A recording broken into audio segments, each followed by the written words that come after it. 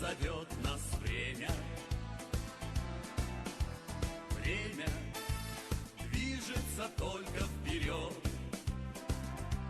Сквозь года и века, через все поколения, на борьбу поднимая свой великий народ.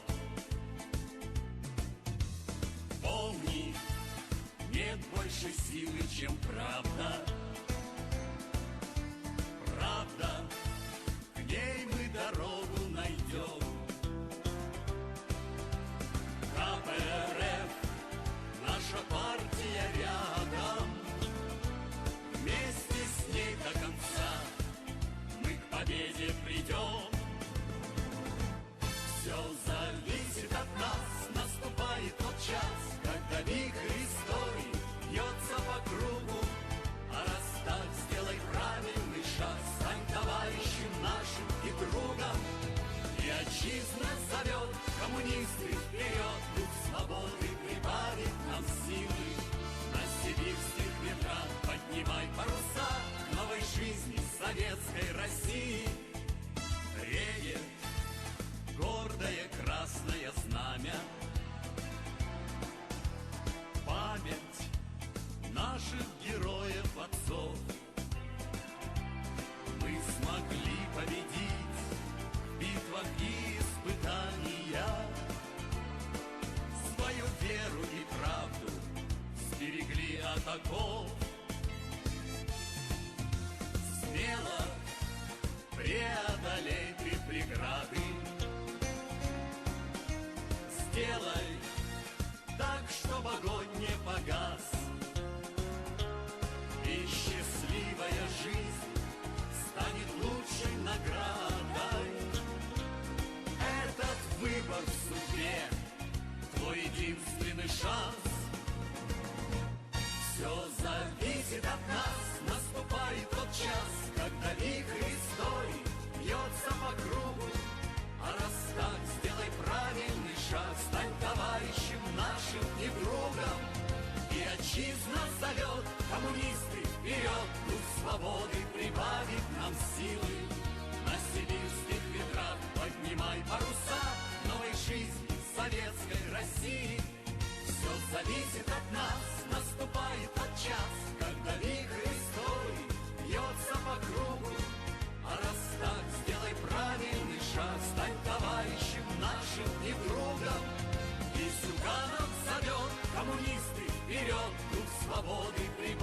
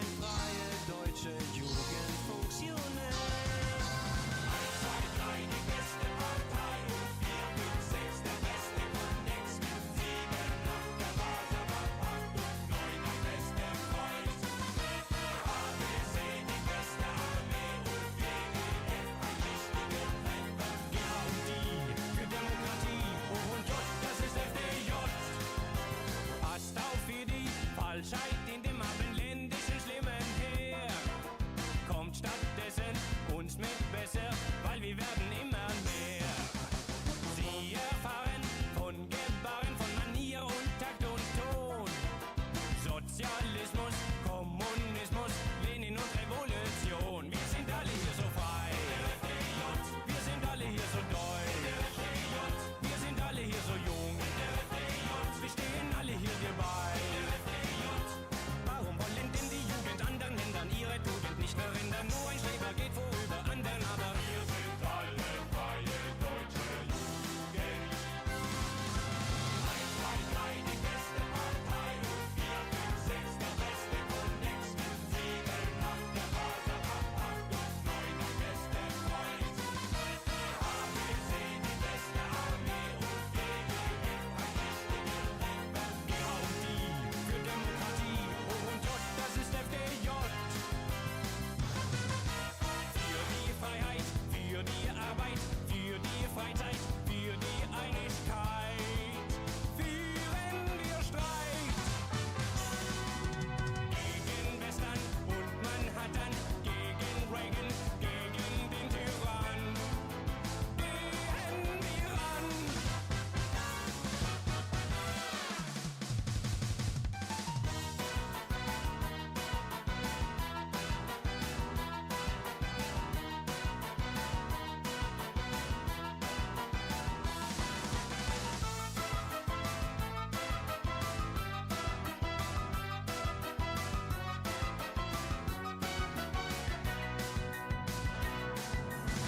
Als ein kleines Kind war ich ein Schellmann-Pionier. Jetzt bin ich ein freie deutsche Jugendfunktionär.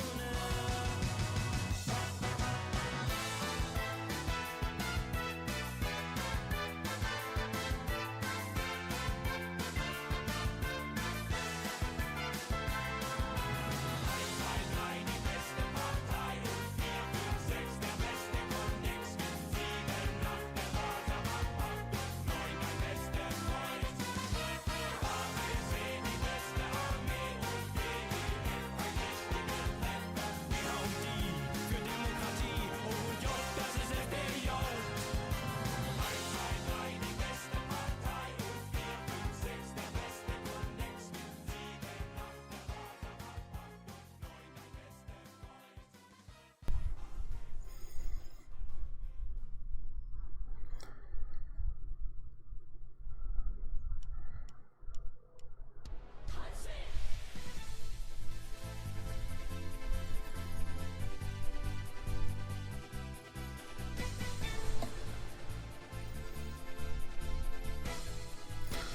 Hello, friendos. Uh-oh. Wow, just on time. Look at that. Viv raiding in. Hello, Raiders. Hello. The box. You opened it. We came. It's just a bubble box! Oh no. It is a means to summon us. Ayo. Welcome in, Raiders. Welcome in. For those of you who don't know, I'm Valkyrie of the North. I'm a variety streamer and Marxist-Leninist. I mostly do gaming videos, or gaming content, I should say. But today's a bit different. Today we're covering some serious stuff. You know, I'm not gonna lie. We're covering some very, very heavy subjects. So fair content warning and all of that.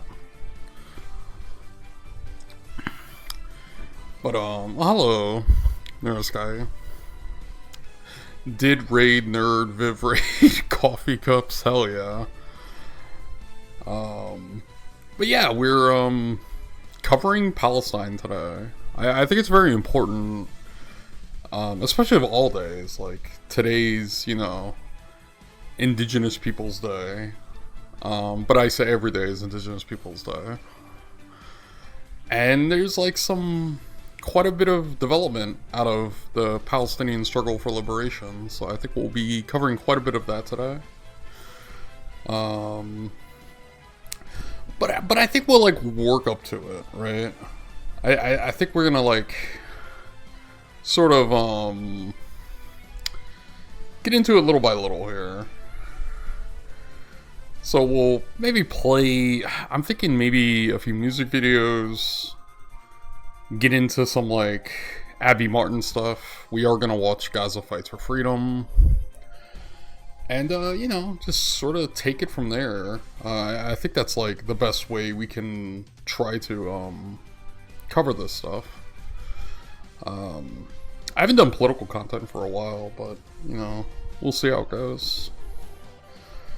So let us pull up Firefox. And I need to adjust my VTuber. Oh no, wait, where is it?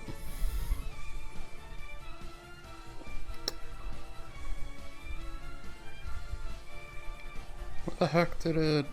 Oh no.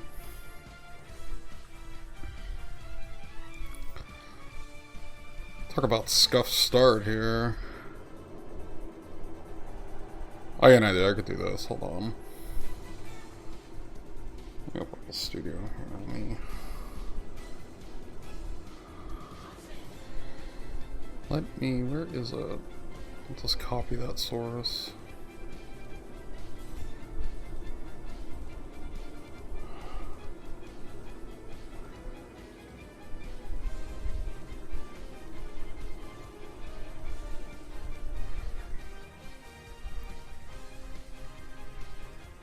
Wait, was that the right one?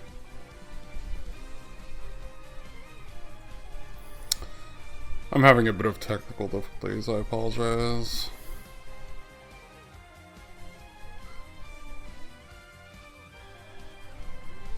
Oh, that's PNG. No, that's the wrong one. Oh my gosh. Let us try this again. Let me go here.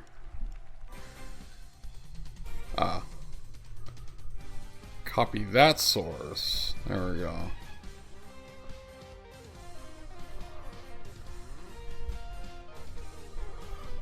There we go. That was the source I was trying to copy. Yeah, for some reason my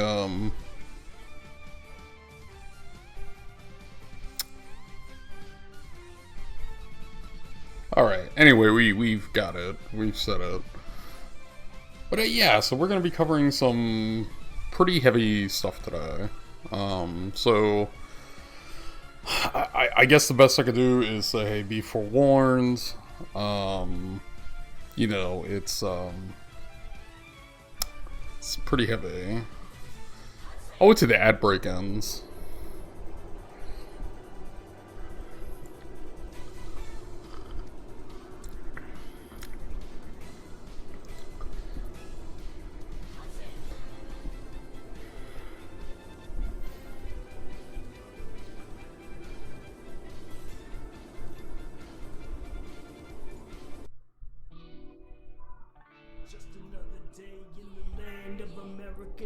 There we go, ad break has ended.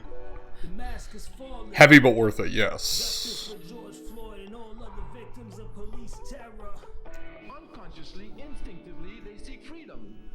Unavailable videos hidden. What's hidden? I just made this playlist today. Weird.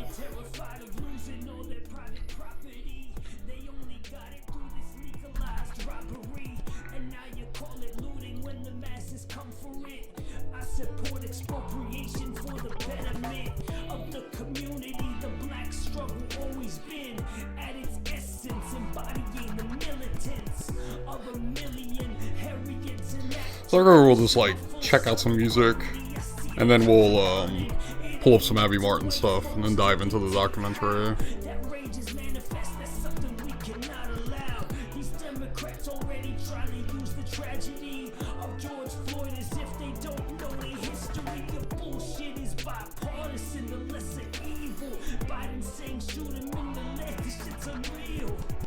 Shut the white supremacists and shoot them in the head. What about we this on the police instead. We must come to understand that the overwhelming majority of our people are unconscious. But just because they're unconscious, you shouldn't think they don't want freedom. Unconsciously, instinctively, they seek freedom. What we must do is make them conscious. Look, you want freedom anyway. Let's be serious. Let's sit down. Let's plan it. Let's wage protracted war, and let's tear down the system and walk on to liberation. Without a people's army, tell me what the people have. It's time to build up self-defense forces now at last. Your police, no matter what kind of heart they have, still serve and protect the billionaires. This is like such a fire song. We dismantle your state of lies. The Star-Spangled Banner never been a flag of mine. Democracy means very little tangibly today. The youth are defuturized, they can't see a way past the present of dead and living check to check. The disproportionate black coronavirus deaths. If you a pig, I don't wanna see you take a knee. The only way to make amends is to leave the forces of domestic terror that you represent. We'll make museums out of every single precinct. Either that or hold the prisoners of war there. But CEOs and politicians, let them rot there. We must come to understand that the overwhelming majority of our people are unconscious. But just because they're unconscious, you shouldn't think they don't want freedom. Unconsciously, instinctively, they seek freedom.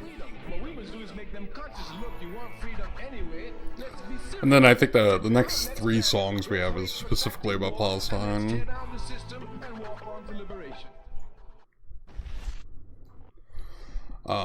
But before we get into it, I just want to say, like, what's been wild about this entire conflict that's unfolded is the amount of people who have been showing ass for the apartheid state of Israel, right?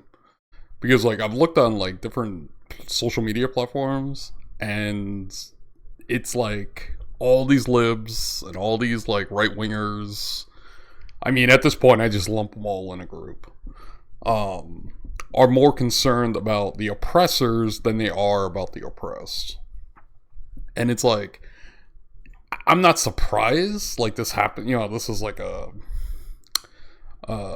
like, same cycle over and over, you know, when it comes to conflicts like this. They never try to take into the Palestinian, point of view, nor do they, try to read and understand, like, why, like, how did the ethnic cleansing of Palestine happen, right? And they ignore that entire history and they just say, well, Palestine, you know, unprovoked violence. And it's like, well, if you understand the history and how we got to where we are now, it's not really unprovoked. It's just like something that's bubbled over. And these are people resisting oppression and fighting for their liberation. But the amount of people I've seen that are like apartheid apologists is staggering. But hey, when you have prepare your breakfast. I was gonna say, when you have, you know, a failed education system that doesn't actually teach history, this is what happens. Think of others. Do not forget to feed the pigeons. As you wage your wars, think of others. Do not forget those who fight for peace. As you pay your water bill, think of others, those who are nursed by clouds. As you return home to your home, think of others. Do not forget the people of the camps. As you sleep and count the stars, think of others, those who have nowhere to sleep. As you liberate yourself with metaphors, think of others, those who have lost their right to speak. As you think of others far away, think of yourself and say, if only is that a bit better? a candle in the night. This is for Palestine and Quds, the capital Jerusalem. Unarmed people marching to the wall and they're shooting them. Suppression is a question, resistance is the answer. Long live Palestine, long live Gaza. Palestine and Quds, the capital Jerusalem. Unarmed people marching to the wall and they're shooting them. Suppression is a question, resistance is the answer. Long live Palestine, long live Gaza. All you see is war every time you turn your head at night. There's bloodshed on the floor. Mother brother cries who cries for hardest time. There's truth between these walls. See the lies between the lines they hide. Where the bullets coming from the tyrants dressed in our disguise. I'm a rider till the end, even if I got to push back for all my friends. Cause you know that I'm a fighter, let me see a lighter. And we not gonna stop the Palestine is free. But still you know that I'm a rider till the end, even if I got to push back for all my friends. Cause you know that I'm a fighter, let me see a lighter. And we not gonna stop the Palestine is free. Taught to not love, taught to be blind, taught to not care. Tell me what's real, borderlines, military despair. How to exist if there's no rights to be human in fear? And if you take away your home, where's the heart supposed to live? Taught to not love, taught to be blind, taught to not care. Tell me what's real, borderlines, military despair. How to exist if there's no rights to be human in fear? And if you take away your home, where's the heart supposed to live?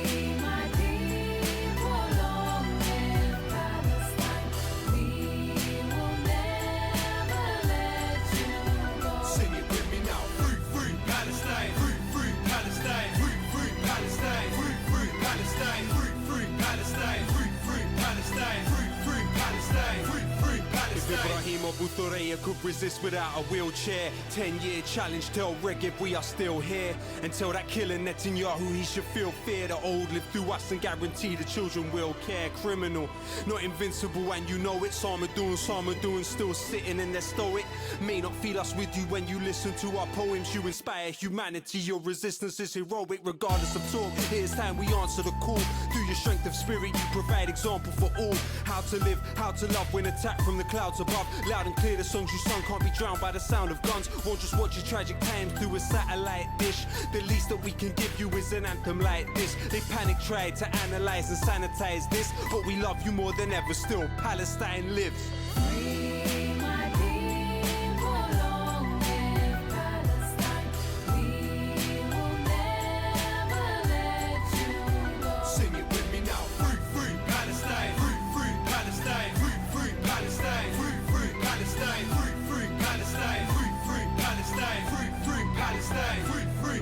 No change, no. Run away your way. All the hate you face. Time to change this state. No change, no. Run away your way. All the hate you face. Time to change this state. No change, no. Continuing oppression of the Palestinians, encircling of the people of Gaza, the killing of civilians, the burning of homes, the daily oppression, the theft of land, the apartheid system in the West Bank, where there are two road systems, and I've been, and I'm sure you have, and you see the Israeli road, you see like a spanking new highway with just the settler cars going backwards and forwards. Then you see the old Palestinian roads, and it's clearly it's people living under two sets of laws. It's an apartheid system. So all this is being uncovered, and the boycotts and divestment and sanctions campaign, which I support, and I'm sure many other people do, as a peaceful protest against the Israeli oppression. Support groups have got to keep proclaiming the rights of the Palestinians are the right to return, the right to their homeland, really. And the theft of land is Israel is breaking international law. It is breaking the Geneva Convention. That's a really good one. We have another low-key video coming up here, and then one more Palestinian video, at least as far as like music goes, and then we're gonna throw some indigenous stuff in there because we can't leave our indigenous comrades out, you know. So we got some music for them. I gotta queue up.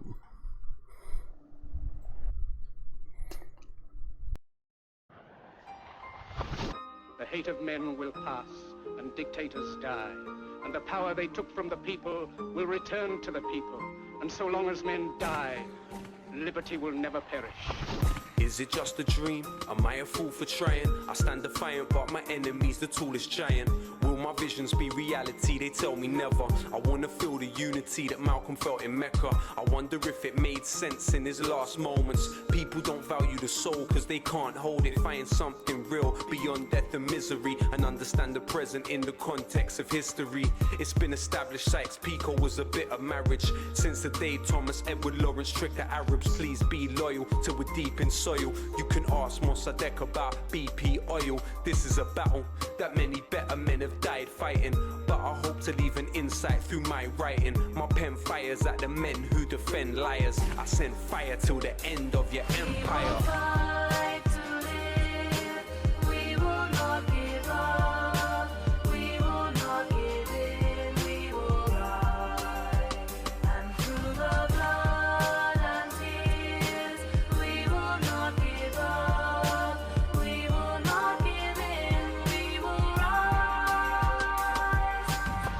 Guess who's back? Descendant of the occupied. I represent the sentiments of many men you've colonized. The president is eloquent, but he's never been on my side. His melanin's irrelevant, cause everything was prophesized. There was a time when they talked about the Arab nation. Broke our good leaders, the roadmap was a fabrication. Took your kafir and changed it to a fashion statement. You sat with Satan, Camp David means assassination. Peace in your imagination, that's not real. I've been where Arafat got poisoned and Sadat got killed. I'm not a martyr, I'm just a man without a master's or a master. Runaway slave is freedom I am after. This is a battle that many better men have died fighting, but I hope to leave an insight through my writing. My pen fires at the men who defend liars. I send fire till the end of your empire.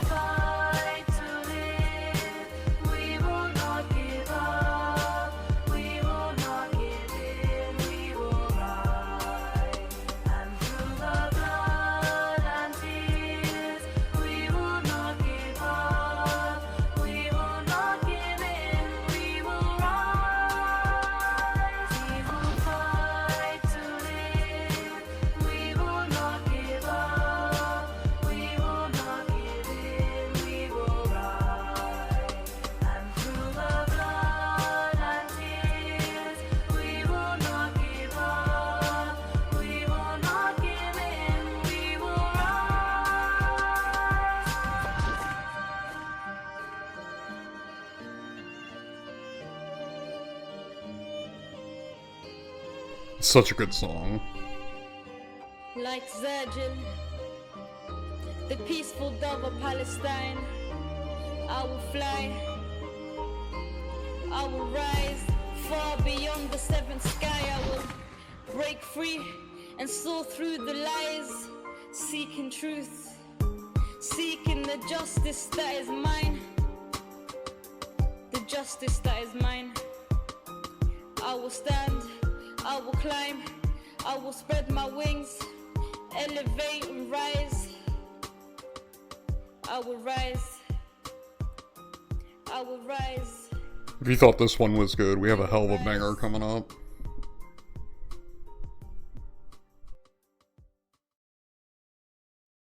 Leve Palestina och krossa sionismen. Leve Palestina och krossa sionismen. Leve, leve, leve Palestina. Leve, leve, leve Palestina. Leve Palestina och krossa sionismen. Leve Palestina och krossa sionismen. Och vi har odlat jorden. Och vi har odlat jorden. Och vi har skördat vetet. Och vi har skördat vetet. Vi har plockat citronerna. Och vi har plockat citronerna. Och pressat oliverna. Och pressat oliverna. Och hela världen känner till vår jord. Och hela världen känner till vår jord. Leve, leve, leve Palestina. Leve, leve, leve Palestina. Leve Palestina och krossa sionismen. Leve Palestina och krossa sionismen. Och vi har kastat stenar på. Och vi har kastat stenar på Soldater och poliser. soldater och poliser. Och vi har skjutit raketer. Och vi har skjutit raketer Mot vår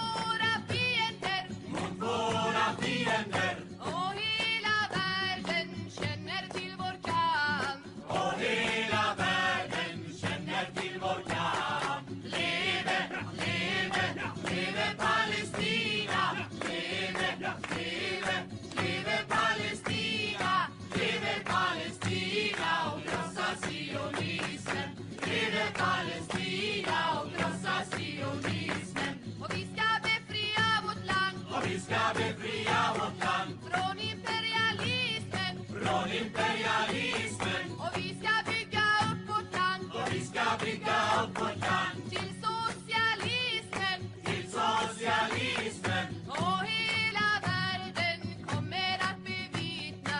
Och hela världen kommer att bevittna. Leve, leve, leve Palestina. Leve, leve, leve Palestina. Leve Palestina och krossa sionismen. Leve Palestina och krossa sionismen. Leve Palestina och krossa sionismen. Leve Palestina och krossa sionismen. Leve Palestina och krossa sionismen. Leve Palestina och krossa sionismen. Leve Palestina och krossa sionismen. Leve, leve, leve Palestina. Leve, leve, leve Palestina. Leve Palestina och krossa sionismen. Leve Palestina och krossa sionismen. Och vi har odlat jorden. Och vi har odlat jorden. Och vi har skördat vetet. Och vi har skördat vetet.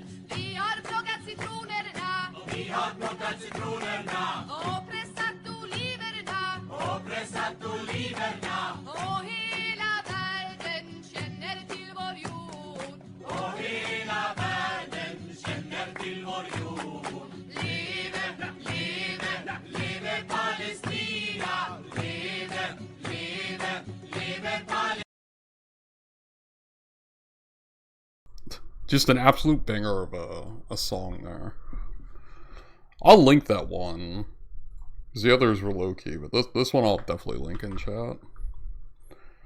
Give me a moment, let me trim that off. Just a very powerful song.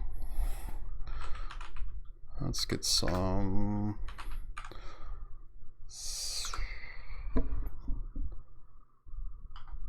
So we gotta show love to our indigenous comrades, so let's get some militant indigenous music going.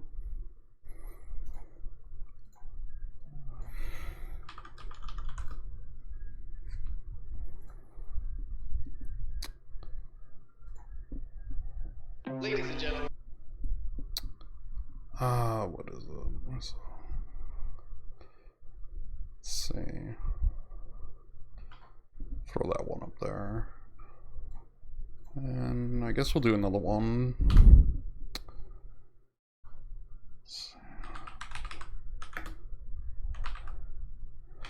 Oh, wait, I know. If I could find the video. There we go. Alright, we'll save that one. And then we'll get into some Palestinian specific videos. You know, covering kind of like what's led to this point.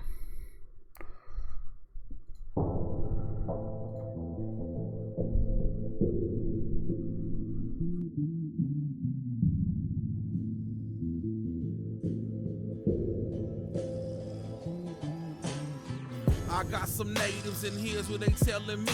They'd rather be selling D or committing some felonies than be out to this praying. Cause of them that be hella weak. Cause we should beat them cats who did this shit to us until they bleed. Fell asleep at the wheel from heroin, smoking weed and pills. And everybody else and praying hope for people we should kill. Strength is kept as a secret. Cause people, they ain't really down to sing and dance of power now and then keep it up in the house is what you afraid of. Our natives of dying slow. So scared we hit the easiest target and fight our own. But go ahead and come after me, cause I'm after them. But first go out to look around and see what's still happening. Cause I can't watch these kids die and then lie like I give a fuck and not do a fucking thing, but lie down like I given up. So get a gun if you ready. We gripping on the machete for anybody involved. We got a problem forgetting where you at.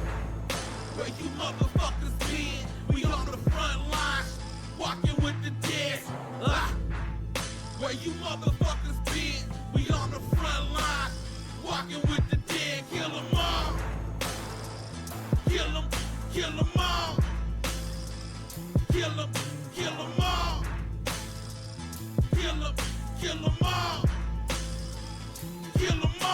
stay running, gunning, bucking for the struggle, scrapping for our dignity till we bloody up these knuckles. Our protectors got power flowing like an ancient stream. Yeah, they be ghosts and violators like it's the fucking routine.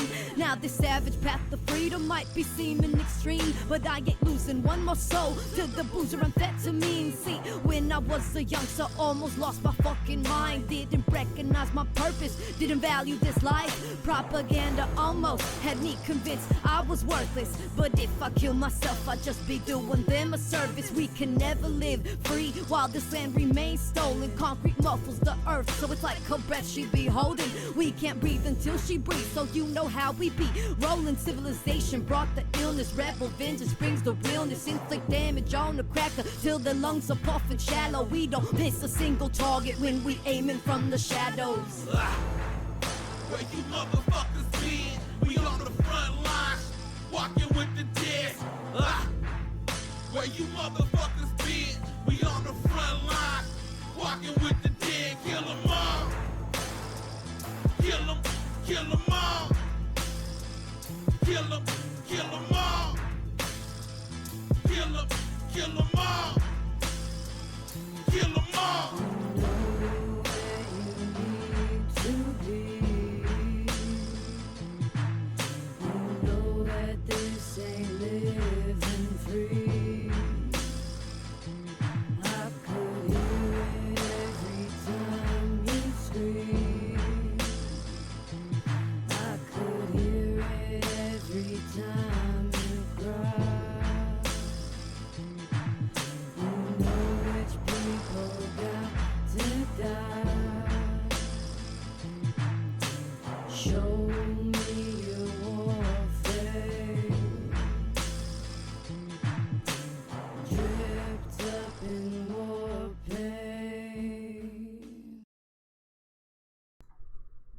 Hello, Aries. What's up?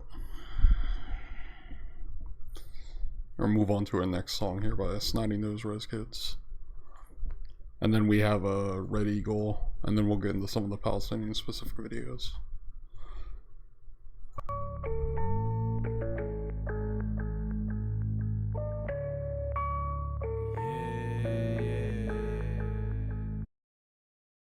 Hey, thanks for the follow. Very much appreciated.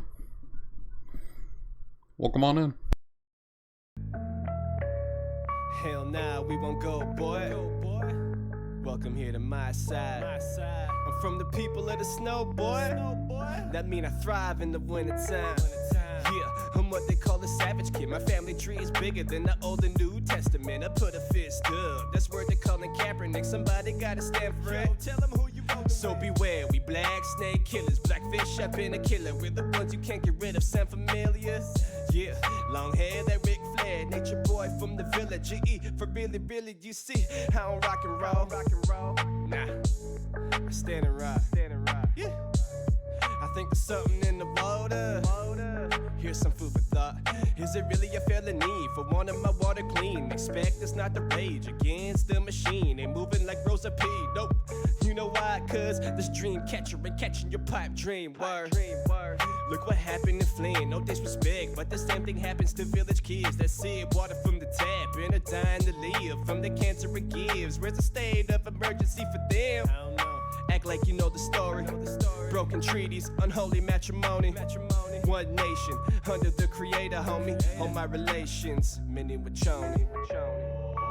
Warriors, come out and play. Officers, we're here to stay. Put a fist to the sky if you ride with me. As long as I'm alive, I'll stand for this. They be greasing their hands, shitting on our people while they're stacking their bands. While they say we all equal, they don't look at us as people, all they see is our land. Believe in the cedar, we can leave it to beaver. True don't, motherfucker, man, we need a real leader. Middle fingers to the colorblind, no disrespect, but if you don't see color, you don't see me neither. Step in line, man. Who invited Uncle Sam? Couple shields held high, we'll be fine, fam. Yeah, we ready for war, don't cross the line in the sand. You'll be lying in the sand, boy, I die for my land, real talk. Look, I stand with the warriors.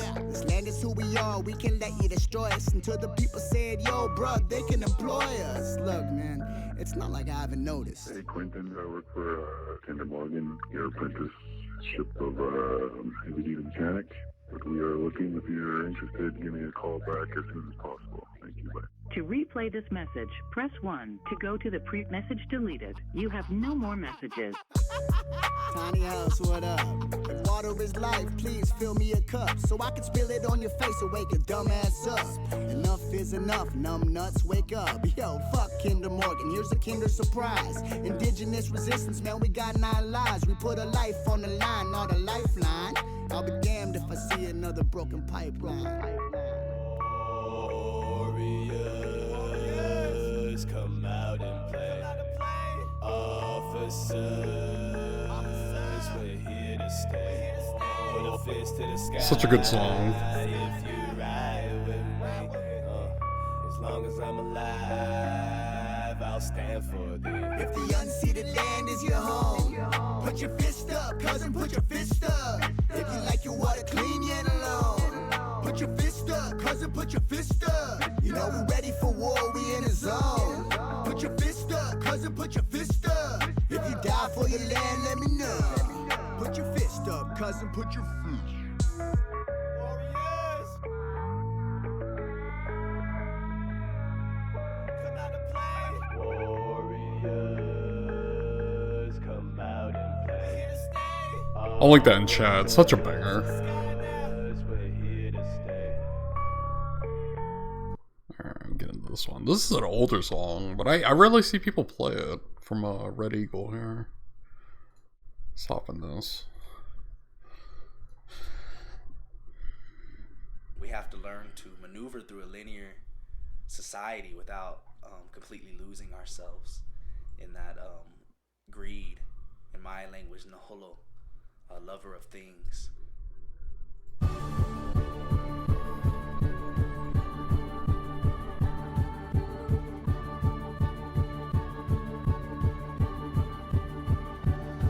We are a people of endurance and protectors of the land, maintaining our traditions, ancient knowledge in our hands, lighting sacred fires, sustaining song and dance, enduring all oppression we would stand. This is a song of survival. Can you get with this? Indigenous revival, a movement of the people, a revolution tribal, just another song of survival. Yeah, you say you just living life, but do you remember where you from? Do you acknowledge all your ancestors and the children yet to come? Have you gained or retained the knowledge that the old ones hold as sacred? The teachings of how to walk in balance, see clearly and release hatred? Why do we emulate what's popular in a society that wasn't built for us, or even with us in mind? So why do we participate in what's killing us? This one's for the artists, the poets, and our followers saving us, the b-boys and graphers, MCs and turntablists. The 4 elements are like medicine, a cultural empowerment. So keep your YOLO and swag and watch hip-hop devour it. The criticisms out of love for the things I know could be better. Ceremony is the key that unlocks knowledge beyond measure. See, I conjecture we're changing the weather. Revolutionaries adorn feathers that have never been idle, manifesting coup through lectures. Colonization, assimilation, try to erase us from this nation, but we stand here strong, singing songs of creation. Raising up our fists, raising up our fists, reaching for the stars, reaching for the stars. Defiant we resist, defiant we resist. Remember who we are, remember who we are. We are a people of endurance and protectors of the land, maintaining our traditions, ancient knowledge in our hands, lighting sacred fires, sustaining song and dance, enduring all oppression we would stand. This is a song of survival. Can you get with this? Indigenous revival, a movement of the people, a revolution tribal, just another song of survival. Spirit over money, teachings over law, balance over power. Yeah, the empire shall fall. Manifest destiny, capitalist exploitation of nature, self-destructive destiny manifested through hatred. Be careful, you can become this. Don't take this out of context. Impotent rebellion stemming from an inferiority complex. Young one, do what you want. Please don't get defensive. Just know what you put in the world has definitive consequences. Change, activists, action is the start. Not by the movement of your mouth, but the manifestation of your heart. People say that they don't see us, there's no evidence we're here. But when they look at us, they don't see us, they're only seeing their own fear. No Eiffel Tower here, no ancient towers, none. But listen for our heartbeat, you can hear it in the drum. You can see us in the land, where you stand is where we're from. Been regaining ancient knowledge and the best is yet to come. Raising up our fists, raising up our fists.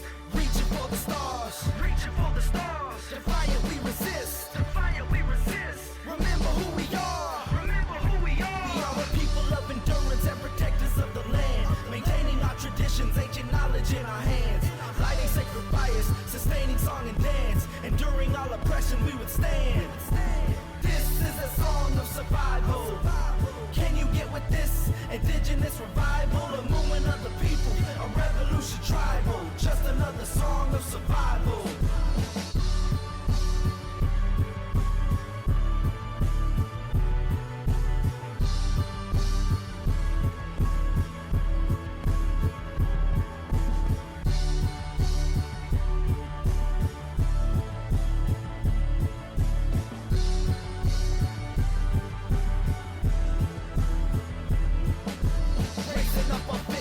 Raising up our fists, reaching for the stars, defiant we resist, remember who we are,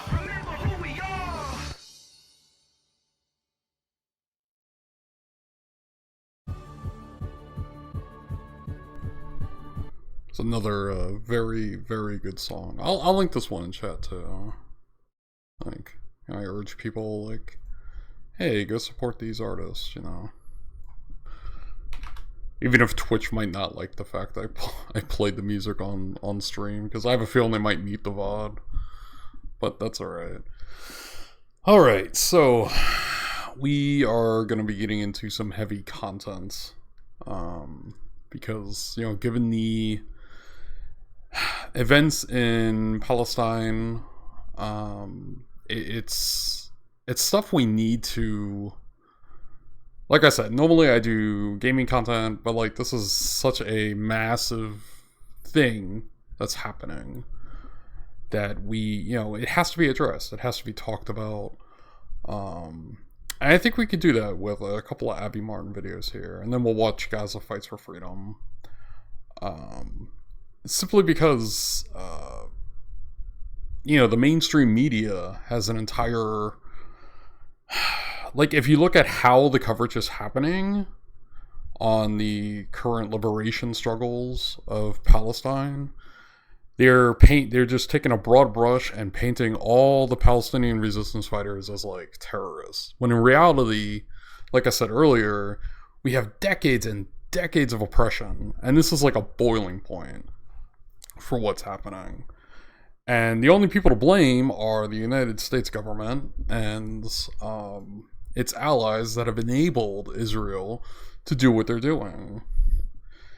And, you know, another thing that's very worrying is I've seen a lot of people decry the violence that's happening. And again, it's not that, you know, I'm not someone who likes to see violence, but I'm also not someone who's going to dictate to an oppressed peoples on how they should go about their struggles, right? Again, it's not advocating violence, but it's simply saying, who am I to dictate to the Palestinian people or any indigenous peoples struggling for their liberation? And that's something I've seen a lot of liberals doing. I've seen a lot of so-called leftists doing. And it's disgusting. It's chauvinistic behavior. You know, all you could do is have solidarity and, you know, do what you can. You know, we can't change, you know, we're not like, what's the word I'm looking for? Like, you know, even though I'm doing this stream and covering this stuff, like, I can't, you know, single-handedly change the conflict in the favor of the Palestinian people, but you can have solidarity, right? Because we communists, you know, a lot of us like to talk about international solidarity. Well, this is a time of international solidarity. Liberal brains, violence solves nothing nonsense, right? Yep. And I'm going to pull something up really quick. We'll read before we hop into this. Give me a moment.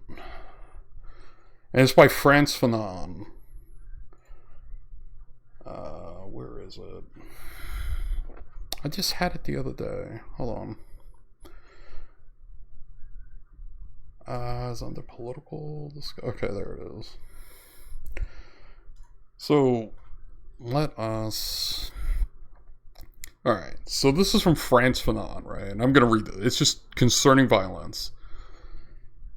It's a very, you know, straightforward thing.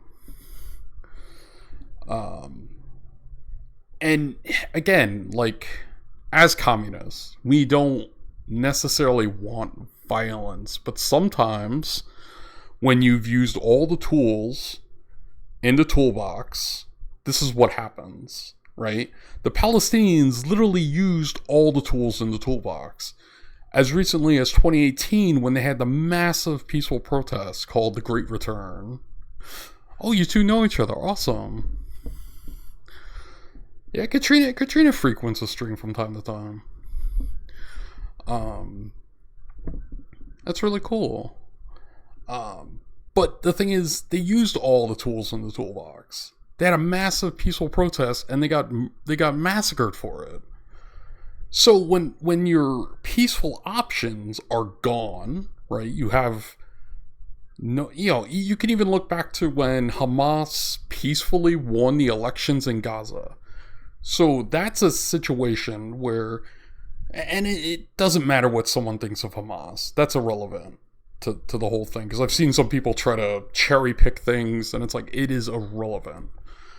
They went the electoral route, right? They participated in elections, they won power, and what did they get in return? An open-air prison. So you're talking, they tried the electoral route, they tried peaceful protests, they've tried marches, nothing has worked. So the people are forced into armed struggle. And this particular piece from Fanon we're about to read is very, very relevant. So, national liberation, national renaissance, the restoration of nationhood to the people, commonwealth, whatever may be the headings used to the new formulas introduced, decolonization is always a violent phenomenon. At whatever level we study it, relationships between individuals, new names for sports clubs, the human admixture at cocktail parties, in the police, or the dictating boards of national or private banks. Decolonization is quite simply the replacing of a certain species of men by another species of men. Without any period of transition, there is a total, complete, and absolute substitution. It is true that we could equally well stress the rise of a new nation, the setting up of a new state, its diplomatic relations, and its economic and political trends, but we have precisely chosen to speak that kind of tabula rasa which characterizes at the outset all decolonization. Its unusual importance is that it constitutes from the very first day the minimum demands of the colonized. To tell the truth, the proof of success lies in the whole social structure being changed from the bottom up. The extraordinary importance of this change is that it is willed, called for, and demanded. The need for this change exists in its crude state, impetus, and compelling, in the consciousness and in the lives of the men and women who are colonized. But the possibility of this change is equally experienced in the form of a terrifying future in the consciousness of another species of men and women, the colonizers. No one likes violence, but as the saying goes, nonviolence is a piece of theater for an audience, and once that audience is gone or is swayed by the powers to be, well, it's time to use violence. Exactly, Minnie. So, right here from Fanon, and I would urge anyone go read Friends Fanon, especially Wretched of the Earth, and even his earlier writings, because the fascinating thing with Fanon used to be nonviolent. You read his earlier writings, he had a whole different take on things, and then his experiences, what he witnessed and whatnot around the world, it changed him. Like, he's seen so many things firsthand, and he said, okay, armed struggle is like the only way. So I would highly recommend people go read more Fanon. But like, this is just a small little excerpt here, but it fits so well with what's going on. But we'll get into some heavier content. So another thing that's happening is they're trying to say, that Hamas or Palestinian people are using human shields, right? And granted, this video is from a couple of years ago, and it's debunking that whole idea that the mainstream media is actually pushing right now.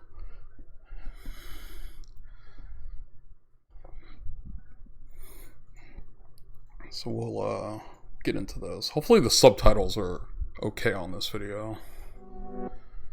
At the time of this recording, at least 217 people have been killed by Israeli bombs in Gaza. 63 of them were children. The vast... And I just want to stress, this video is from like 2 years ago, so it's not like a recent video or anything, but it's still relevant. Majority non-combatants. Israel has leveled residential buildings, towers housing international media outlets, all the roads leading to Gaza's trauma hospital, a Doctors Without Borders hospital, and refugee camps. In the Al-Shati refugee camp massacre on May 15th, they killed 7 members of the same family huddled in their home. And in one single air raid on May 16th, they killed 42 civilians, including 10 children. Every single one of these civilian deaths. Please boost video volume a bit. Alright, give me a moment, Katrina. Let me check my audio over here. Again, I apologize. Alright, let's try this. Israel claims were human shields, so there's nothing to condemn. It's not their fault, it's the fault of Hamas. Nothing to answer for, no pressure to stop, no accountability. We're just supposed to take their word for it. This is repeated without question by corporate media. For example, when Israel leveled the building housing Associated Press offices, claiming it was a secret base for Hamas, they provided no evidence whatsoever, even in secret, to the US State Department. But CNN, instead of grilling Israel about the claim, instead grilled the Associated Press about turning a blind eye to Hamas. The human shield narrative is really the only defense Israel and the US have for excusing these brutal crimes against humanity. Here's the thing. Claiming civilians you kill are human shields is not some sort of get-out-of-jail-free card. Why is it up to Israel to determine if their actions are war crimes or not? I'm going to give you 5 points that completely evaporate Israel's human shield defense and explain why it must be something to answer for in an international criminal court. Point 1. Israel provides no evidence that there are human shields. So far, the best they can do is share these photoshopped images. See, the building is red. That means Hamas is there. You know, for all of Israel's sophisticated surveillance technology with eyes over every single inch of Gaza, you'd think that they'd be able to produce more than cartoons and doctored graphics. In fact, the only proof they have provided so far are fake videos of Hamas rockets in residential areas. On May 15th, the IDF published a video of an Israeli training operation using a Hamas decoy, but claimed it was an actual Hamas missile launcher near civilians. In another lie, Netanyahu's spokesman tweeted a video claiming it was Hamas firing rockets next to an apartment building. Turns out this was a video from 2018 in Syria. So where's the actual evidence? If they cannot provide any, their claims must be investigated and brought to a trial.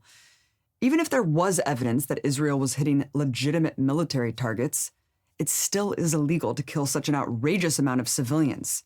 And you can't legally blow up a hospital, even if there are militants nearby.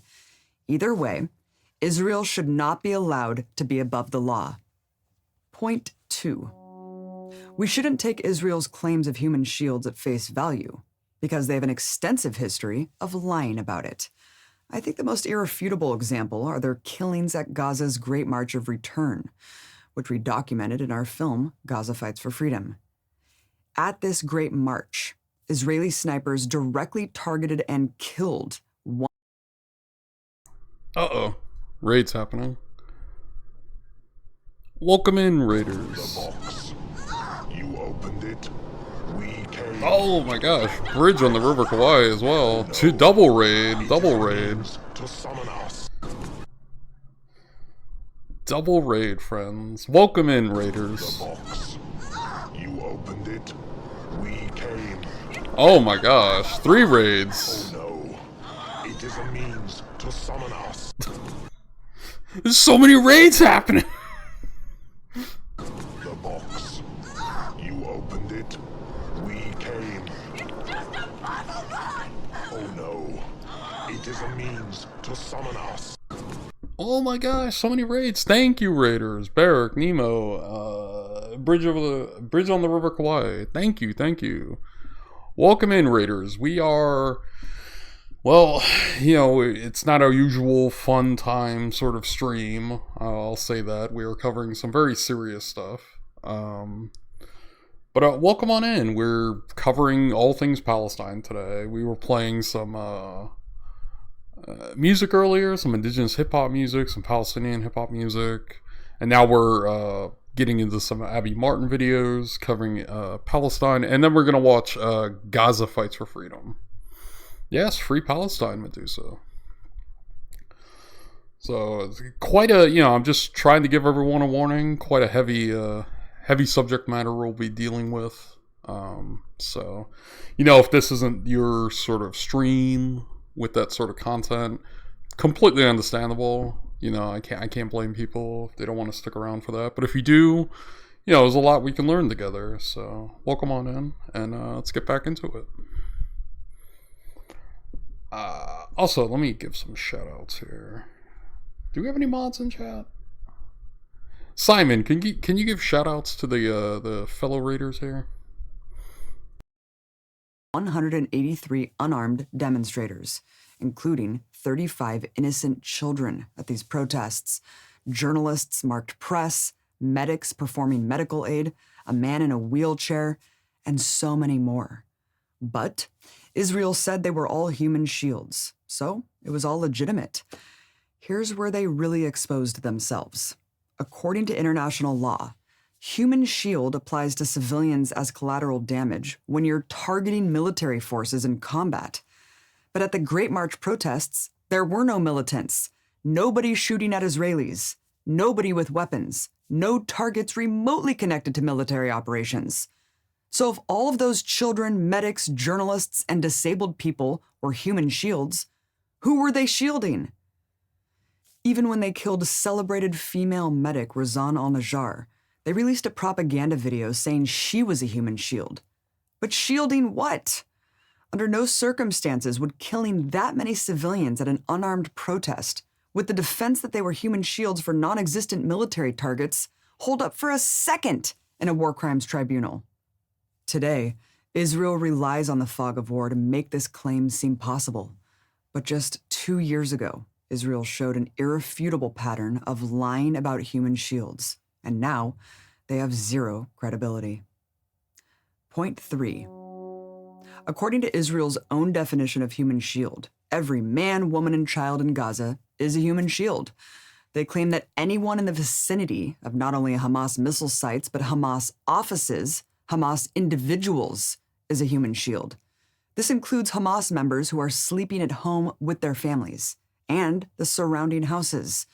This includes anyone within a mile of any Hamas institution, which is literally all of the 2 million people who live there.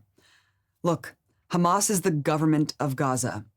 Therefore, any civilian infrastructure is considered Hamas infrastructure, everything from transportation to healthcare. So anyone in the vicinity of those things or people can be killed with impunity. Even Israel's Minister of Defense confirmed that this is indeed their view, stating on May 18th that, quote, no person, area, or neighborhood in Gaza is immune from airstrikes. How is it in any way acceptable that Israel can categorize every human being in Gaza a legitimate target? And if you take Israel's logic far enough, they could kill everyone in Gaza, and it would be justified. Point 4. If you accept Israel's definition of human shield, then you have to accept that Israel is using human shields as well. Armed Israeli soldiers are everywhere among civilian areas. Not only that, but their military bases are nestled in densely populated residential areas. For example, the Israeli Defense Forces' main headquarters is smack dab in the middle of a residential sector of Tel Aviv and a major shopping center. Does anyone accuse Israel of using human shields? In another example, the Israeli army broadcasts from a residential apartment tower with antennas on the roof. If Hamas leveled that building, does anyone doubt it would be deemed a war crime? What we have here is a double standard. Israel wants the human shield defense for them to be any civilian they kill. But for any civilian killed by Hamas, it's a war crime. You know, the purpose of international laws of war is to create a standard that's applied to all sides equally. But Israel and the United States have a different view, that the rules only apply to their enemies. Point 5. If everyone in Gaza is a legitimate human shield, that's only because of Israel's own design. This is a situation of Israel's own making. Israel drew the borders, and Israel refuses to let anyone leave. To leave Gaza, you must get approval from the Israeli government, and the government will almost always say no. So what are people supposed to do who want to remove themselves from the carnage? They have literally nowhere to run and nowhere to hide. Israel has made Gaza, in every sense of the term, an open-air prison. They trap 2 million civilians in this tiny strip of land. Then they bomb their neighborhoods and say, well, they shouldn't have been there. The mountain of civilian dead has to be looked at through the perspective of the Israeli blockade and the inability of anyone to escape. Resistance forces in Gaza have nowhere else to go to. Gaza's self-defense capabilities are confined to this heavily populated area. And Israel has intentionally made Gaza unlivable. The only way Gaza is able to exert pressure on Israel is by firing rockets. If they peacefully protest their conditions, they're massacred just the same. If they do nothing, Israel continues to blockade them, erode their living conditions, while ethnically cleansing the rest of their land. Israel has made it so the only leverage Gaza has to get any change is using the one weapon it has. Besides, Gaza has the right to self-defense under international law, and contrary to what Israel claims, the current round of fighting was started by Israel, not Hamas, when they deployed criminal violence against Al-Aqsa and Sheikh Jarrah. And right at the outset, on May 12th, Hamas offered a ceasefire to Israel. Israel rejected it because they wanted to keep going, despite their rhetoric of only wanting the rockets to stop. So if Israel's going to keep bombing, Gaza has no choice but to fight back, and that in turn becomes the excuse for Israel massacring so-called human shields. It's far from the first time this term has been used to state-sponsored mass slaughter. Human shield propaganda has been long applied by the empire to dehumanize the enemy in nearly every major world conflict or war, from its atrocities in Korea to Iraq. And it always serves the same purpose: to dehumanize entire populations, giving the perpetrators a free pass to act with total disregard for civilian life. What the Israeli government is trying to do is cover up what their military is actually doing, which is indiscriminate bombing. That seems glaringly apparent, and international law is very clear about indiscriminate attacks being a war crime, strictly prohibited in any situation. To sum it all up, it is completely outrageous to let Israel make this blanket claim to absolve itself of any wrongdoing. All of those lives taken had value. They all had families. They all had futures they were robbed of. It's not fair, and it's not right to be able to wash away their deaths with such an audacious lie. This is an unconscionable situation. What everyone should agree on is that if an army, especially a colonizing power attacking a population it occupies and completely controls, is going to kill such an outrageous number of civilians, they shouldn't be their own judge and jury. This is what war crimes tribunals are for, and that is exactly what Israel needs to face.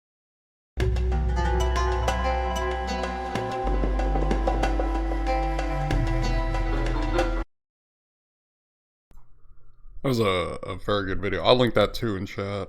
Let me see. Actually, let me trying to share it without all the tracking crap on the URL here. I hate that they do that.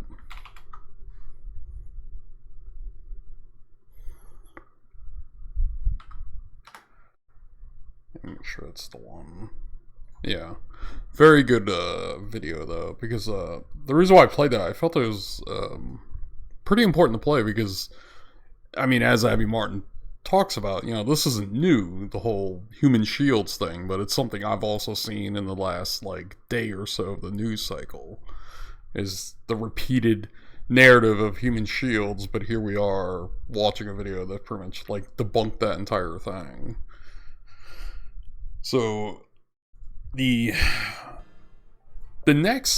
next video from Abby Martin, and the reason why it's so much like Abby Martin stuff is she's like one of the few journalists I know of who have done like such a deep dive into, you know, the apartheid state of Israel, and like has actually like done reporting on it, and has, you know, in this video she went into the country and sort of kind of went undercover and exposed like how everyday Israelis talk and think, which it contradicts what the Israeli government tries to tell the international community.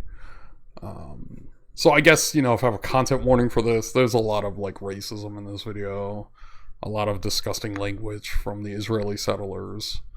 And then after this, we'll get into the Gaza Fights for Freedom documentary.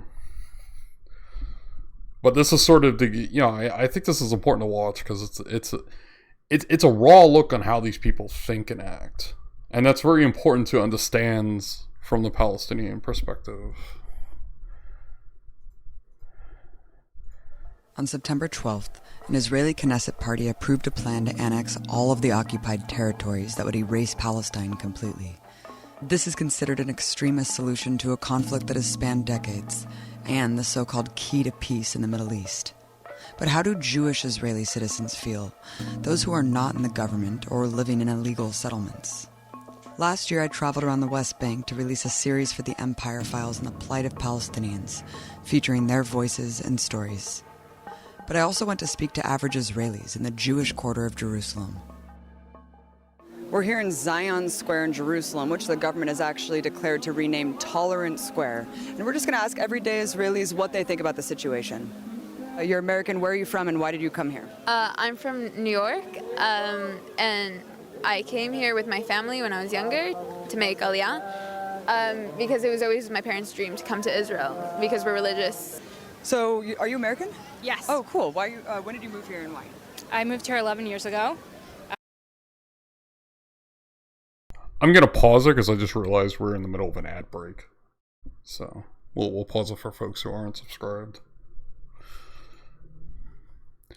And I do try to keep ads short. That's something I changed recently. I try to keep it. Unfortunately with Twitch, you know, with the way the pre-rolls and all that, I pretty much set it up for like 30 seconds of ads per hour. So. Alright, seems everyone's back from an ad break, so we will continue the video. My family moved here because this is the country of the Jewish people and the future of the Jewish people, and we want to be here. How old are you guys? 18. We're 18 years old. Now we are here in Israel taking a leadership course, and we're going to the army for a few months to see how life's here. And then we hope to bring back some of this knowledge to our youth movements. So you're like an internship with the army? It's about 2 months, and they show you everything about the army. Israel is a great place. It's a nice place. You should come and visit. I love Israel, and I feel safe here. All that misconceptions are not true. Like, there's not people with knives every day, and there's not people exploding. Palestinians? Yeah. No, but pretty much the life here is really good. For people living here, it's just normal to see people in the army walking around with guns, and you feel completely safe and protected. I feel like we know who the threat is, and it's not coming from anyone random, as opposed to in the rest of the world. Well, this is, you know, and you're right, Medusa. I hate these people. I hate them too. This is the inside of the mind of a settler, you know. World that could be anyone. Here we know who our enemy is, and we know that they are out to get us. Who is the enemy? Who's the enemy? That's a very good question. I don't think it's specifically any nation. I think it's the people that are so interested in being politically correct that they won't actually go after the people that are trying to cover things up. I think that the Islam. Yeah, big fucking yikes, right? Big fucking yikes. It gets, I hate to say it, it gets worse. It's a very bad disease, not just for Israel, for all around the world. We can see it. They think they all have to be Islam. If you're not Islam, they will kill you. A lot of That's another major lie, is it is not a religious conflict. And when I say the mainstream, I mean like your series of, I don't mean to sound like, because the right wing says that, mainstream media. I'm not saying it from that point of view, but when you look at the coverage of the Israeli-Palestine conflict, they will constantly say, oh, it's Islam versus Judaism, or Islam versus Christianity, all this nonsense. And what it really is, it's about settler colonialism. Obviously, I mean, I know a lot of you already know that, but I'm just saying, like, that's like one of the big lies they try to spread. Modi would love these people. Oh yeah, he would. Fuck Modi too. But that's one of the big misconceptions is, oh, it's about religion. No, it's about settler colonialism. You displaced a peoples, and the peoples are struggling under that occupation. So Americans don't really understand what Israel's like. We hear a lot of things in the news. A lot of people are sympathizing with the Palestinian plight. Can you talk about what it's like to kind of live in this situation? First of all, it's very hard. I'm in an organization. It's called Lahava. It's against the Jews shouldn't marry Arabs. Did you say the organization? So he's part of a racist organization that is against Jews marrying Arabs. Yeah, again, the racism's like through the charts here. Did what again? The organization is, the thing of it is that Jews shouldn't marry Arabs. Shouldn't marry Arabs. Why do you feel strongly about that? Because Jews is a special nation that God gave it to the Jews, and we don't want Jews to get mixed up together with a different nation. I think Israelis have to take over, and they have to kick them away. It will be much better not to kill them, just to go back to Arab countries. You can't deal with these people. There's no need to try. There's no need to talk to them. What we can do is when they do enough harm, we retaliate. That's war, and that's the situation that any Jew who lives in Israel has to deal with. יש לך משהו להגיד, אומרת על מה? גם ככה ערבים, מקסימום. אוקיי. בסדר בעברית? פשוט מאוד. צריך להיכנס לשטחים, וכל מחבל שעושה פיגוע צריך להרוג אותו. צריך להרוג את המחבלים, ואז הם יפחדו ולא יעשו לנו בעיות, והכל יהיה בסדר. הם יהיו בכפרים שלהם, אנחנו נחיה פה, לא צריך להיות ביחד, והכל בסדר. Oh, let me get that whole Automod's getting mad about that, but well, of course I'll allow it. Yeah, go back to Arab. You mean they are in their country. Like, they're on their land. They have nowhere to go. Same exact argument of Western Ukrainians talk about ethnic Russians in Ukraine. Or how settlers in this country talk about indigenous folks and black folks and immigrants and everything else. I think also that every Arab that doing a terrorism attack, we have to kill him, and not because he's an Arab, because he's a terrorist. I think you should also kick out the family, because it all begins with chinuch. How you say it? Education. Whatever they teach the kids does. It's families. I'm think that we need to... איך אומרים להעיף את הערבים? כן, תגידי לי את המילה הזאת. נו, תגידי לי מילים, אני לא... אני לא יודעת לתרגם. I don't know how to translate really well. I think we should give them a country. If you're doing any problem, you just go in there to give them a country, and then it's going to be a war between... give them a country. Are you fucking kidding me, bro? You're on their land. You're on Palestinian land. And you have the gall to say that. Again, that same kind of talk we see here in the States. In countries, you know, if they're gonna throw rockets, we're gonna throw one big one and done. I don't think there's any answer to it. Really? There's only one way, like, I would carpet bomb them. You would carpet bomb them? It's the only way you could deal with it. Like, or try to stop them a different way. It never worked. You mean all Arabs or Gaza or?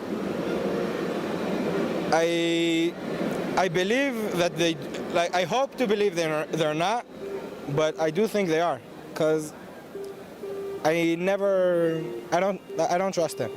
You can't trust them, and that's the only way I believe that. The only way is just to stop it completely. I think that we're miserable. The Arabs make a פיגועים and we need to kill Arabs. No. Okay. We'll talk about this later. All right, cool. Well, these fucking ghouls laughing about this shit. Look at this, smiling and laughing over this. And then people wonder why, with the current liberation operations taking place, that they're taking people hostage. And in some cases, they have killed people. This is what they're up against. You have children laughing about killing Arabs. Like, that's no different. That parallels the United States and the anti-indigenous actions that happen in this country. You know, how people look down on indigenous peoples and think, well, you know, this is my country, this is America, blah, blah, blah. Or you get these disgusting pat socks saying derogatory stuff to indigenous folks. You know, again, the parallels are uncanny. Like, they're the exact same thing. You know, this is how, sadly, this is how a lot of people talk about the indigenous peoples here in the United States. But again, this is Abby Martin. She went in there. This video is from about 5 years ago. And they didn't know who she was. They just thought they're interviewing some American journalists, so they said what they showed their ass, basically, and exposed how they think.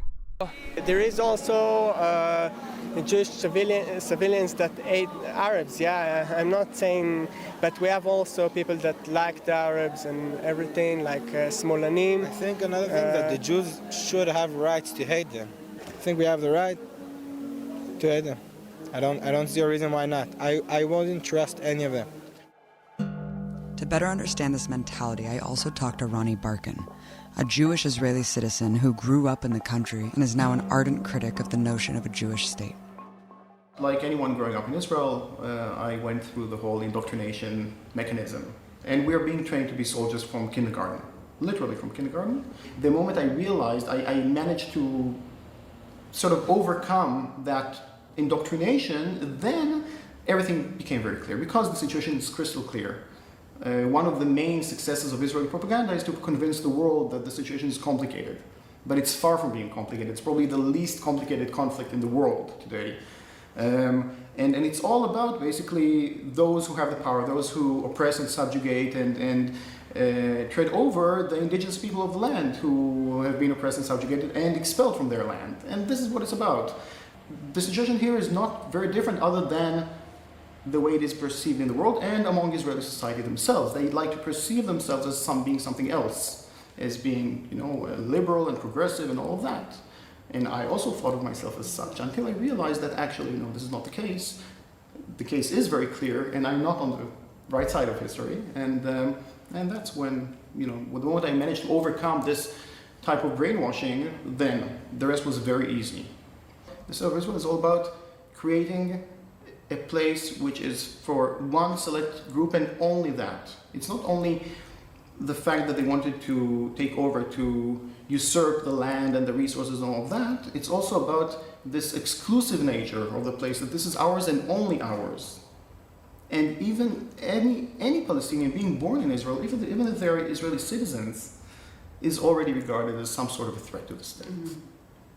the need to segregate, the need to separate and not to interact with Palestinians is part of Israeli identity. So we have to understand that Israeli identity depends on denying Palestinian identity and denying either the existence of Palestinians altogether or at the very least denying their identity, their culture, and so on. And also, right after the ethnic cleansing of Palestine, right after the Palestinians were expelled from their homes and became refugees, the very next thing that happened was that there was a concerted effort of mass looting of books and other cultural artifacts from Palestinian homes, which was led by the National Library in Israel. So it's for a reason that when we say existence is resistance for Palestinians, this is true. Just by very existing on their land, this is an act of resistance in itself. Even more so when they actually claim their rights, claim their identity, do cultural work, like produce Palestinian culture, that is an act of war. After learning a lot in Jewish history. So that was a guy we could at least say realized he was on the wrong side of history, like he said himself. And, you know, I would hope today he's continuing that process of growing and learning and, you know, doing what he can to support the Palestinian struggles. Yeah, I don't know if that's the case, but for him to at least recognize that, that's, you know, that's something that should at least be commended. You know, it doesn't necessarily wash someone of the responsibility, but it shows that someone's trying to grow and learn and go in the correct direction and be on the right side of history. And sadly, we don't have a lot of people like that. It seems like a lot of people just don't, you know, want to even go that far. And Israel history, I've like seen that people make a big deal about a lot of different areas, but if you look back, like, correct me if I'm wrong, if you look back at the history, the areas, these places are like really rightfully ours. Like, if it was any other country that would have conquered these places or taken over these places, nobody would make a big deal. It's just because it's Israel and there's anti-Semitism and everything.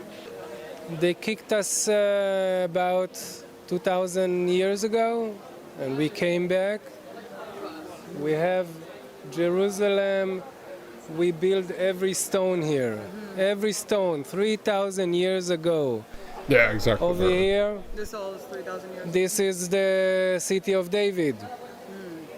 2,500 years ago. All history of the Jewish people, and the Islam doesn't have history at all. And that's also false regarding what he's saying, because the ideas that he's spewing is actually from the Zionist ideology, which, you know, fellow friends of the stream, Subversive History, which, let me give them a shout out. They have done a fantastic job. No, not Subversive. What? I don't know. No. I meant to shout out Subversive History. God damn it. I gave a shout out to some random person on Twitch. That's gonna be awkward. But they did a whole podcast. Yeah, I forgot the underscore. They did a whole podcast on it. Let me link that really quick. We'll just pause this for a moment.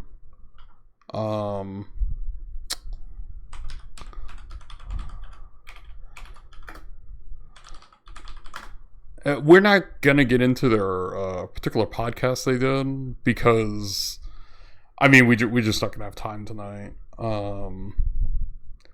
But I'll just link part 1, part 2's on here. So let me plop this in here. But they do a deep dive into the ethnic cleansing of Palestine, and they talk about the origins of like Zionism, where it started, how the British funded it, all sorts of like, and they do a really good job for like an hour and a half of covering something really deep, and then the second part is like another hour and a half, 2 hours of that. But essentially, what this guy is saying is very much just the talking points of Zionist ideology. This country. I think that they should actually look at a history book and look at the progression of history and who occupied Israel, go further back. So if it could be that the Palestinians occupied Israel, that's true, but who occupied that before that? And if you keep going back to the times of like the Bible, you'll see that it was indeed the Jews that did occupy. Palestinian, where are the Palestinian people during 4,000 years under the Ottoman? Answer me. Well, I'm the journalist here, so I don't... And how God punished is the sins?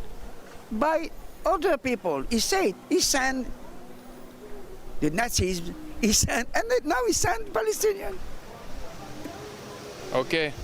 But it's really rightfully ours if you look at the history and at like the wars, and we didn't even start a lot of the wars, and we conquered these places rightfully, like it's ours. We brought...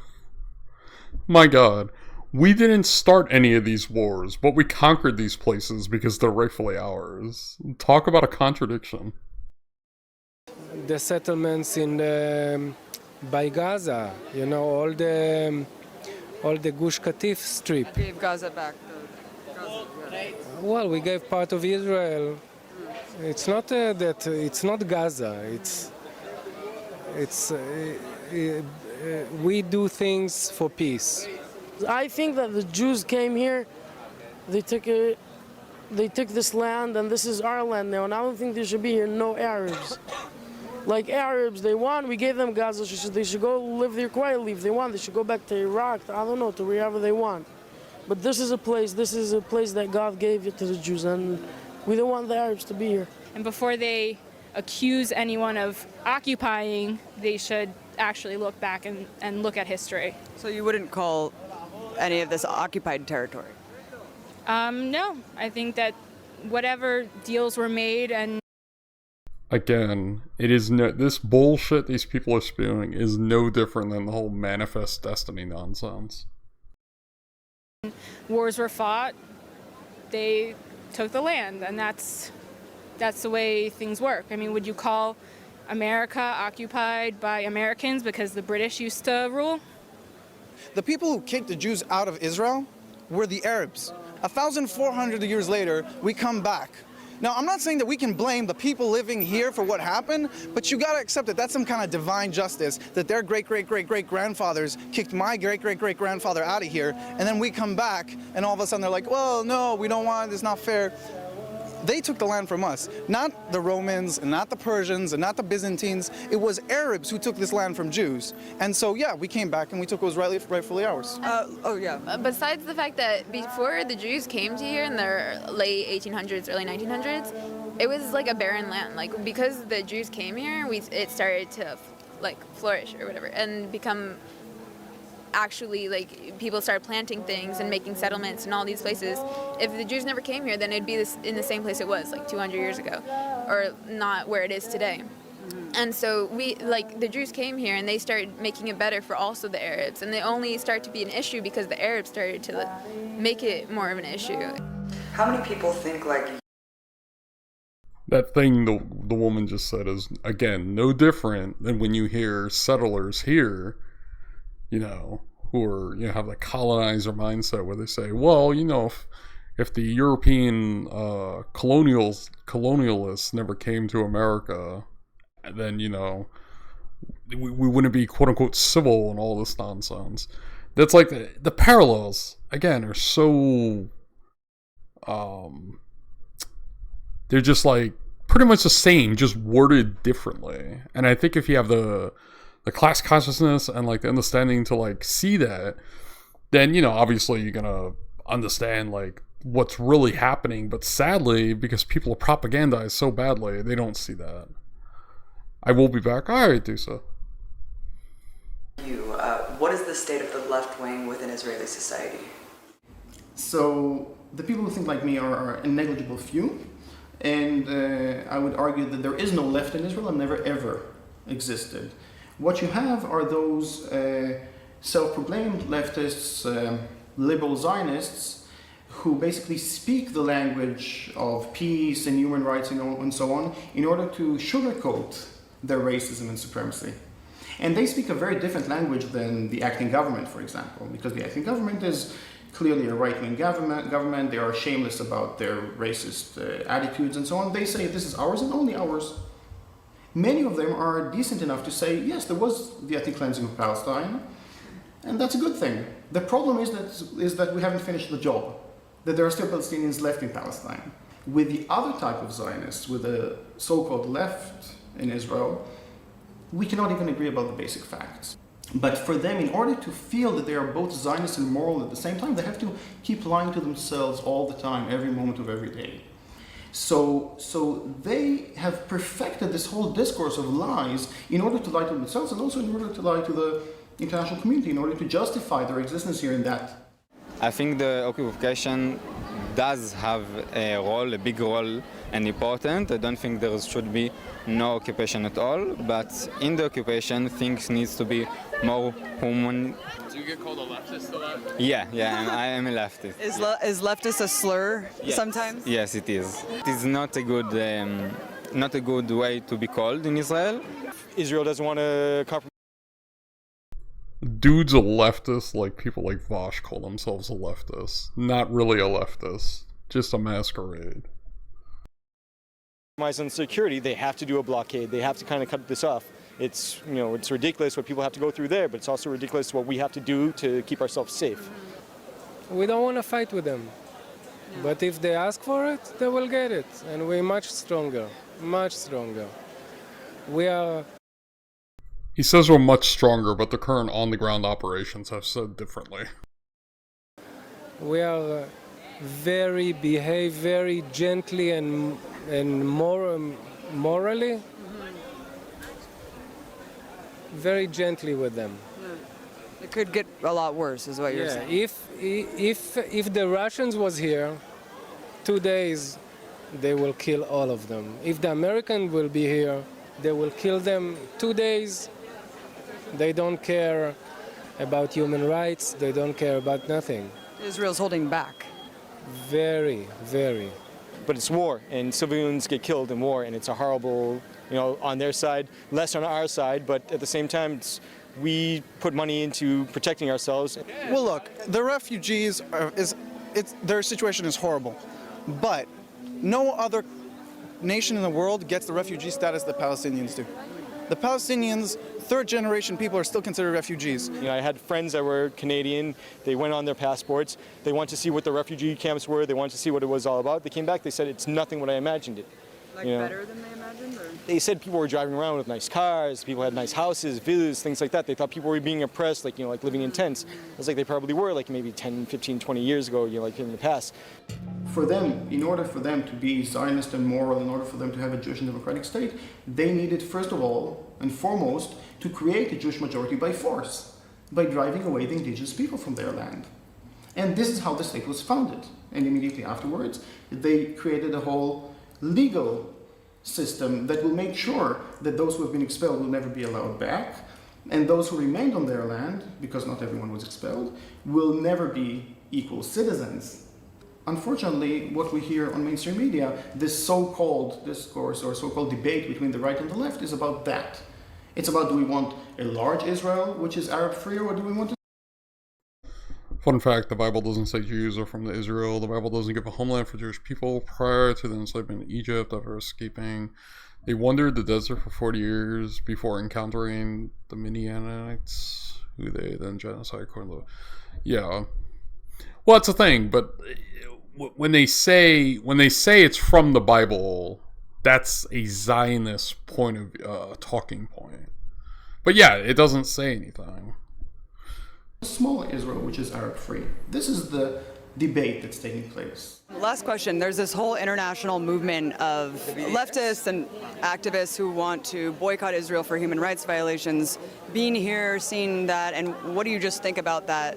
I think the BDS movement, the leaders of the BDS movement, or everyone that thinks that Israel is bad, if they should read up about the topic, the other side, and they should come here and see how everybody's comfortable. People right now, they're looking at Israel and they're calling it an apartheid state.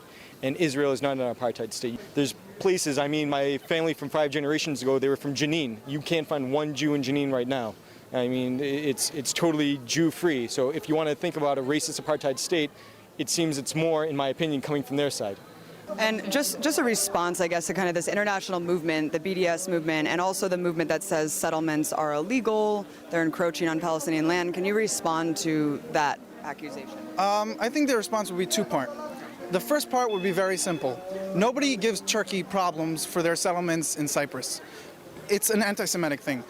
Maybe they don't know that they hate Jews, but they give us so much trouble. The UN only talks about Israel. What about North Korea? What about Russia?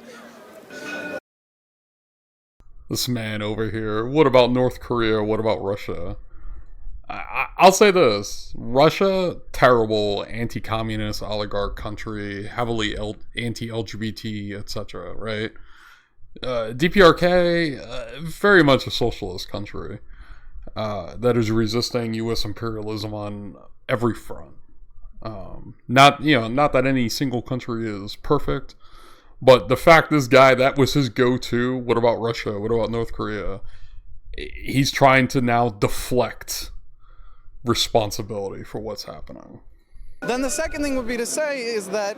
Even from the UN? Completely from the UN. I mean, come on. You're talking about that we're worse than the North Korean dictatorship? Like, nobody in North Korean dictatorship. Get the fuck out of here, guy. A dictatorship of the people, yes. But not dictatorship like he's saying.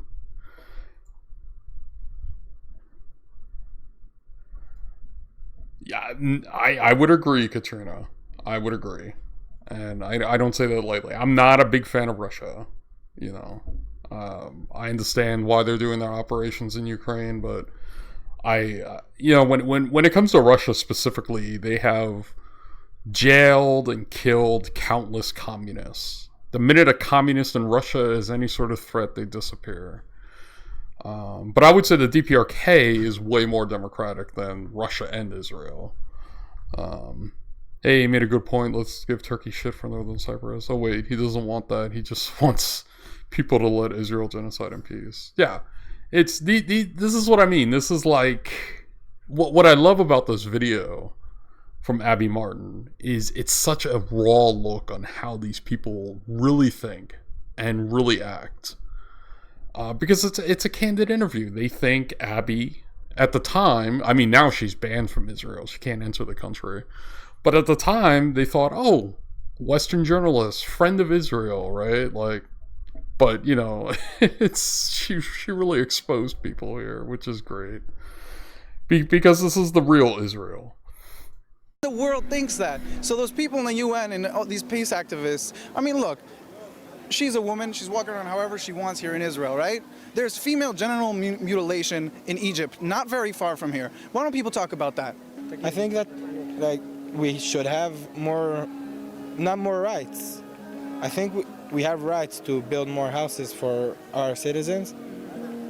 And, like, a lot of things that Israel gets criticism for, other countries will never get it. אני רוצה להגיד פה לראש ממשלה פה בארץ, בישראל, אין מצב שיהיה פה שלום בארץ. אי אפשר לעשות איתם שלום, הם תמיד שונאים אותנו. אם אי אפשר לעשות שלום והמצב ככה לא יכול להישאר, אז צריך לטפל בהם בדרכים אחרות, אין מה לעשות. It's irrelevant. The views of Israelis about the situation are totally irrelevant to the question of how do we change the situation. Did it matter what white people think about apartheid in South Africa at the time? The question is, how do we end apartheid and how do we end Israeli crimes? You know, every Israeli official will claim to speak on behalf of the Jewish people and will even demand of Palestinians to recognize Israel's right to be a Jewish state and so on. I don't recognize Israel's right to be a Jewish state because it is not Jewish by religion. It is only Jewish by supremacy. Israel is Jewish just like South Africa was white in the exact same context, with the exact same meaning. And obviously, any person around the world should Katrina, talk about a because contradiction. it is inherently racist, and more than that. And it also happens to be very much against international law. So when we talk about Israel as an apartheid state, even though it's not exactly like South Africa, it neatly falls under the legal definition of the crime of apartheid, which is a very serious crime, one of the few crimes that is regarded as a crime against humanity. Which means that all countries of the world are obligated to do something against it, not to be complicit in that. And what we're coming and saying is, no, there are basic fundamental Palestinian rights that must be respected. One of them is ending of the occupation, of course, but that's not the main issue. That's part of the issue. The other two rights are equality inside Israel proper, or what we call Palestine 48, and the rights of the refugees, which are being expelled from there since the very foundation of the State of Israel. These are fundamental rights. They must be respected. And now we can debate, we can argue about how do we implement these rights. I'm willing to discuss that. I'm not willing to discuss, should we have equality or not. This is not negotiable.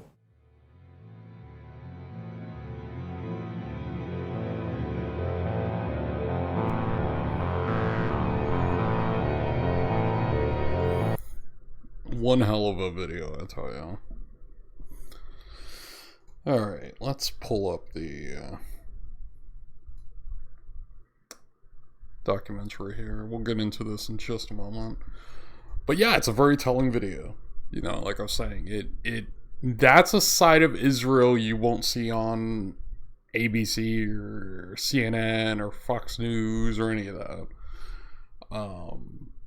Because if that was shown to the wider public on a large scale, well, then suddenly you have a bunch of contradictions in this narrative that the Israeli settlers are all these peaceful people who are just trying to live a life, and they're supposedly defending themselves against terrorism, because then suddenly you have this crack in the narrative. And again, I mean, anyone who's looked at the coverage in the last, since the liberation struggle, the arms struggle, I should say, began it's always been ongoing, but with the large operation that Hamas pulled off on the ground, they're going back to that same old narrative, trying to paint all Palestinians with a broad brush, and then a lot of lies and. But again, when it comes to these large international events, we see this time and time again. When you had U.S.-backed right-wing terrorist groups in Hong Kong, same thing happens. It was the CCP's doing this, the CCP's doing that. Meanwhile, it's like, well, why are all these people holding signs that are pro-Trump and all this nonsense? Or, you look at the situation in Iran, right? There was, when the situation was happening in Iran, I think it was last year. Granted, there was legitimate protests happening, but then suddenly you see these legitimate protests suddenly take on almost like a pro-American, pro-West face, right? Because there were legitimate women protesting the Iranian government, and then suddenly you had almost like a color revolution bubbling, right? That was U.S. backed and everything else. But same thing. You think back a couple of years, the whole situation in Venezuela, where you had that scum Juan Guaido's trying to say he was president of Venezuela, and then you had all these people in Venezuela waving American flags and stuff, and the same thing that happened in Cuba last year. This is, again, it's a repeated cycle, and then what we're seeing with the situation in Palestine is Israel pretty much continuing its war crimes, its occupation, and then we see these people literally I won't be playing any of the videos coming out of Palestine because they're simply too violent, right? Because there's a lot of really graphic stuff in some of those videos. But what we're seeing is people just fighting back, resisting, literally breaking down barbed wire fences and reclaiming territory and stuff. But again, the mainstream media will do what it does. And then all these politicians, Bernie Sanders, AOC, the Squad, all these so-called progressives, all of them, right along with the far right in this country, all in unison, decrying the resistance of the Palestinian people and siding with the apartheid state of Israel. So, it's not good,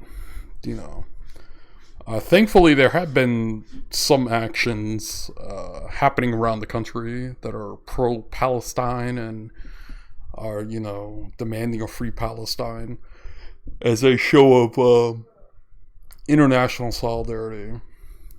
But yeah, so I think we'll get into this.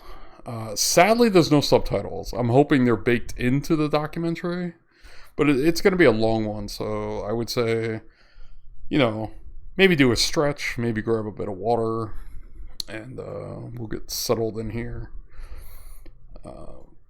But yeah, that's just a very telling video. So we'll hop into this here.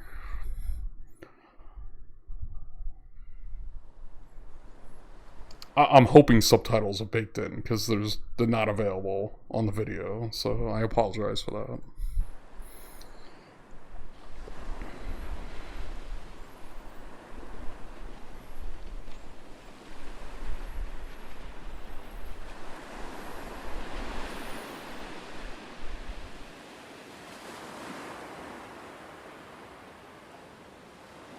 وضع البلد سيء للغاية يعني ما فيش السبب الأوضاع.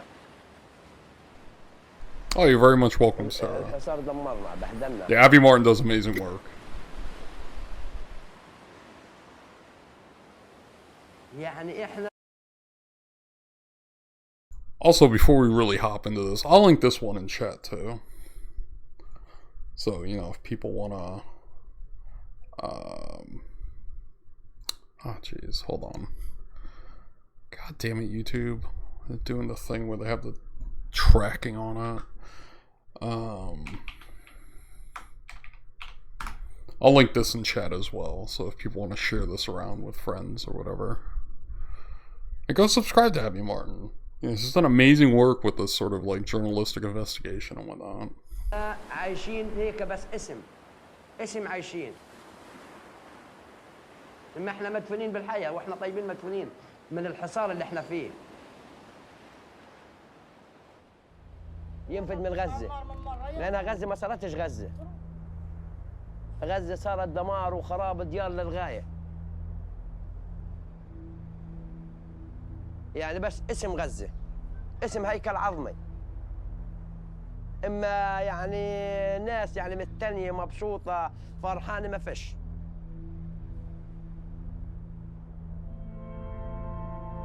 لأن الشعب الفلسطيني في وضع كرب. إسرائيل ضغط عليه حصار من شقة، موت من شقة، يعني إحنا متحيرين من وين نتلقاها. Alright, Minnie, well, thanks for hanging out. You have a good stream. من ذيق المعيشة غير شكل. يعني الناس بتنام أنا بنامش كثر ما بفكر. يعني بعد مرات بكسر الدار بحرق الأخضرين من ذيق. Let's give Minnie a shout out here.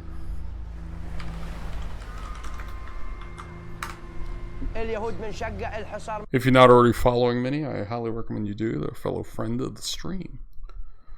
And you have a good stream yourself, Minnie. من شقة الدور المهدمة من شقة الأسر الفقيرة من شقة يعني الشعب متحير. فهي يعني الحصار بهدلنا ما خلاش يعني بنادم يعني أكثرية العائلات سوءهن الوضع تبعهن من أسوأ لأسوأ. This is the furthest you're allowed to get from Gaza. Putting your feet in the water on the sands of their coast is the outermost border you can touch without permission from the Israeli military. Most will never be permitted to leave. Trapped in this place, which is suffering one of the worst humanitarian crises in the world, you find much more than misery. You find happiness, love, and joy. Yet Gaza is not defined by how it copes with oppression, but by its struggle for freedom.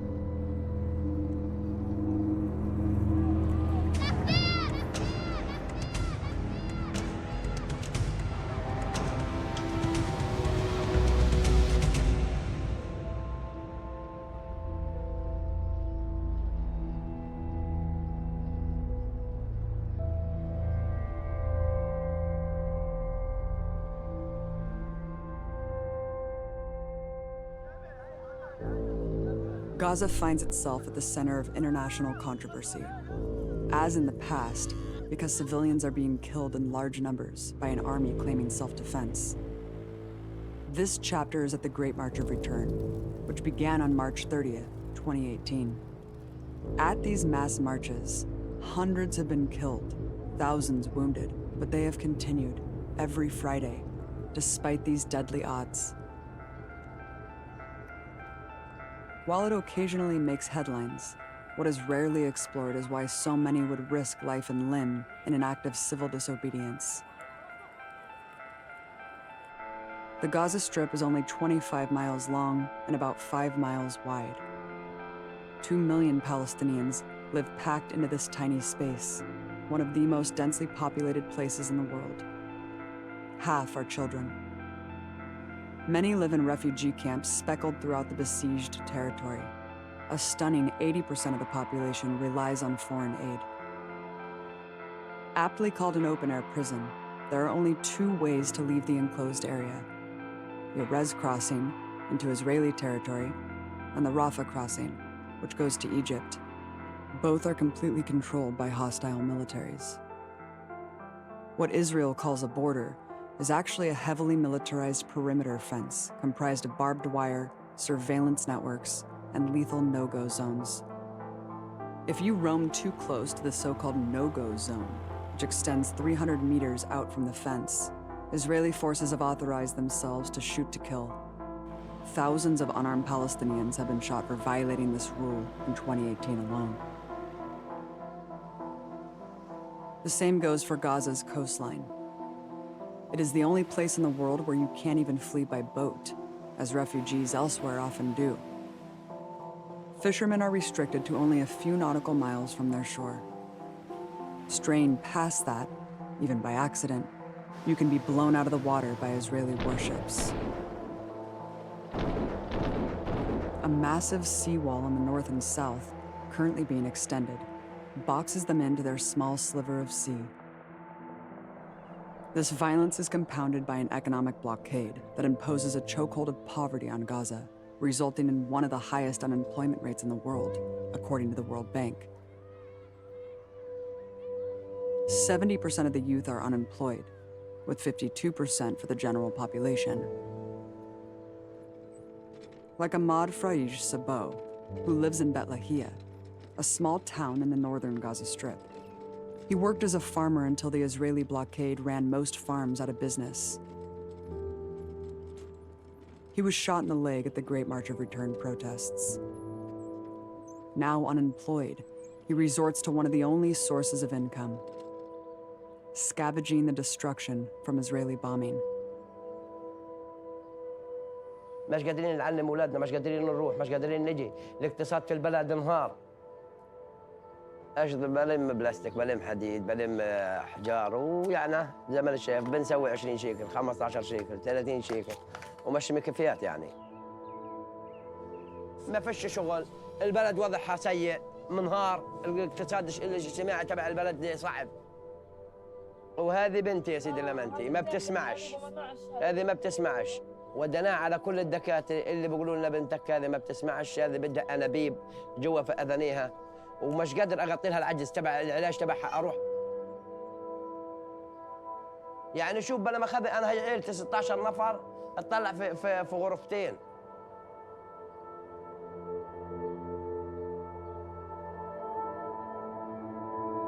وعندي الزنقو مخزق ومبهدل.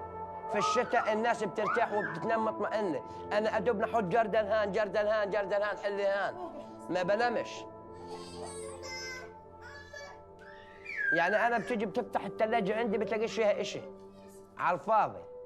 انا عايش على النواشف، على الفلفل، على الخيار، على الدقه، على الزعتر، على الزيتون، على كوبايه شاي. يعني شوف فيني انا وزوجتي قاعدين بنوقد نايلون وورق عشان نوفر الطبخه ونسوي كاسه شاي يعني. بخ على النار ما قلت ما في اليد، ما فيش معي فلوس اني اجيب جره غاز، جره الغاز مبلغها 70 شيكل. الحليب برضه وضع سيء، مش قادر اجيب لها، مش قادر اكمل لها، غير بشاي بفت لها وبطعميها. ايش هذه عيشه؟ This food insecurity is a purposeful effect of the blockade. In fact, Israeli officials determined the amount of food they would let into Gaza every day based on calculating the very minimum caloric intake needed to avoid malnutrition. Officials call it putting Gaza on a diet. Food scarcity is just one problem. More dangerous is the shortage of clean water. المي عندنا مش متوفرة، عندي جزان واحد ل 16 نفر. قسما بالله بدب القلان. ما فيش عندي خزانات استوعب مية. لا مش متوفرة. بعد مرات بنشرب بلدية ومالحة ومش ما بنطبخش منها.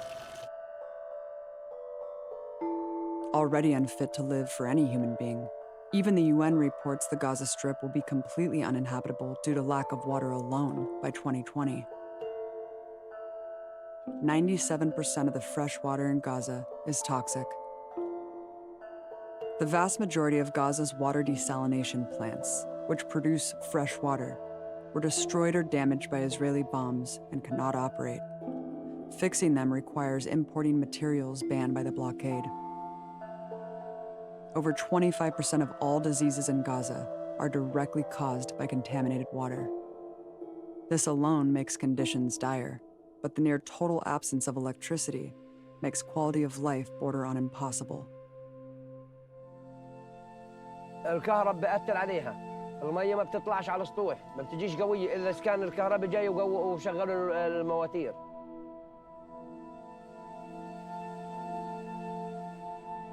بالنسبة للكهرباء إحنا بنعاني منها، والله بنعاني منها. أكترية اليوم بتبقى قاطعة. الكهرباء بتجينا 4 ساعات، وباقي النهار بتبقى قاطعة، 20 ساعة 16 ساعة بتبقى قاطعة. ويعني لا احنا عارفين نتلج مية ولا عارفين نجيب أكل زي الناس، يعني أكترية الأكل تبعنا بيخرب بضمن قطع الكهرباء. أصلاً النفس اللي بنتنفسه هي الكهرباء. وبنخاف برضه، خطورته كبيرة، يعني لو أي ولد بلا ما خلي مسك شمعة وحرق الدار حطها في الأواعي بتنحرق.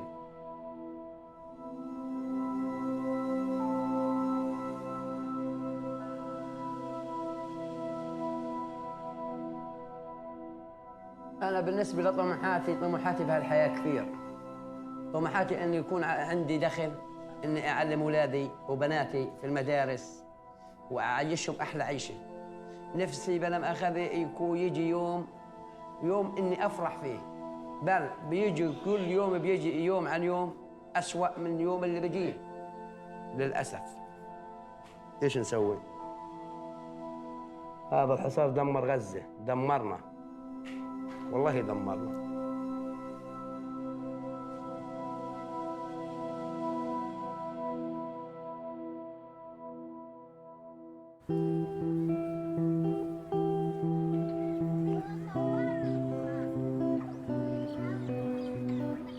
This common story is the reason why so many want to leave Gaza, but are trapped.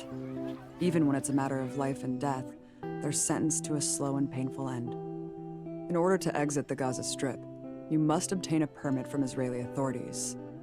They're rarely approved, even for life-saving medical care. The effect is clear comparing cancer survival rates of these neighboring peoples. If you're diagnosed with breast cancer in Israel, you have an 86% chance of surviving it. In Gaza, your survival rate can plummet to just 30%. Year by year, Israel tightens the noose. In 2012, 93% of medical travel permits were granted. In 2014, the number dropped to 82%. In 2016, the number dwindled even further. The next year, it dropped to the lowest point ever recorded, at 54%. This is the most basic right as a human being, to live and to move freely. But the Israeli siege that inspires the protests is also used to punish the participants.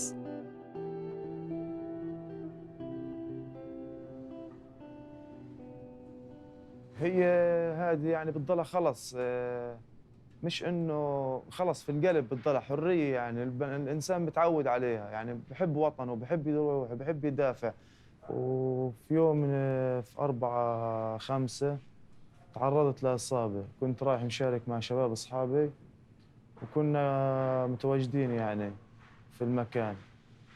كنت مع الشباب وتعرضت لإصابة في القدم، في مشط القدم، وصار عندي تهتك في العظم وتقطع في الأوتار وفي الأعصاب. هذه اللحظة مستشفى خرجتني وحكوا لي إنه إحنا بدنا نعمل لك تحويلة للعلاج بالخارج، لأنه أنت بدك علاج بالخارج عندك، وإذا ضلت على هيك يعني تتعرض للبتر. ارتفضت أول مرة، عاودوا رفعوا اسمي كم مرة وارتفضت كم مرة، مرتين رفضوني.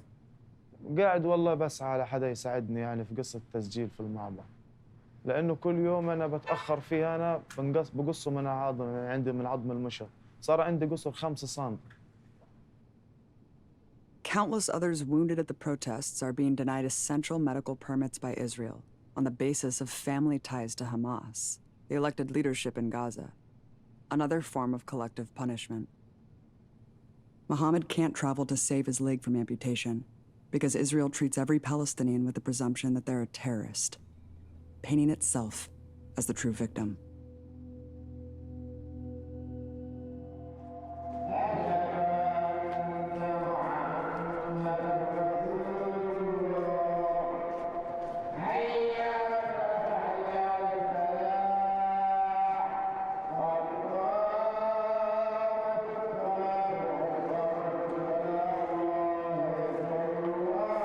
Gaza has a story.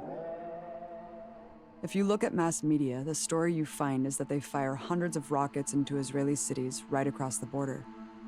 Everything before that point is left out. Most commonly, we hear of rockets hitting the border city of Sderot.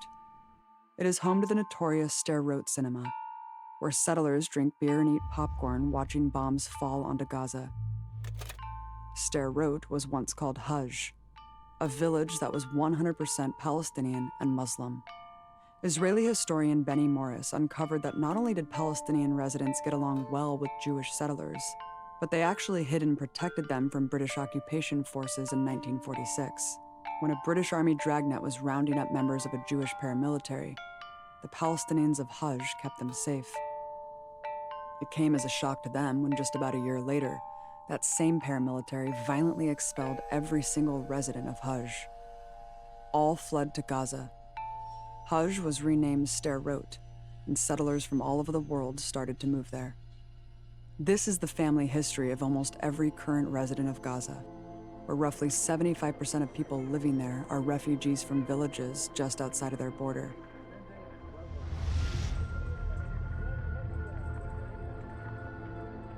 They were among the 500 Arab villages completely depopulated at the barrel of a gun in 1948, in what became known as the Nakba.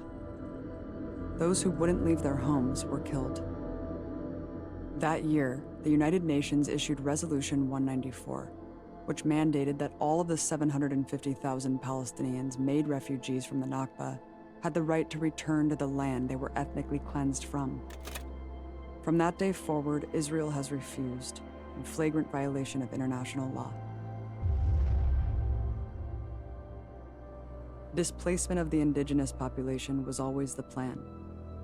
As founder and first Prime Minister Ben Gurion declared, "We must expel the Arabs and take their places." Just 6 months after Israel's creation, top-secret military orders revealed their policy targeting the movement of civilian Arabs from Gaza.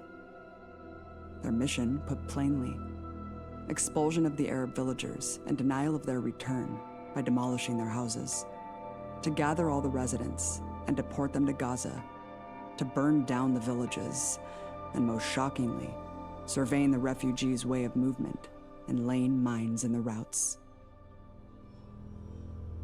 And in 1954, the Prevention of Infiltration Law was created to punish any refugee trying to return, under which a shoot-to-kill policy was employed, like the one still used today against the Great March protesters.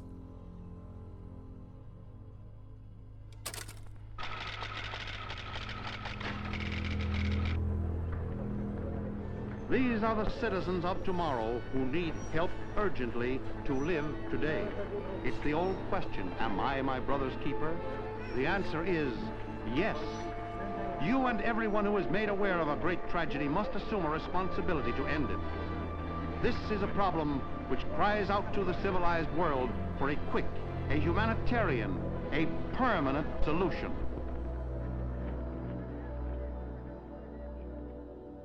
But the story doesn't end there.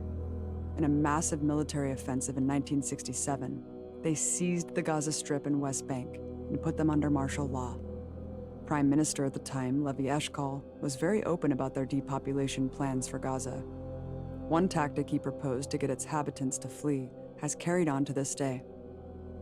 He said, "Perhaps if we don't give them enough water, they won't have a choice, because the orchards will yellow and wither." In another camp, a well that normally provided water for 2,000 people soon dried up after being used by 13,000 or more. Some Palestine refugees have lived in camps for 30 years, have raised families in them, who in turn have raised children of their own. 3 generations of refugees. It hardly seems possible. Between then and 2005, Israel established 21 major settlements, taking 20% of Gaza's territory. Just as the West Bank was rapidly disappearing as settlements grew, so too was Gaza. Palestinians in Gaza lived under a legal military occupation and were subject to dozens of military checkpoints, Jewish-only roads, and other forms of violence. Under military rule, all political activity is deemed illegal, including attending a peaceful protest, handing out leaflets, and even raising a Palestinian flag. Palestinians were routinely kicked out of their homes and forced to watch them bulldozed, while the military cleared the way for new settlements. Inevitably, massive uprisings by the entire Palestinian population exploded in what became known as the First and Second Intifadas. Whether tactics used were violent or non-violent, they were smashed with the utmost cruelty and brutality. It was here that the largely symbolic act of throwing stones was widely adopted as an act of resistance, a fitting weapon for a David versus Goliath story. While Israel publicly maintained its desire for peace, its actions spoke to the contrary. Militant resistance forced the Israeli occupation to leave Gaza in 2005, while cementing a permanent military occupation of the West Bank. Angry extremist settlers who were determined to take Gaza had to be physically removed by the Israeli military. But the move was never meant to be permanent. The desire... I'm pausing it here because we're in the middle of an ad break. So once 30-second ad break's done, then we'll resume the documentary. It's brutal though, you know. It's like, I'm not even gonna lie, like this is it's hard to sit through this, you know. But again, I think it's important that, you know, we all watch this together.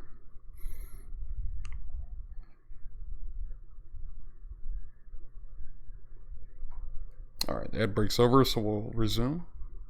For a greater Israel, swallowing all of Gaza and beyond, is no secret. The next year, Gaza held its first democratic election. Hamas won. We are not playing terrorism or violence. We are under occupation. The Israeli continue their aggression against our people, killing, detention, demolishing, and in order to stop these processes, we run effective self-defense by all means, including using guns. A diplomatic cable released by WikiLeaks reveals the truth behind Israel's rhetoric about Hamas. After losing the election, rival party Fatah requested that Israel come to their aid with weapons and military strikes to prevent Hamas from taking control of the Strip. As exposed in the cables, the Israeli intelligence chief told the U.S. ambassador that they wanted Hamas to take full control of Gaza, telling him that if Hamas managed to take full control, then the Israeli Defense Forces would be able to regard Gaza as a hostile territory. Fatah fled as a result, and Israel immediately designated every man, woman, and child in Gaza hostile, and therefore everything a legitimate target. With this excuse, that all of Gaza is a hostile entity, They implemented the devastating blockade and began a regular series of bombing campaigns that took death and destruction to a new level. This past decade is defined by routine massacres on Gaza's caged population, always portrayed by Israeli officials as self-defense. With almost zero casualties on the Israeli side of these so-called wars, thousands of civilians in Gaza perished under their bombs in 2008, 2012, and the worst in 2014. Over those 2 months, Israeli bombs killed 2,200 Palestinians in Gaza, the vast majority non-combatants. A horrifying total of 500 children. But this most recent aerial massacre took much more than life and limb. Around 178,000 homes were totally destroyed or in need of severe repair. Worst still, they cannot rebuild. The Israeli blockade bans any construction materials from entering Gaza. That's why Gaza is still in a state of rubble, as if the war just ended yesterday. Bombing continues on a regular basis. It usually follows the same script. Israel violates a brokered ceasefire agreement, Gaza responds with rockets, and Israel unleashes a wildly disproportionate assault, with mass media in tow, trumpeting an upside-down reality.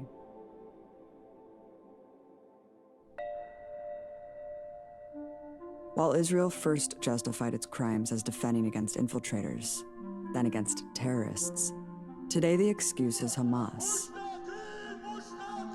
But what does Hamas actually stand for?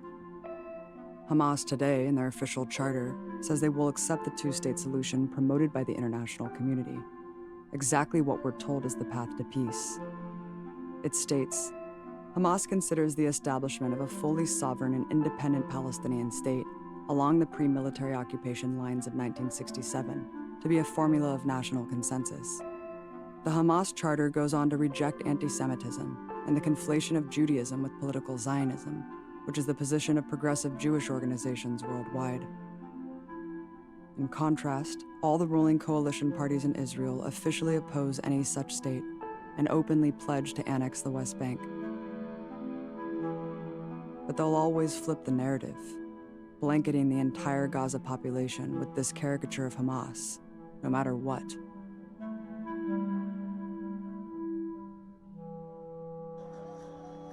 In reality, there exists a mosaic of political factions. Some are more conservative than Hamas. Many support their rival Fatah, while others are in left-wing parties, like the Communist Popular Front for the Liberation of Palestine. This political diversity is reflected in the Great March. The official leadership committee consists of representatives from various parties. It is primarily led by unaffiliated academics, artists, and journalists. In fact, the idea for the mass march was devised by just one Palestinian, 34-year-old journalist and poet Ahmed Abu Artema, as he watched birds flying freely into the land he was forbidden. It all started with a post. What would happen if thousands of Gazans attempted to peacefully cross the fence that separated them from their ancestral lands?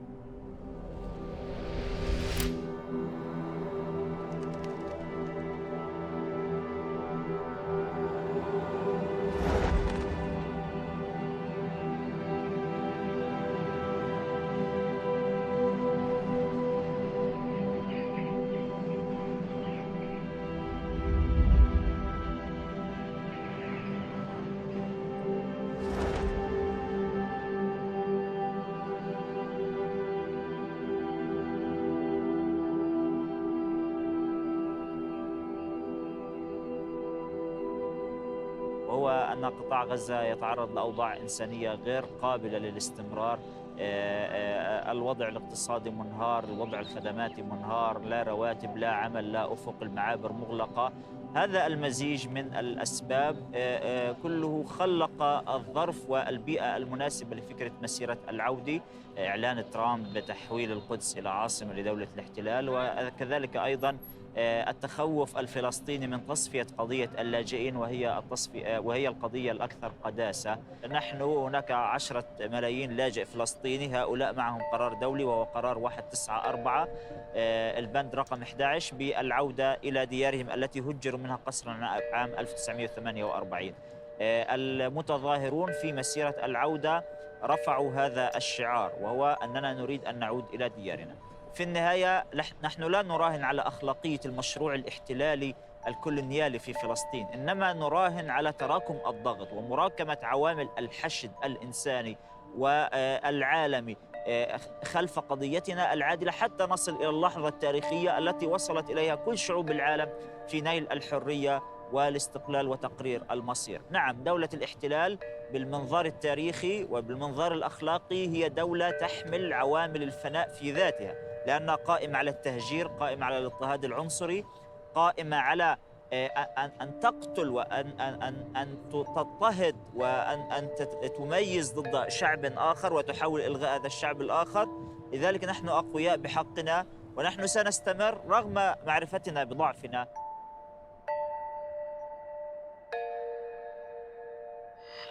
The Israel Defense Forces will do everything to protect its civilians from the massacre that Hamas is planning.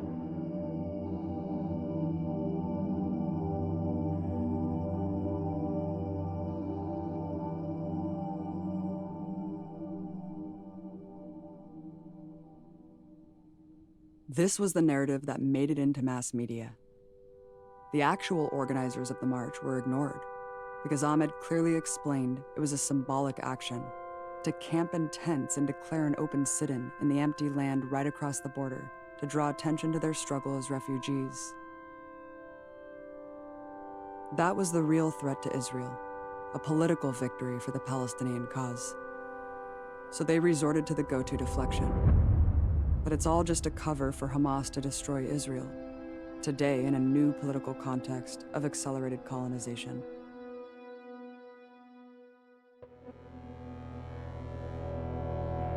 Therefore, I have determined that it is time to officially recognize Jerusalem as the capital of Israel. Hamas is calling for more bloodshed today on the Israel-Gaza border. Thousands of Palestinians expected to riot. To call this a protest is inaccurate.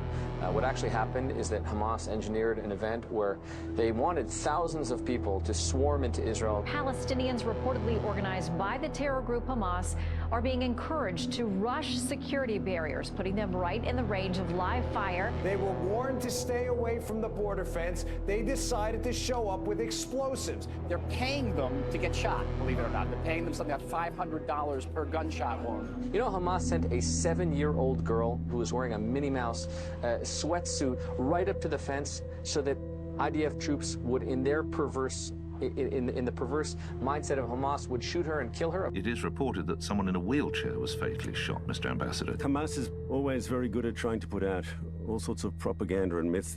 They're experts at that. And they intentionally moved up the day so that it would coincide with the opening of the embassy move, so that we would all be disgusted and heartbroken when we saw this horrible split screen of Ivanka Trump looking like she was at a country club next to poor, desperate people dying in Gaza. I agree with you. They planned that, absolutely. Right, and I'm just saying, let's not fall for a trap that is being set by a theocratic, authoritarian group that is sending women and children. I don't think I'm falling for a trap. Shield. I agree. I couldn't agree more with all of that. I think it's terrible that Hamas is butchering its own children. Hamas is conducting massive self-genocide. They want to pile up as many civilian dead as they can because somebody said they use, I mean, it's gruesome, they use telegenically dead Palestinians for their cause. They want the more dead, the better. They're pushing civilians, women, children into the line of fire with the view of getting casualties. We try to minimize the casualties. They're trying to incur casualties in order to put pressure on Israel, which is horrible. What they're deliberately doing is seeking to kill as many Palestinians as possible in order to yell to the world to help us. And much of the world is condemning us for war crimes. Basically, they're serving Hamas's goal. That's just what Hamas is about. Make no mistake, Hamas is pleased with the results from yesterday. No country in this chamber would act with more restraint than Israel has. And that said, Israel only targeted people who were actively engaged in violence. We only use live fire in a measured and surgical way. Why the Israeli forces were shooting dead protesters at the Gaza crossings. Well, we can't put all these people in jail.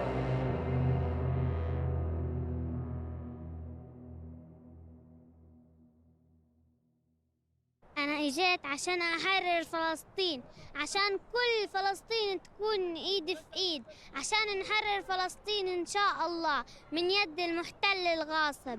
أنا أمنيتي الكبرى إنه فلسطين تتحرر وإحنا نعيش في أمان إن شاء الله. بتعالج هي مش أكتر هي صح. I was just gonna say really quick, that kid's got more guts than most of the left here in the West. رايحة وبعدين مسيرتنا مسيرة سلمية. كل الفلسطينيين شاركوا. من حقي كل أنا لي بلد، من حقي كل بيت، من حق اللي متشردين في البلاد في كل مكان هذول النازعين يجوا على بيوت.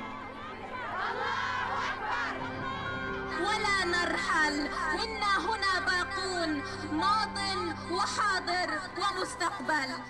نعم، هنا من مخيمات العودة، من مخيم غزة، نقول هي المرأة الفلسطينية، هي الكل الفلسطيني، غادرت أرضها قسرا ورغما عنها.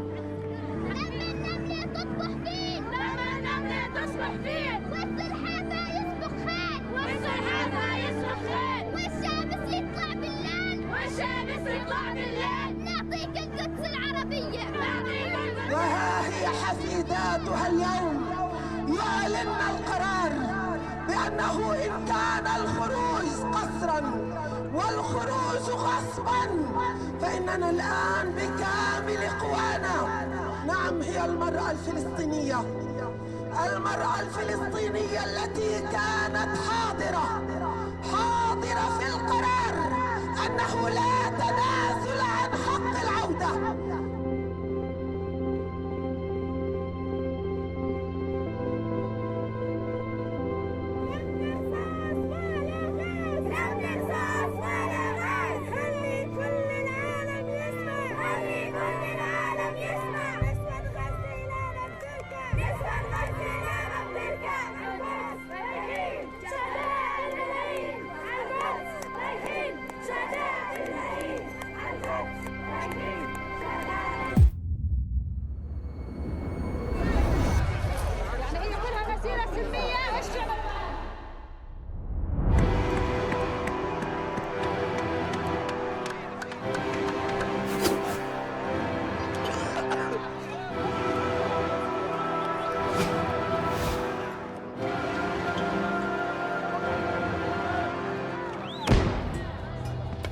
ما احنا حاملين سلاح ولا شيء، بالعكس احنا بصدورنا العارية امام قوة كبيرة من الجيش اللي هي مدرعاتهم واسلحتهم وغازهم وطائراتهم. احنا بالعكس احنا سلميين واعزل السلاح، ما فيش معنا اي شيء. حجة لا جاية أنا فلسطينية، يجب علي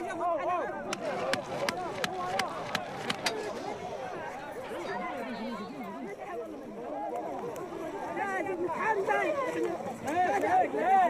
وحنتحمل. معركة أن نكسب الدنيا والآخرة لا تخيفنا رصاصات الاحتلال. هذه الرصاصات التي تتوجه إلى صدور بناتنا وأطفالنا ونسائنا وآبائنا وأمهاتنا لا تخيفنا ولن تعيدنا إلى الخلف. رسالتنا لهذا الاحتلال.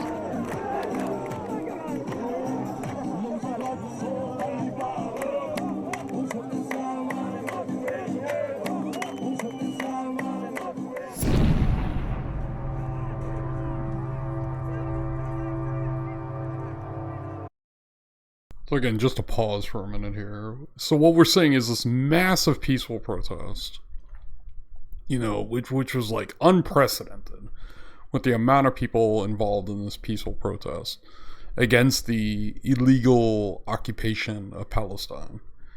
And they're still being bombarded They're still being shot at. They're still being killed. And again, like I said earlier, and people wonder why Hamas launched the massive ground operations they did recently. It's because of this. If you force a peoples to not even be able to peacefully protest, well, you're naturally going to be faced with armed struggle.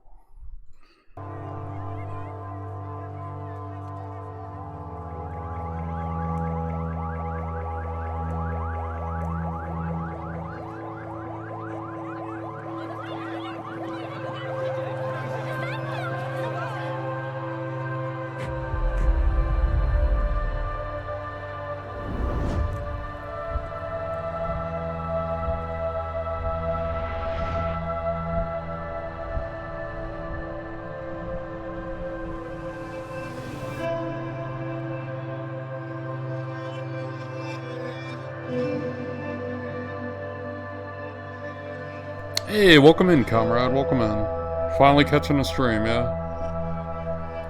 It's a pretty heavy stream, I'll admit.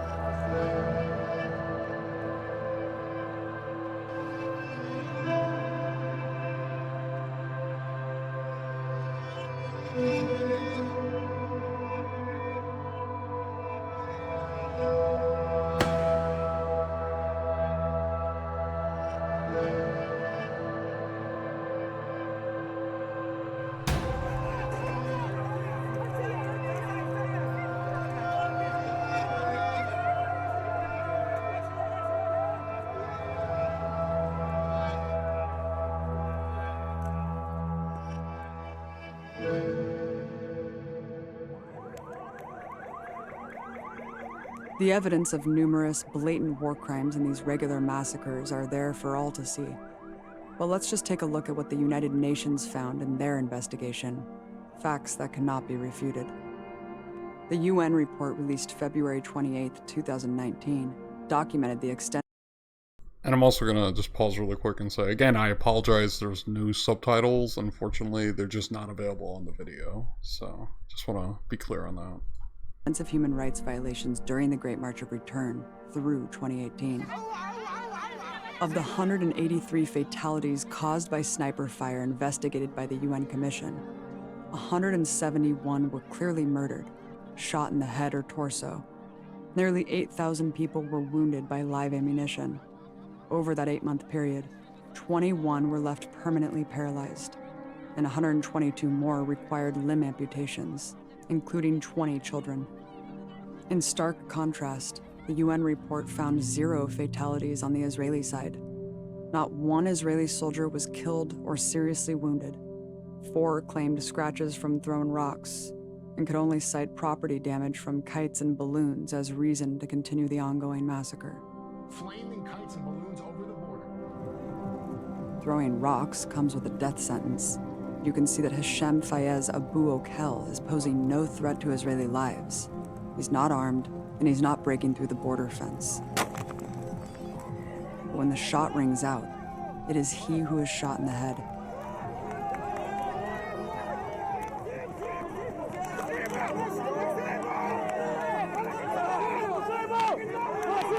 Incidents like these that were investigated by the UN are an indictment damning beyond measure.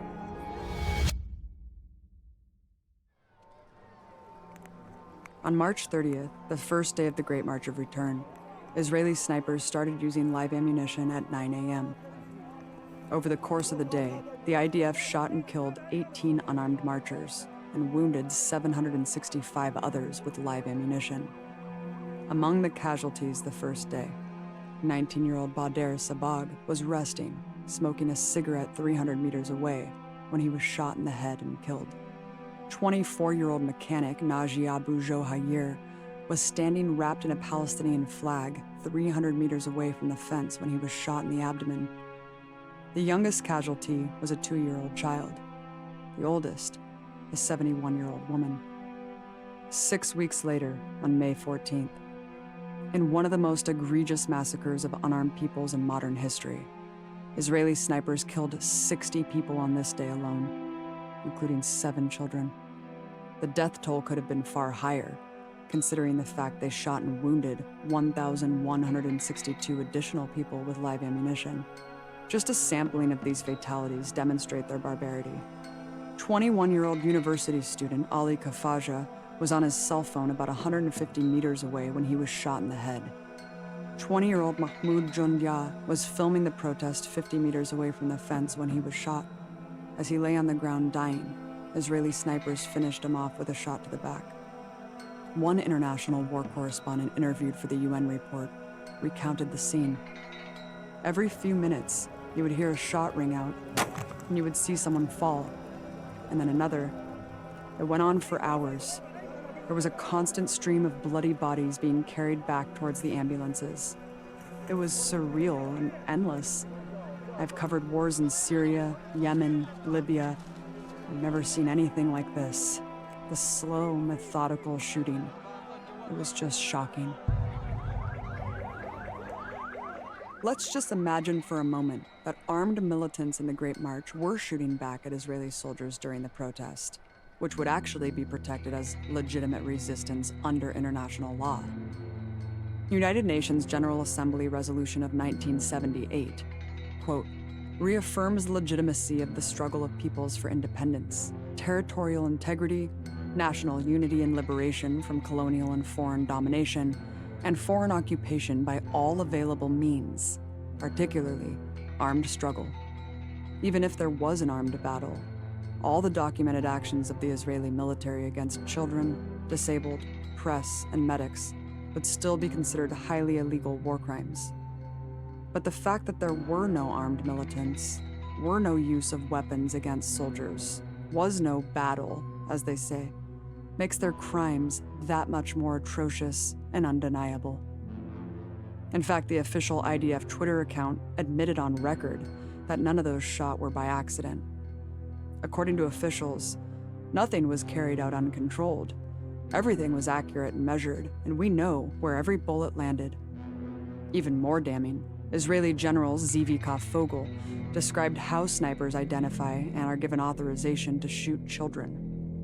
אני לא אחמד טיבי, אני צביקה פוגל, אני יודע איך ההוראות האלה מתקבלות, אני יודע איך צלף מבצע את הירי, אני יודע כמה אישורים הוא צריך לפני שהוא מקבל אישור לפתוח באש. זה לא גחמה של צלף כזה או אחר שמזהה עכשיו גוף קטן של ילד ומחליט שהוא יורה. מישהו מסמן לו היטב את המטרה ואומר לו בדיוק למה צריך לראות ומה האיום מאותו אחד. ולצערי הרב, לעתים כשיורים בגוף קטן והתכוונת לפגוע לו ביד או בכתף, שטח מדינת ישראל ולהרוג... דינו מוות? דינו מוות. מבחינתי כן, אם אפשר לראות פה רק כדי לעצור אותו ברגל או ביד נהדר, אבל אם זה יותר מזה, אז כן, אם זה... אתה רוצה לבדוק אותי אדם של מי יותר סמיך? שלנו או שלהם? كنت حامل أنا علم فلسطين وكلتها في راسي.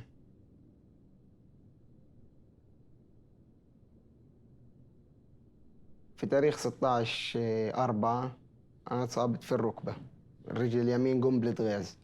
روحت ومن المستشفى روحت على الدار والحمد لله صرت منيح وتمام التمام. الجمعة اللي بعدها طلعنا مع الشباب كمان مرة. وصلنا غاد أكلت طلق مدخل ومخرج في رجلي الشمال.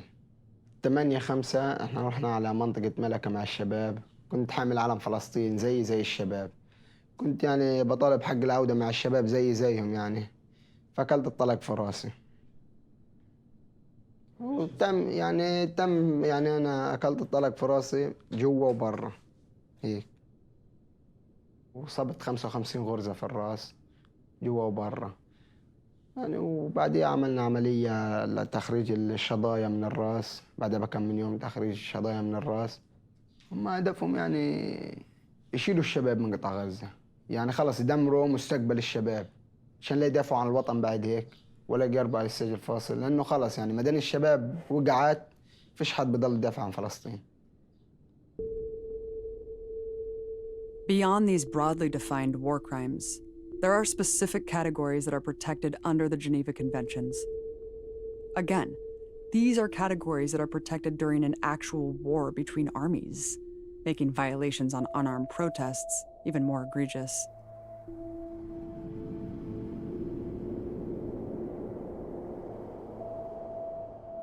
Children are an internationally protected group under Article 77 of the Fourth Geneva Convention, which states that they're the object of special respect and shall be protected against any form of assault.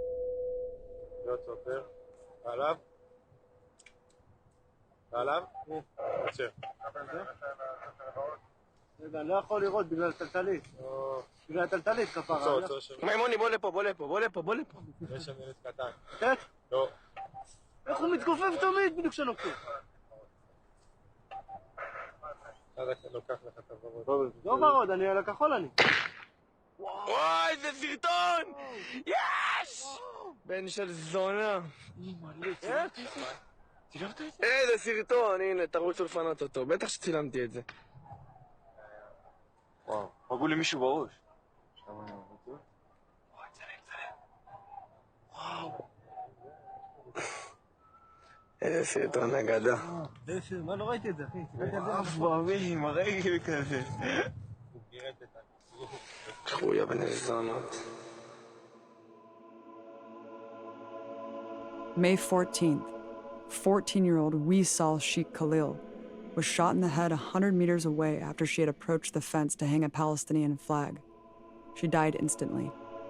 June 29th, 11-year-old Yasser Abu Najah was chanting national slogans at the fence with 2 other kids.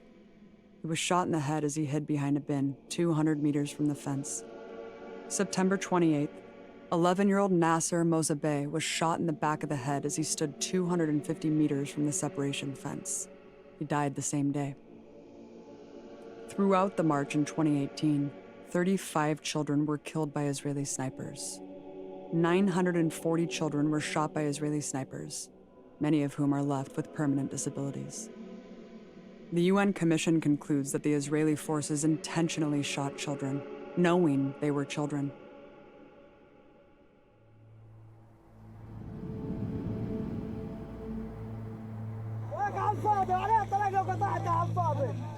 Disabled persons are also entitled to special protection under international law, Article 11 of the UN Convention on the Rights of Persons with Disabilities, which states all necessary measures be taken to ensure the protection and safety of disabled persons in situations of armed conflicts.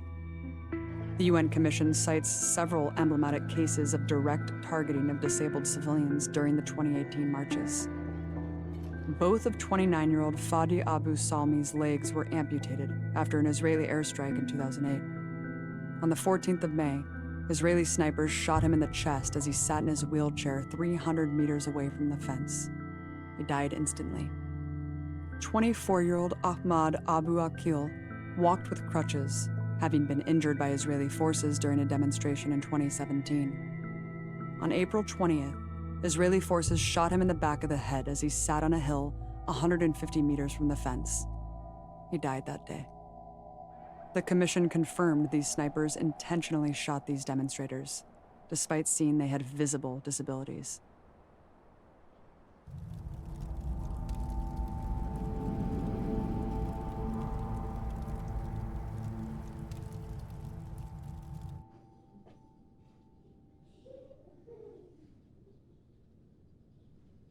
طبعا كصحفيين قمنا بالتوجه للمناطق الشرقية من أجل تغطية هذا الحراك ونقل الرسالة إلى العالم.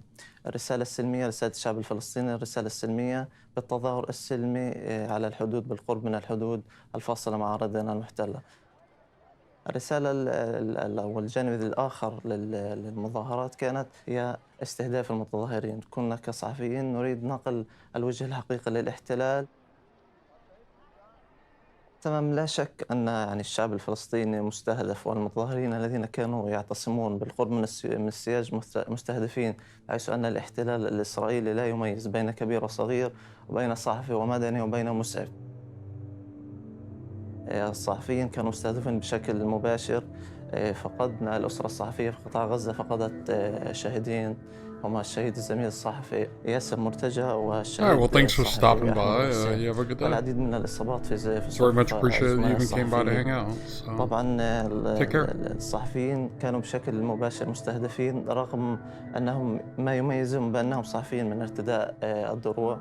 عندما أصبت كنت أرتدي الدرع في محاولة حتى أبين أنني صحفي، فأثناء ارتداء للدرع ورغم ارتداء الدرع إلى أنني قاموا بإصابتي. You're getting upset. Should we take a break? How does everyone feel right now? You know, like, I mean, this is difficult for me to watch. Should we switch up content a little bit? I guess I'm just trying to gauge how everyone in chat is doing. I want to do, well, let's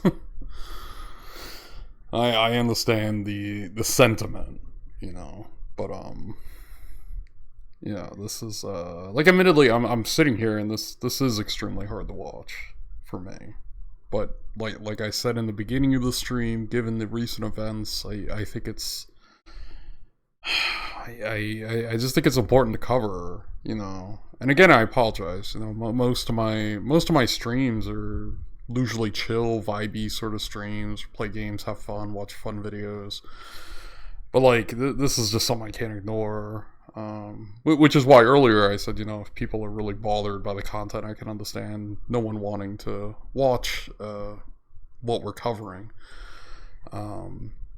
But again, this is why my heart bleeds for comrades who are in Palestine fighting for a free Palestine, because this is their everyday reality. This is what they face daily. I can't imagine, like, I can't imagine living in a situation where you can't travel where you want to travel. Your electricity shut off. You're deprived of food. You're given just enough not to be malnourished. And then these fucking liberals go on Twitter and try to both sides the whole thing. Or they outright, you know, say, well, we shouldn't advocate violence. And it's like, well, if I was a Palestinian and this is my reality, you have nothing left to lose but your chains. Like that... The term "nothing left to lose but your chains" is like literally what this situation is. You know, I mean, watching this makes me angry. And it's tough. You know, it's not an easy subject matter. This has to be the heaviest thing I've covered on the stream. In some time. I think the last... Oh god, thinking back, I think the last heavy stream I had was when I was covering, actually it might have been 2 streams. I am black and it my ancestral trauma. I'm sorry to do so. Like the last 2 streams, I remember I did one on like transgender struggles, and then I remember covering Operation Gladio last year, and those were really heavy streams. I mean, if folks are really uncomfortable, I could change the content. We could watch, let me sort of pull it up.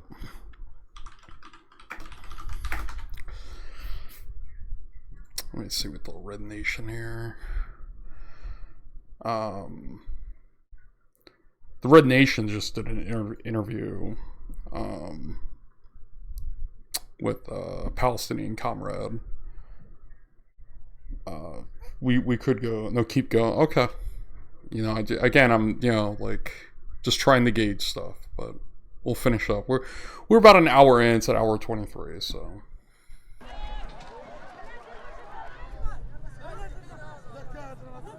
تم إصابته في البطن، في منطقة البطن، بطلق متفجر، نار متفجر من قبل جنود الاحتلال الإسرائيلي. Since the invention of the handgun cartridge, ammunition manufacturers have sought to maximize the lethal potential of its projectiles. That projectile is the radically invasive projectile, the last round you'll ever need. طلق تم إخراجه من قدمي. هذا الطلق ينفجر إلى ما يؤدي إلى تفجير إلى 6 أجزاء. الحمد لله لم ينفجر بشكل كامل، بقي هناك أجزاء من الشظايا في داخل قدمي.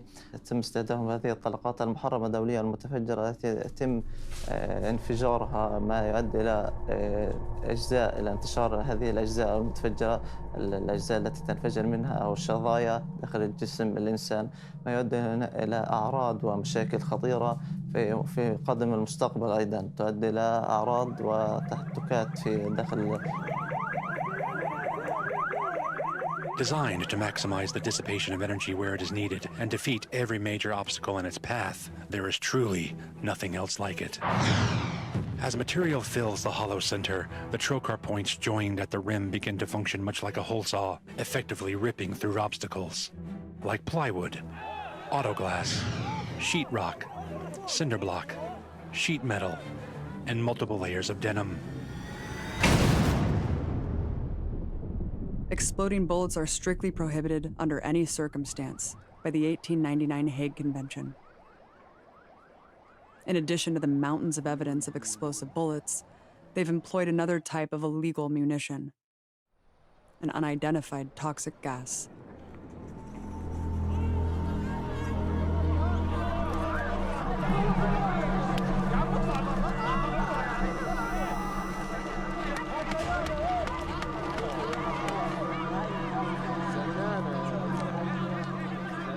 The term tear gas at the Great March of Return is a misnomer.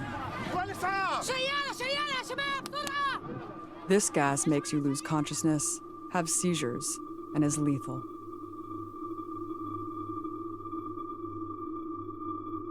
The use of lethal gas against soldiers or civilians is prohibited under the Chemical Weapons Convention.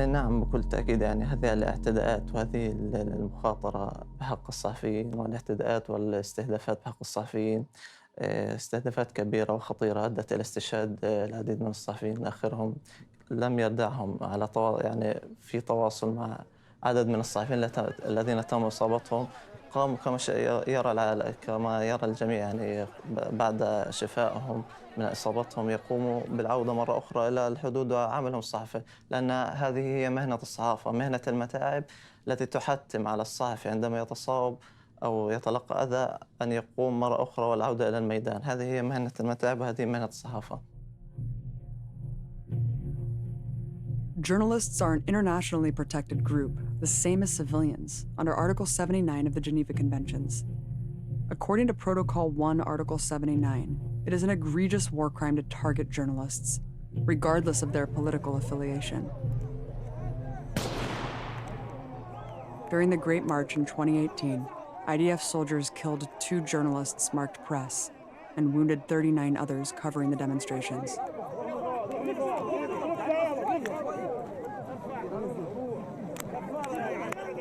يعني العالم أجمع يرى هذه الاستهدافات بحق الصحفيين على المجتمع الدولي والمجتمع الدولي والمؤسسات الصحفية التي تتغنى بحقوق الإنسان والديمقراطية أن تكفل للصحفي الفلسطيني حق ممارسة عمله المشروع، وهي نقل الصورة والعمل بحرية في الميدان. حتى الصحفي الفلسطيني يتم استهداف حتى لا ينقل الحقيقة الكاملة عن الاحتلال من خلال لا يشكلون أي خطر على المحتل الإسرائيلي عندما أو جنوده المتمركزين الذين يتسلحون بأعتى أنواع الأسلحة، لا يشكلون الصحفيين كصحفيين لا يشكلون عليهم أي خطر بكاميراتهم بجوالاتهم بمعداتهم الصحفية، لا يشكلون عليها أي خطر، لكن هم الخطر الذي يشكلونه الخطر الأساسي هو نقلهم للحقيقة. لا يريدون للصحفيين الفلسطينيين نقل الحقيقة.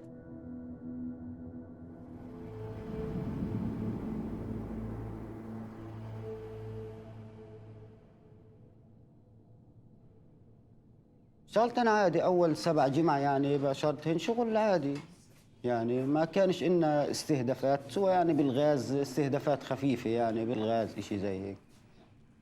لحديت آخر يوم اللي هي المليونية 14/5.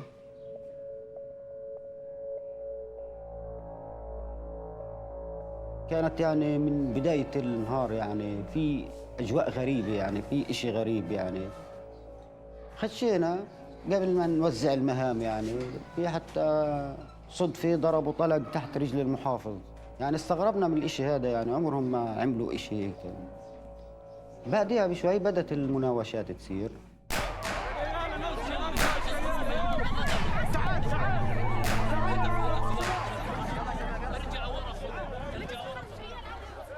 ضربوا طلق بيننا، يعني بين هيك الشباب، في منا يعني أكلوا شظايا من الإطلاق.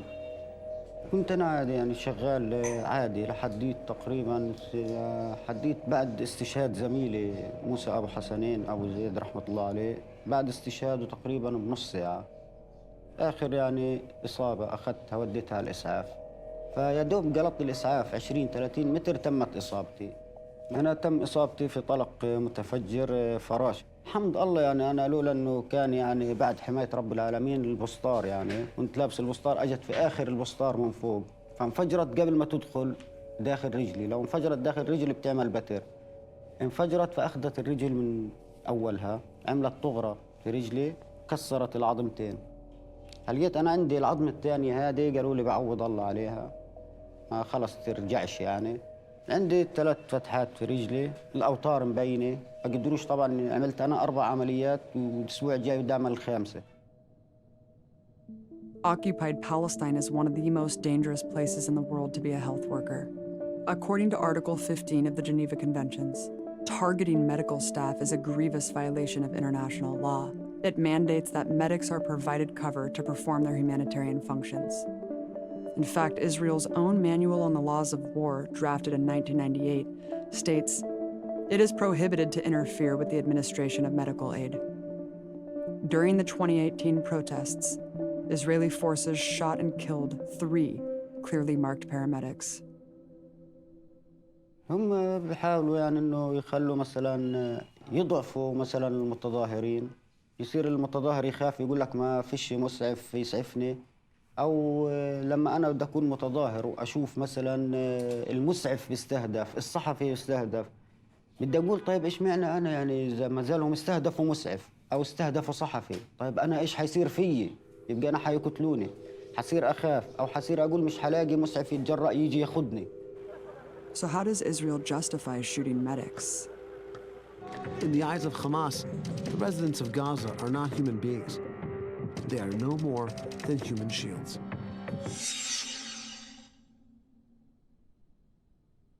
لا، كله جميع فئات الشعب يعني الدليل انظر للإصابات، يعني انظر للمصابين، تلاقي منهم نساء، منهم كبار سن، منهم شباب، منهم أطفال، يعني هاي الناس الموجودة غير. يعني إذا بدك الجواب يعني على السؤال هذا، انظر للإصابات، أنت حترى فيهم إذا كانوا حماس ولا لا.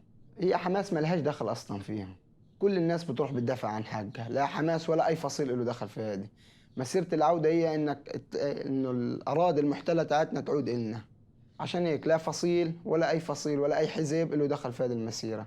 مسيرة العودة لأبناء الشعب كله.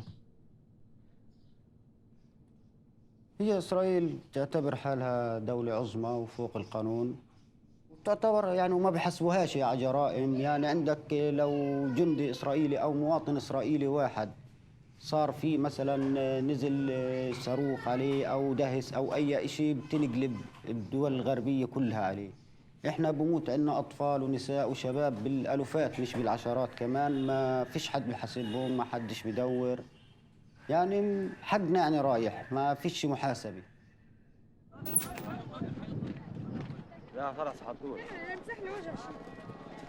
مش شرط يكون الإسعاف بس للراجل، نحن هدفنا واحد هو بس إنقاذ وإخلاع، ونوصل رسالة للعالم إنه إحنا بدون سلاح قادرين نعمل كل شيء. لو بدوش يتقبلنا بإرادته بيتقبلنا غصبا عنه، لأن إحنا عندنا قوة أكتر من أي راجل.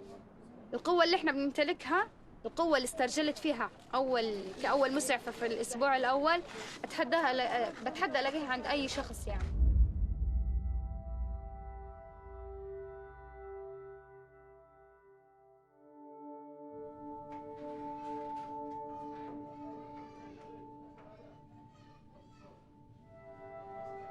كانت روزان أول شابة مسعفة ميدانية متطوعة، كانت هي أول شابة كشابة يعني كفتاة تنزل على المخيمات العودة. طبعا كانت مشاركتها بالنسبة لها مشاركة جديدة من النوع الجديد، لأن المسيرة هاي مسيرة سلمية يعني، والكل بادر فيها وشارك فيها. أنا كمان شاركت، كل البيت شارك. رزان يعني كل ذكرياتها كانت حلوة كتير يعني.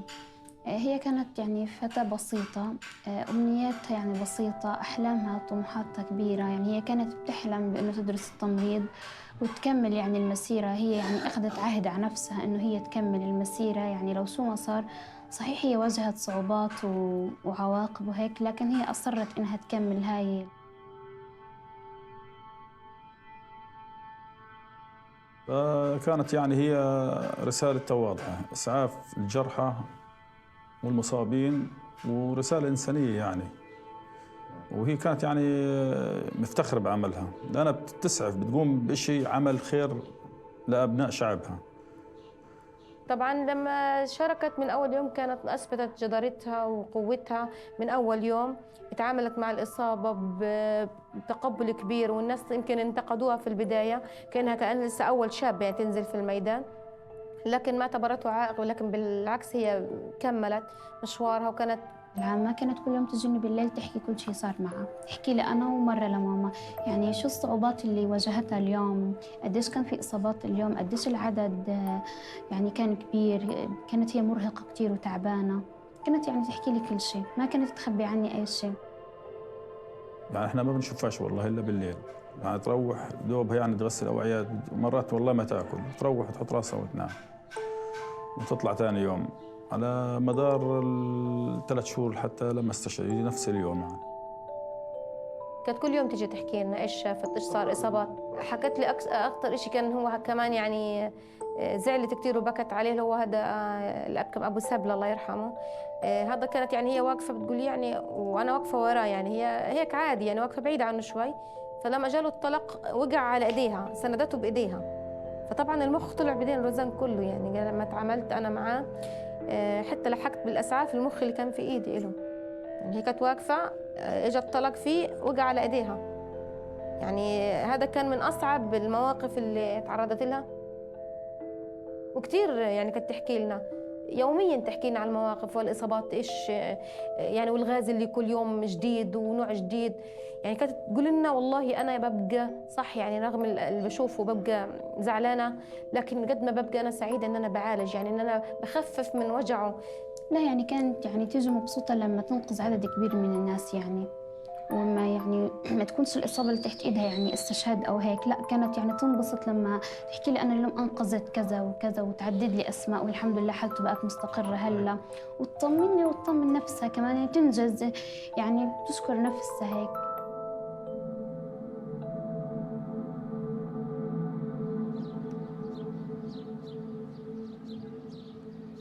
قبل ما أوصف لك هالحدث، هو هذا يوم 1/6 كان يوم يختلف عن الأيام هي كلها. في بداية الحدث أجت إلي رزان، يعني كان هاليوم له أعتقد أنه كانت البنت شخصيتها مختلفة عن كل الأيام.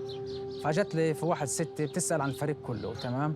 من ضمن الفريق جت لي بتقول أنا حابة في هذا اليوم أنزل يعني بدي أتصور معكم. أخذت إلي كم صورة أنا وياها تذكارية، وقالت أنا حابة أنزلهم على حسابها الشخصي. فطلبت منها مش ممكن يعني تنزليهن لأن احنا نازلين نعمل. قالت لي لا أنا هنزلهم على حسابي الشخصية. إن قلت إيه وإن قلت لا هتنزل وكل العالم هيشوفهم الليلة. ما توقعتش يعني إنه هيصير رزان تستشهد وينزل الصور كما توقعت هي، بس بالطريقة الأخرى طريقة استشهادها. فطلبت مني بعد لحظة بتقول لي أنا مشتاقة لزميلتها المسعف رشا قديح، وبتقول أنا حابة أشوفها وفي إمكانية تروح تجيب لي إياها.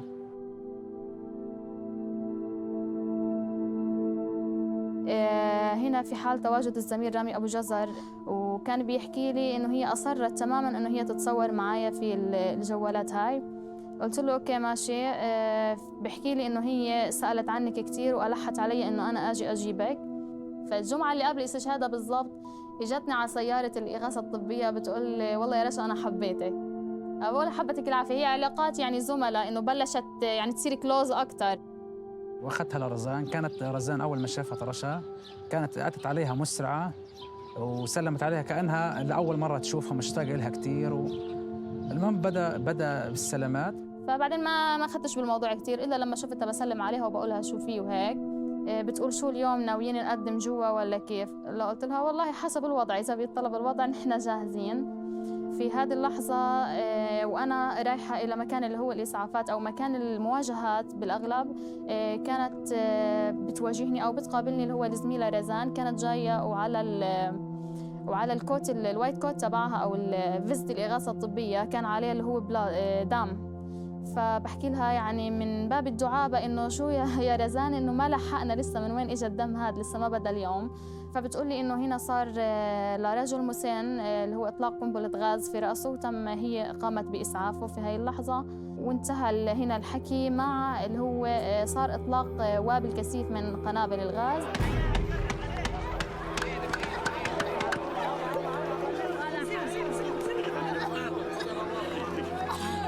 هاي اللحظات بدأ الاحتلال بضرب الغاز على المتظاهرين واستهداف زي كل جمعة.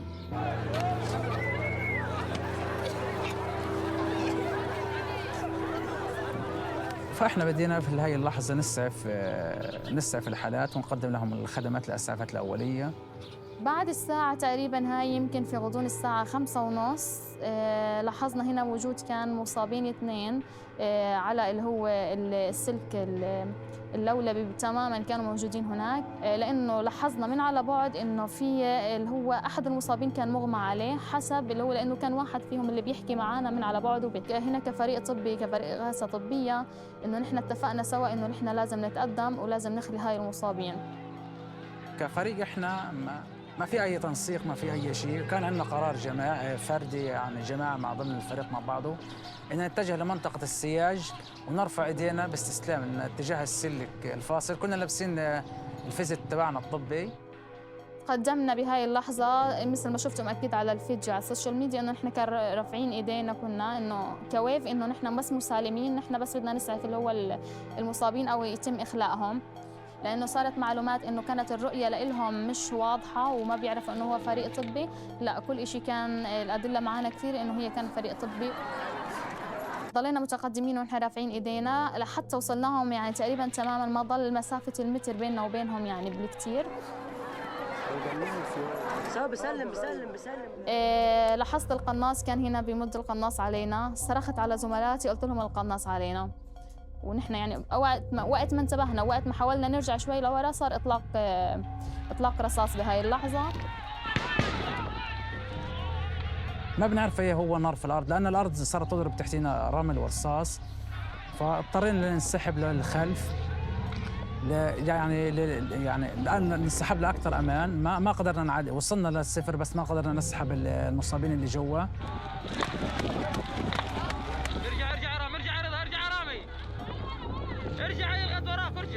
بدأنا بالانسحاب. فأثناء انسحابنا وأثناء التراجع يعني شيء بعد الأمطار رشقونا رشقة غاز. في هي اللحظة بعد رشقة الغاز بدأ الفريق تبعنا بالإقماع عليه.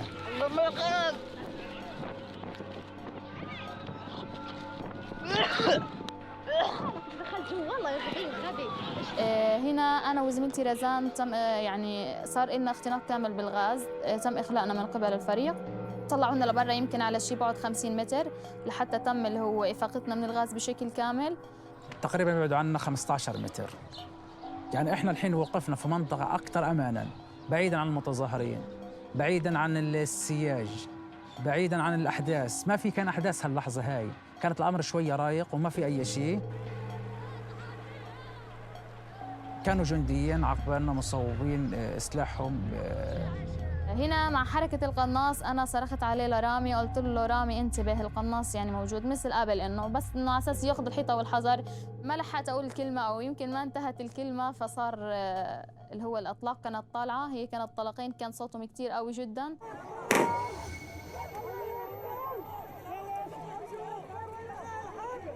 لسه بدي الف حالي اقول هم ما في شيء، احنا مسعفين لسه ما بدي احرك جسمي لو ان كانت الدم بنزف من رجلي.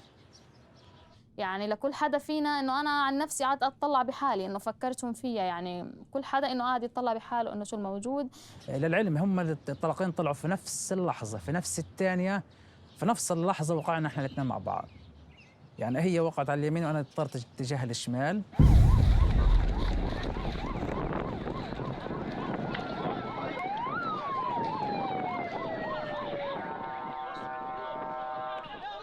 في هاي اللحظة ما بعرف ايش صار، تجمع الناس وكتافة الناس اطلع معايا محمود، اطلع معايا. عادي طبيعة الأمام صرخت وما بعرف ايش صار، الدنيا حسيتها كلها بتصرخ. ورزانة خدوها شالوها وودوها على الإسعاف، وأنا شالونا على حمالة وأخذونا على المستشفى الميداني بعد اللحظة هي مباشرة.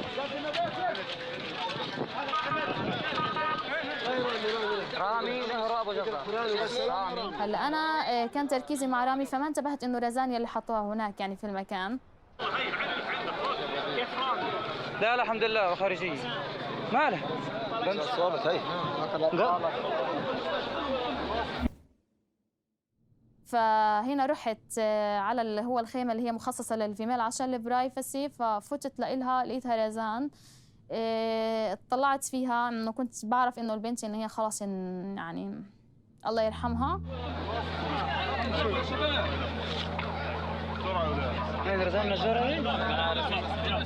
كان في هاي اللحظه كان الدكتور بيحاول يفوت لها اندوسكوب انه على اساس يساعدها بالتنفس الصناعي. حتى طلعت لزملاتي قالوا لي كيف انه انا اللي فتت عليها، بس قلت لهم ان شاء الله بخير. انا ما قدرت احكي لهم شيء، انه شو احكي لهم، هذا فريقها وكلهم زملاتها.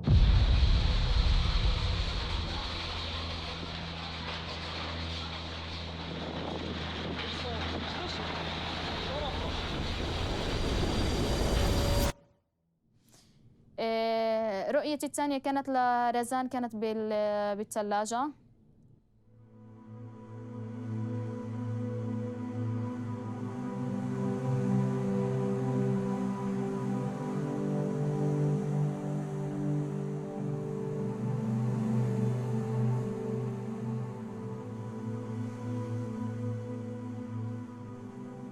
طبعا كان بالنسبة لي صدمة، بالنسبة لنا كلنا مش أنا بس، يعني إن هذه بنتنا ورزان بمثابة كانت بنتي الكبيرة أول فرحتي. يعني رزان يعني مؤمنة بعملها الإنساني، وهي فعلا ملاك الرحمة.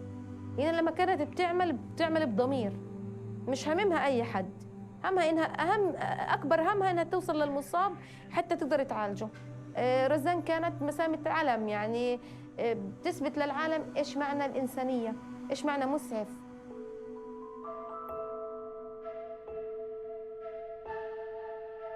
لا أنا هي صح اتصابت قبل كده أكتر من مرة بالغاز وهيك، بس أنا ما كنتش. Just pausing for a moment because we're in the middle of an ad break, so we'll wait until that's over in about 30 seconds. Then we'll resume.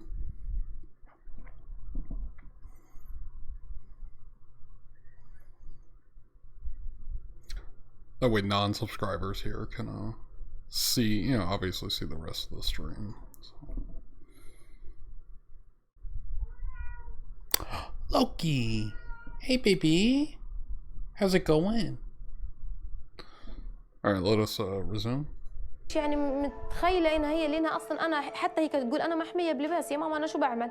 معروف إن أنا مسعفة، بلبس لباس ومبين إن أنا شو بعمل. وحتى لما هي كانت تروح على تجيب الإصابة تبقى رافعة إيديها ومسلمة فوق. يعني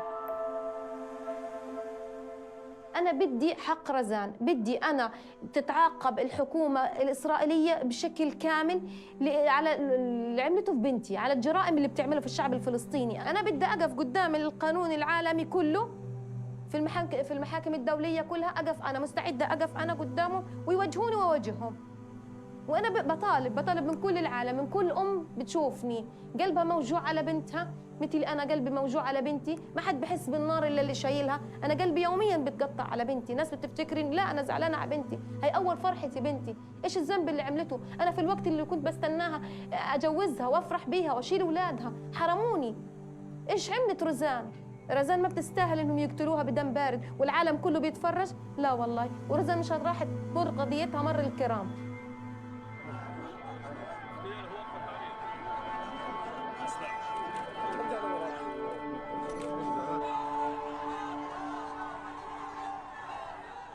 after international outcry over Razan's death, the Israeli military responded by releasing this video.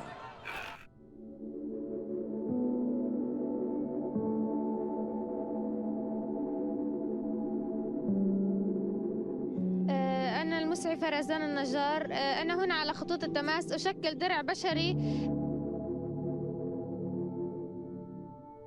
In the actual video that's not maliciously doctored, Razan clearly explains how she shields the wounded and dying to save their lives, as any combat medic would say. أنا هنا على خطوط التماس أشكل درع بشري منقذ لحماية الإصابات داخل خطوط التماس.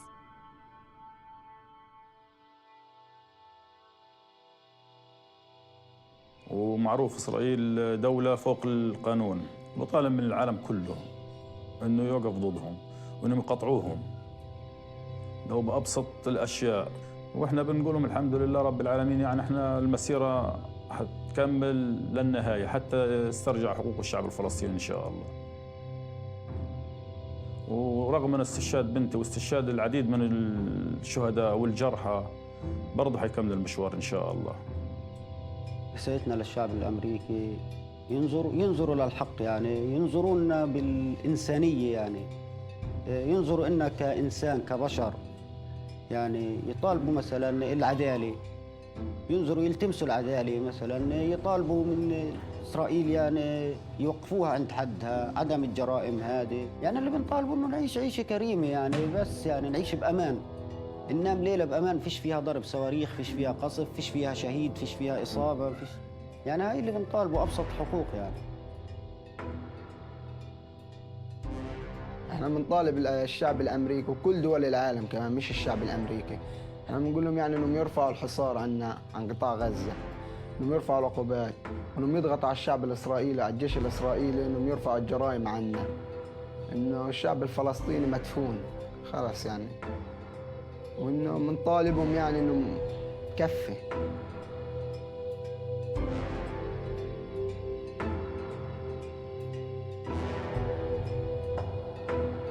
ديمت وفي حصار في قطاع غزة، احنا يعني بلا ما خلي مش قادرين نتنفس، مش قادرين نعيش، بنصحى واليهود فوق روسنا، الطيران فوق روسنا، اليهود امامنا وخلفنا، ويعني مش قادرين نتنفس من الحصار اللي احنا فيه.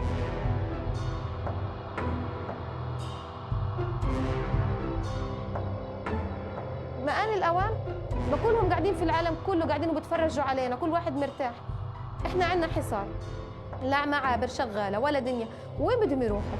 لإمتى العالم بيتفرج على الشعب الفلسطيني بينقتل وبيموت وبروح حقه؟ أما آن الأوان الحين يتحاكم الجيش الإسرائيلي على جرائم اليوم على اليوم بتزيد؟ ما آنش الحين، ما آنش الوقت؟ لإمتى بدنا نضلنا احنا بس ندين ونناشد مش عايزة أنا، جيبوا الحد، بكفينا شعارات، أرفع شعار ماشي.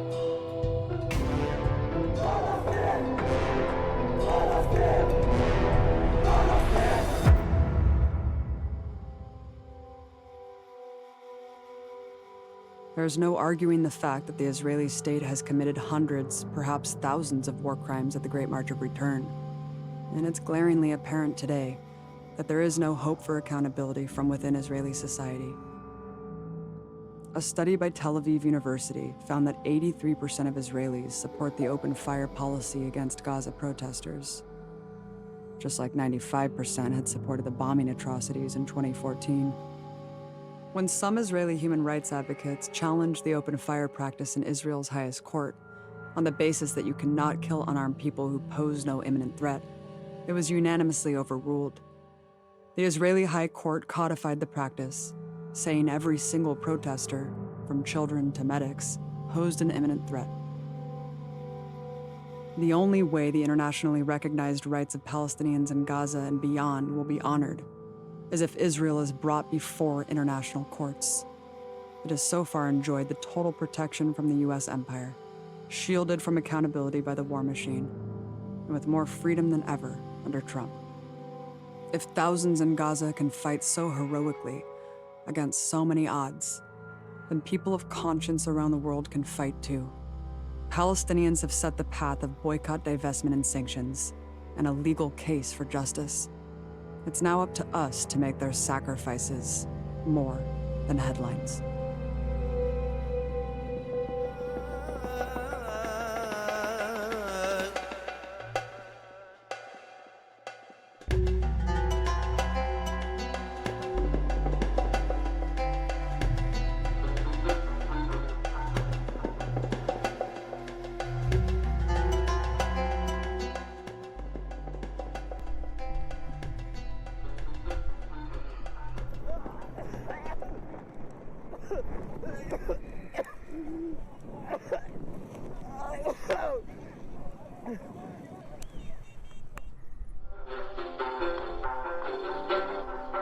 Oh man, that was heavy.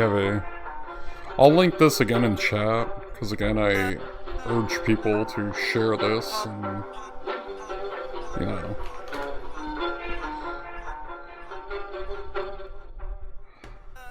So, you know, when people like, I think this is a very insightful documentary, despite how difficult it is to watch, how heavy the content is, because it is a raw look at daily life in Palestine.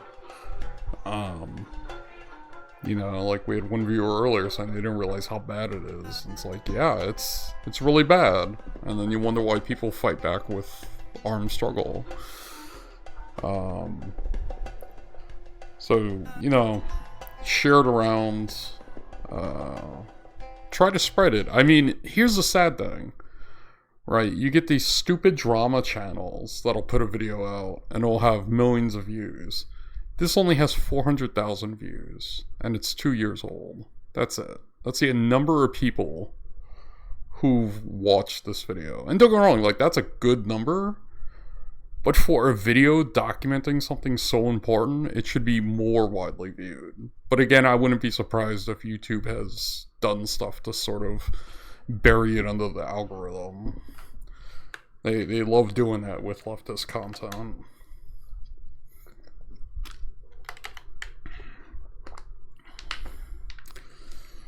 Let's see, what else do we have here? Is there any links? Shouldn't put any links in here. Let's see. Oh, the webpage isn't no longer around. So that's not good. I was hoping she would have links to like some Palestinian fundraisers or something, but there's nothing there.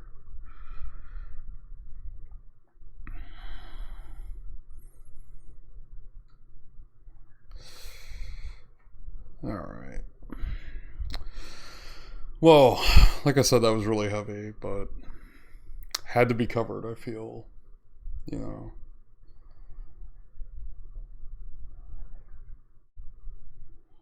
Hey, thanks for the follow. Very much appreciated. Welcome on in. How long have we been going? 3.5 hours? I think we could do one more video. But this is just an interview from the Red Nation, which I will link this ahead of time. I will strongly urge people to follow the Red Nation. They do nothing short of amazing work on all things: indigenous struggles, decolonization, land back, etc. I've found so many useful, and this interview sort of combines the two, right? Because like today's Indigenous Peoples Day, although I'll always say every day is Indigenous Peoples Day, and then you have the Palestinian side of things, so it's like a meeting of the two. Let me pull up their page here.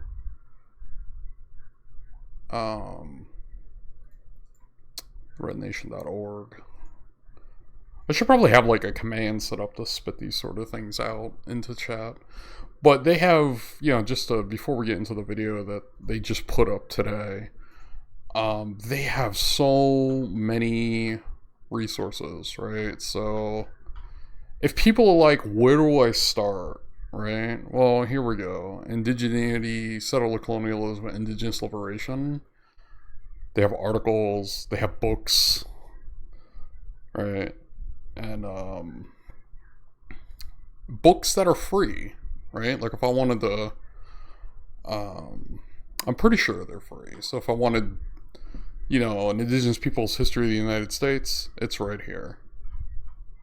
You know, that is, yeah, obviously, you know, if you're able to buy books to support the authors, do that, but they do have these available for free. Yeah, Frantz Fanon, I think you can buy this or get an ebook, or, you know, just search around, you'll find it.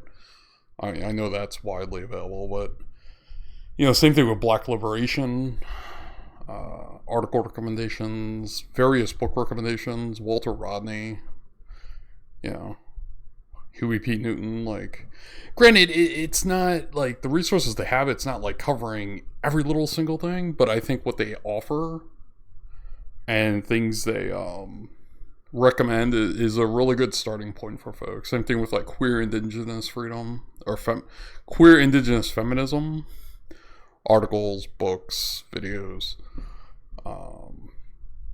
This is like whenever someone asks me like what is a good starting point to try to learn this stuff, it's like, well, here's a great site, and so on and so forth. Like there's just so much they have, and that alone, I would say, like, even if you have the money, go support the Red Nation, subscribe to their Patreon, like, because that's basically like free education they're providing. So let's get into this. Is about an hour, but I haven't seen this yet, so I'm sure some of the content and discussion will be heavy, but we're not going to be dealing with like the images of what we were dealing with, in the documentary we watched, Gaza Fights for Freedom. So a slight, a slight plus there. And then after this, we'll figure out if I want to keep going or maybe we'll raid out to somebody. But, so let us, I already linked that. So let's get into this. All right. Hi, this is Nick Estes. Happy Indigenous Peoples Day. I just want to give a quick historical update about why this day is important and why we're talking about the resistance in Palestine. In 1977, the International Indian Treaty Council, upon achieving non-governmental organizational status at the United Nations, called for the end of celebration of Columbus Day and declared instead the International Day of Solidarity and Mourning with Indigenous Peoples.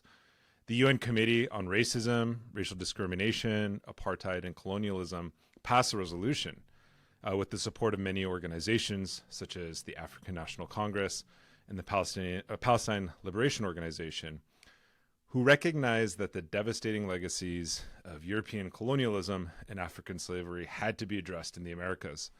In 1982, Spain and the Vatican proposed a 500-year commemoration of Columbus's voyage. At the UN General Assembly, the entire African delegation, in solidarity with indigenous peoples of the Americas, walked out of the meeting in protest of celebrating colonialism, the very system the UN was supposed to end. The commemoration was crushed, and the UN declared a celebration of World's Indigenous Peoples Day and the Decade for the World's Indigenous Peoples, which began in 1994. The second decade was declared in 2005. So without this lateral solidarity, Indigenous peoples would not have made such historic gains, like the drafting of the 2007 UN Declaration on the Rights of Indigenous People, commonly known as UNDRIP. And it should come as no surprise that Australia, Canada, New Zealand, and the United States, all white supremacist settler colonial regimes, initially voted against UNDRIP, maintaining their decades-long position of hostility towards Indigenous rights at the United Nations. And it should also be said that Israel was absent from this initial vote. These nations went on to reverse their decision, citing the non-binding nature of the declaration itself. But I also think it's important to highlight the critical solidarity that Palestinian peoples within the UN system played in helping the International Indian Treaty Council and indigenous delegates navigate the maze of UN human rights law and policies and procedures. And it was that same sort of declaration in 1977 that actually declared Zionism as a form of racism. And we know this was reversed with the Oslo Accords, but had it not been for the Palestinians' advocacy of indigenous peoples at the UN, we would not have an Indigenous Peoples Day. So that's why we are having this critical discussion today. There's a lot going on in the news right now, especially as it relates to Gaza and Palestine. We've seen indigenous politicians, celebrities, and elite sort of repeat the sort of same colonial lines that we've been hearing over and over again, disparaging Palestinian resistance, and in fact, enabling or at least uplifting the continued colonization and the continued crushing of the Palestine resistance movement as we know it today. But it's worth pointing out these historic ties, because that's the reason why we have our guest on today, Ali Abumina, who is with the Electronic Intifada. Ali, welcome to the show. Welcome to the live stream. Thank you. It's an honor, especially on this Indigenous Peoples Day. And it truly is a day of mourning today, but it's also a day of celebration of the resilience and the resistance of Indigenous people all over the world, and today in Palestine.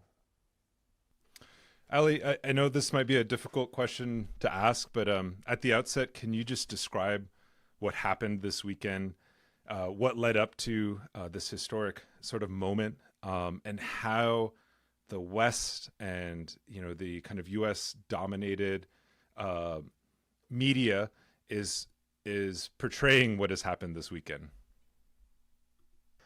Well, I'll tell you that as a matter of policy, I avoid at times like this, especially the U.S. or Western media.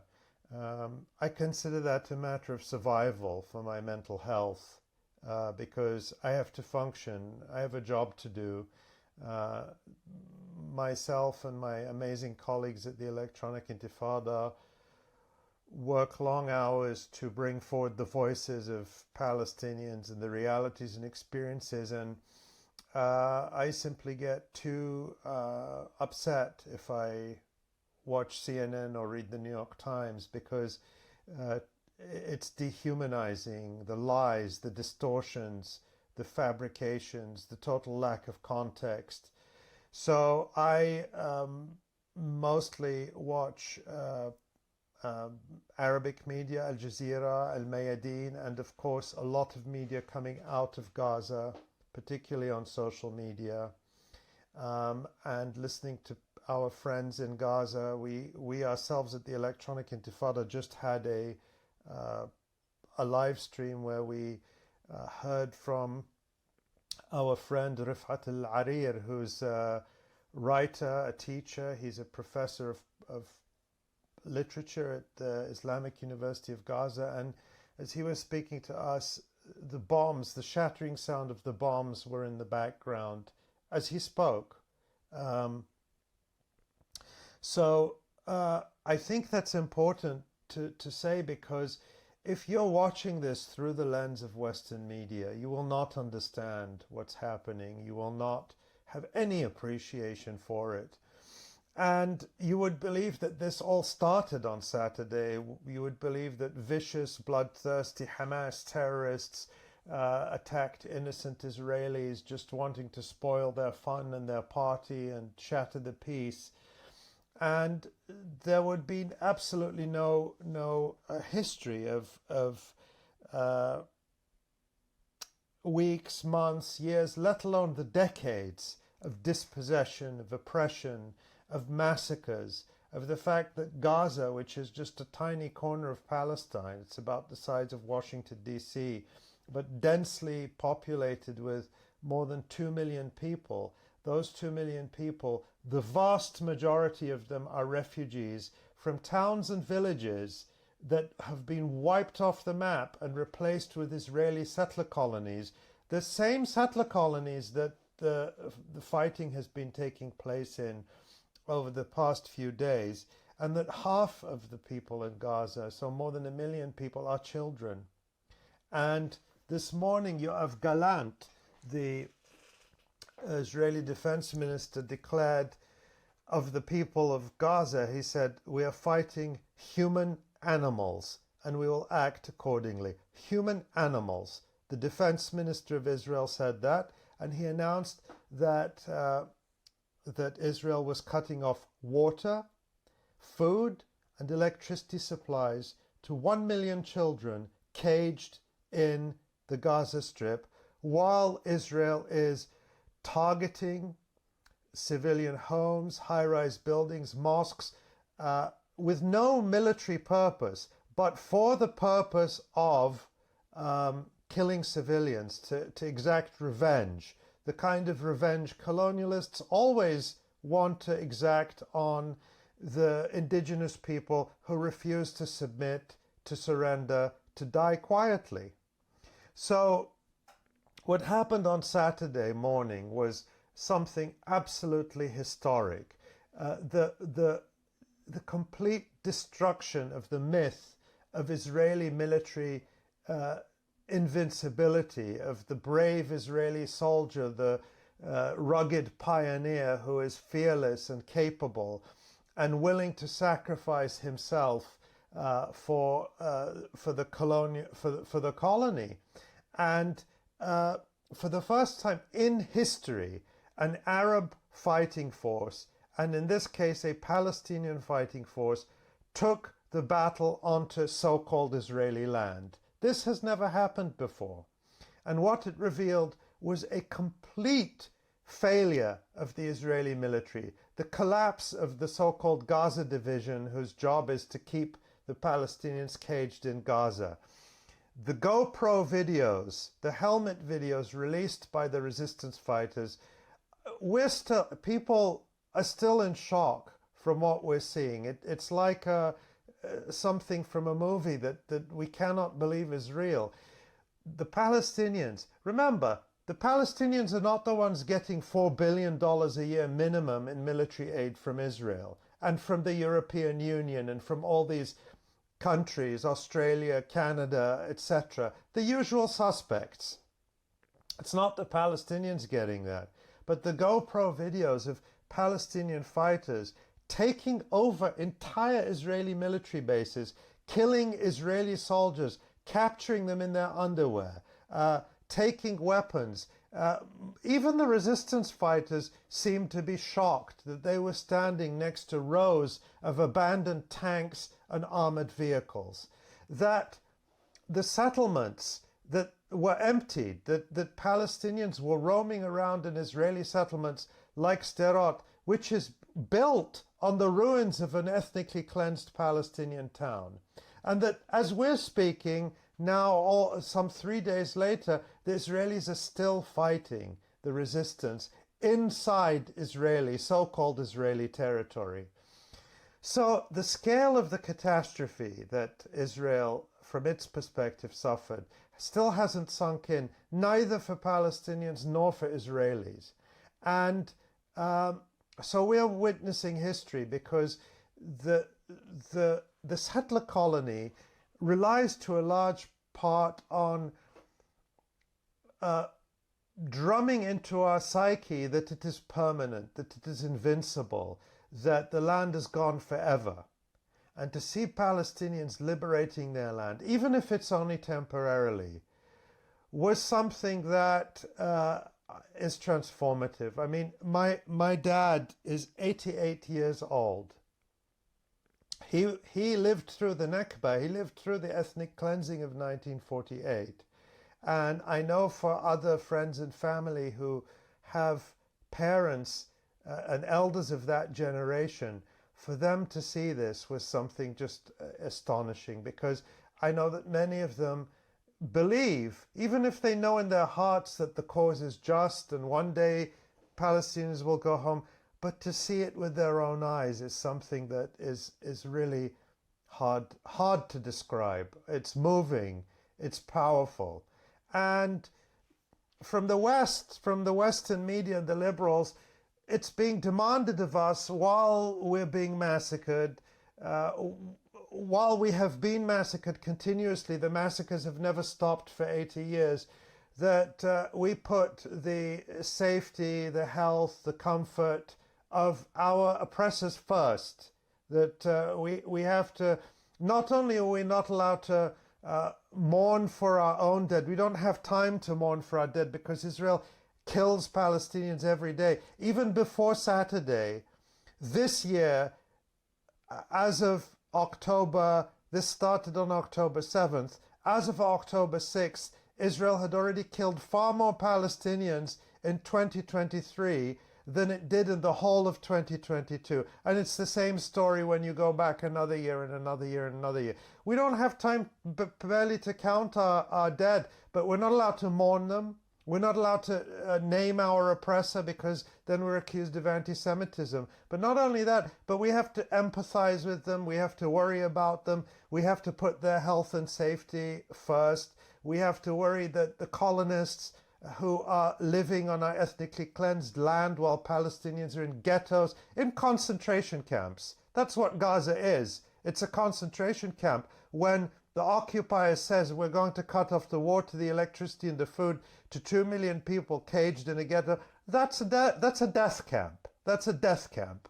This isn't hyperbole, it's a death camp. So while our people are in a death camp, we have to wish for the settlers that they should be able to go to the beach in peace, that they should be able to attend raves and dance parties in peace, to go on holidays to Barcelona and Paris and Miami in peace, that nothing at all should disturb them, let alone the utter horror that they have inflicted on the people of the land for decade after decade after decade. And this is the reality we live in. It is at the same time, one of my friends in Gaza said to me, amid the horror of the bombing, he said, what we're seeing is a dream. And that encapsulates the kind of the dual reality we live in, of simultaneously a dream and a nightmare. And in a way, you cannot reconcile them. Even the dead aren't safe, as we saw with Noura Erekat's relative who was killed at a checkpoint. Israeli occupying forces actually keep the bodies of killed Palestinians as leverage for negotiation. So this kind of there's thousands of political prisoners, Palestinian political prisoners, on many of them. I think there's 200 that are children. So this is a full scale totalitarian sort of occupation that is defining the very existence of Palestinian life in these circumstances. So to see a prison break, so to speak, of the largest open air prison camp in history or in the world right now is truly historic. And I want to ask, what led up to this particular moment? There's a lot of history. You went as far back as 1948, but just within the last decade or so, there's been a monumental historic push and this constant moralizing against specifically Gazans to adhere to this, I call it an extremist nonviolence dogma, when the Great March of Return, resulted in, Israeli snipers picking off unarmed Palestinians, shooting them at the kneecap, as they were crawling towards freedom. Can you describe the years leading up to this particular moment and what life was like in Gaza? Gaza, which again is just a corner of Palestine, and where 2+ million people of the some 6 million Palestinians who are inside the territory of Palestine. Then you have another 6, 7, 8 million Palestinians in the diaspora who are refugees and exiles, not allowed to return by Israel solely because they're not Jews. Solely on racial grounds can they not return to their homeland. But you have these 2 million inside Gaza, and Gaza was, until 2005, also the target of settler colonialism within the territory of Gaza. So you have this place which was the dumping ground for the ethnically cleansed Palestinians. The Israelis literally put Palestinians on trucks and dumped them in Gaza, not just in 1948, but even into the early 1950s. They were after the so-called war of independence of Israel was over, they were still ethnically cleansing Palestinians, putting them on trucks and dumping them in Gaza.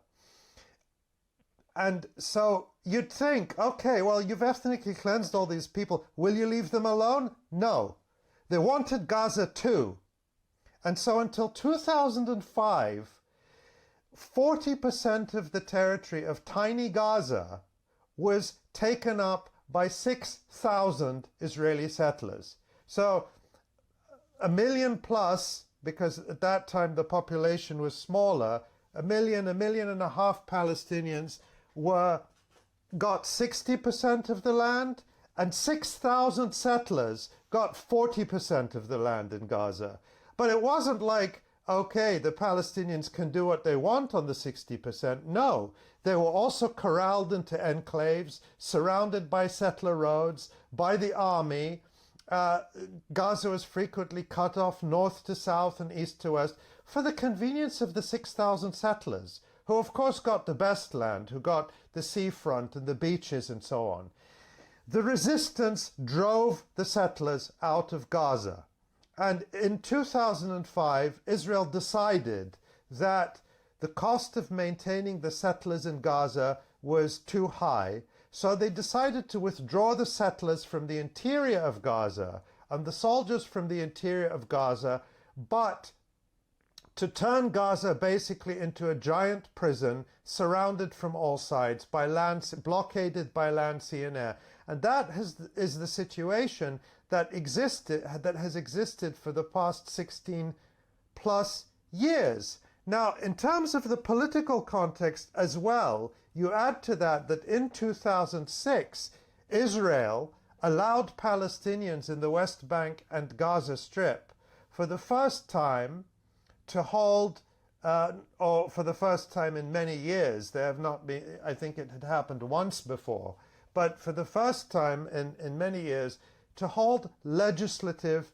elections for the Palestinian Authority, which is sort of like a native government that has very limited power.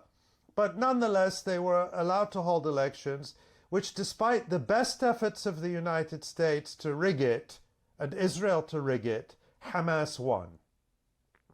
And this was at a time when Hamas, which had been born in the late 1980s as a resistance movement in the context of the First Intifada, the first Palestinian uprising as it was called, had moved increasingly towards a political path. And the decision to actually participate in the legislative elections was a major sign of their shift towards politics. And Hamas writers and leaders and thinkers at the time would write articles, some of them even in the Washington Post and the New York Times, putting forward the Northern Ireland model, saying, you know, we see how the IRA moved from armed struggle into politics, and that's the path we want to follow. And that could have been taken as a major opening, an opportunity for a different path. And especially after Hamas won the elections and now was supposed to be given the responsibility of governing, at least within the limited context of this reservation system created by the so-called peace process. Instead, Israel and the United States and the Europeans and the Palestinian Authority, which is backed by Israel and the United States and the Europeans, the Palestinian Authority of Mahmoud Abbas, decided to wage war on Gaza, a war on Hamas, and to say, you won the election, but we're not going to recognize that result, and we're basically going to stage a coup. And the United States, along with Palestinian collaborators, I won't go too deeply into the history, but a particular Palestinian warlord and agent of the United States in Israel called Mohammed Dahlan, actually planned a coup in Gaza, which was supposed to take over Gaza from Hamas. But the whole thing failed, and instead Hamas thwarted the coup, kicked Dahlan and the Palestinian Authority forces, which were backed by Israel and the United States, out of Gaza. And that was the beginning of this so-called split, where Hamas rules Gaza while the Israeli-backed Palestinian Authority rules bits of the West Bank that Israel allows it to rule on Israel's behalf. And then you had the ever-tightening siege of Gaza. And even despite that, Hamas still attempted politics but every effort the door was slammed in its face. And to put this in context, the United States was willing to negotiate with the Taliban in Afghanistan.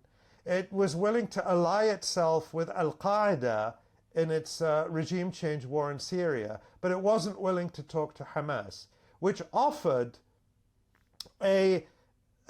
which had developed an idea that was a total consensus really among Hamas's leadership of what they called a long-term hudna or truce, which the basic principle was, and this again, you know, you can read op-eds in the New York Times from Hamas leaders setting this out, saying, we don't see a comprehensive political solution to the Israeli-Palestinian situation now. But what we can propose is a long-term hudna or truce, lasting 10 or 15 years, where there will be an end to violence, and in exchange, the siege of Gaza will be ended, Palestinians will be allowed to live, and in the context of this hudna, conditions in the future may change that would allow a solution to happen. That was the proposal of Hamas, and they were consistent about it. It wasn't just a passing idea that one leader said once. This was a consistent part of their thinking, and everybody knew it. But Israel and its enablers and accomplices continued to portray Hamas as solely a bloodthirsty, maniacal organization that only wanted to murder Jews and destroy Israel. And they slammed the door on every political outreach. And so they created a situation in which Hamas's attempt to move into politics in the way, for example, as mentioned, the IRA did and Sinn Féin did, was every such olive branch was slapped away. And Israel repeatedly, and there were repeated truces which Israel broke, and then Israel began this policy in 2008. It actually began earlier, but let's say 2008 is the first big example of what we're seeing now, of massive bombardment of Gaza, of merciless massacres, with the idea of what Israeli leaders call openly mowing the lawn. That Gaza is simply a holding pen for surplus natives, and they have no rights, they have no future, they just have to stay quiet. And every couple of years, if they start to rebel, we bomb them to hell, mowing the lawn. We cut them down again and remind them that we are the masters, and they just have to, we will let them live or really die quietly. And that was the model, and it repeated itself in 2008, and then in 2012, then in 2014, then in 2021, and now it happens multiple times a year. And so in this context, Hamas developed, and the other resistance factions, more and more sophisticated and skillful military tactics and resistance, because that was the only choice that was left to them.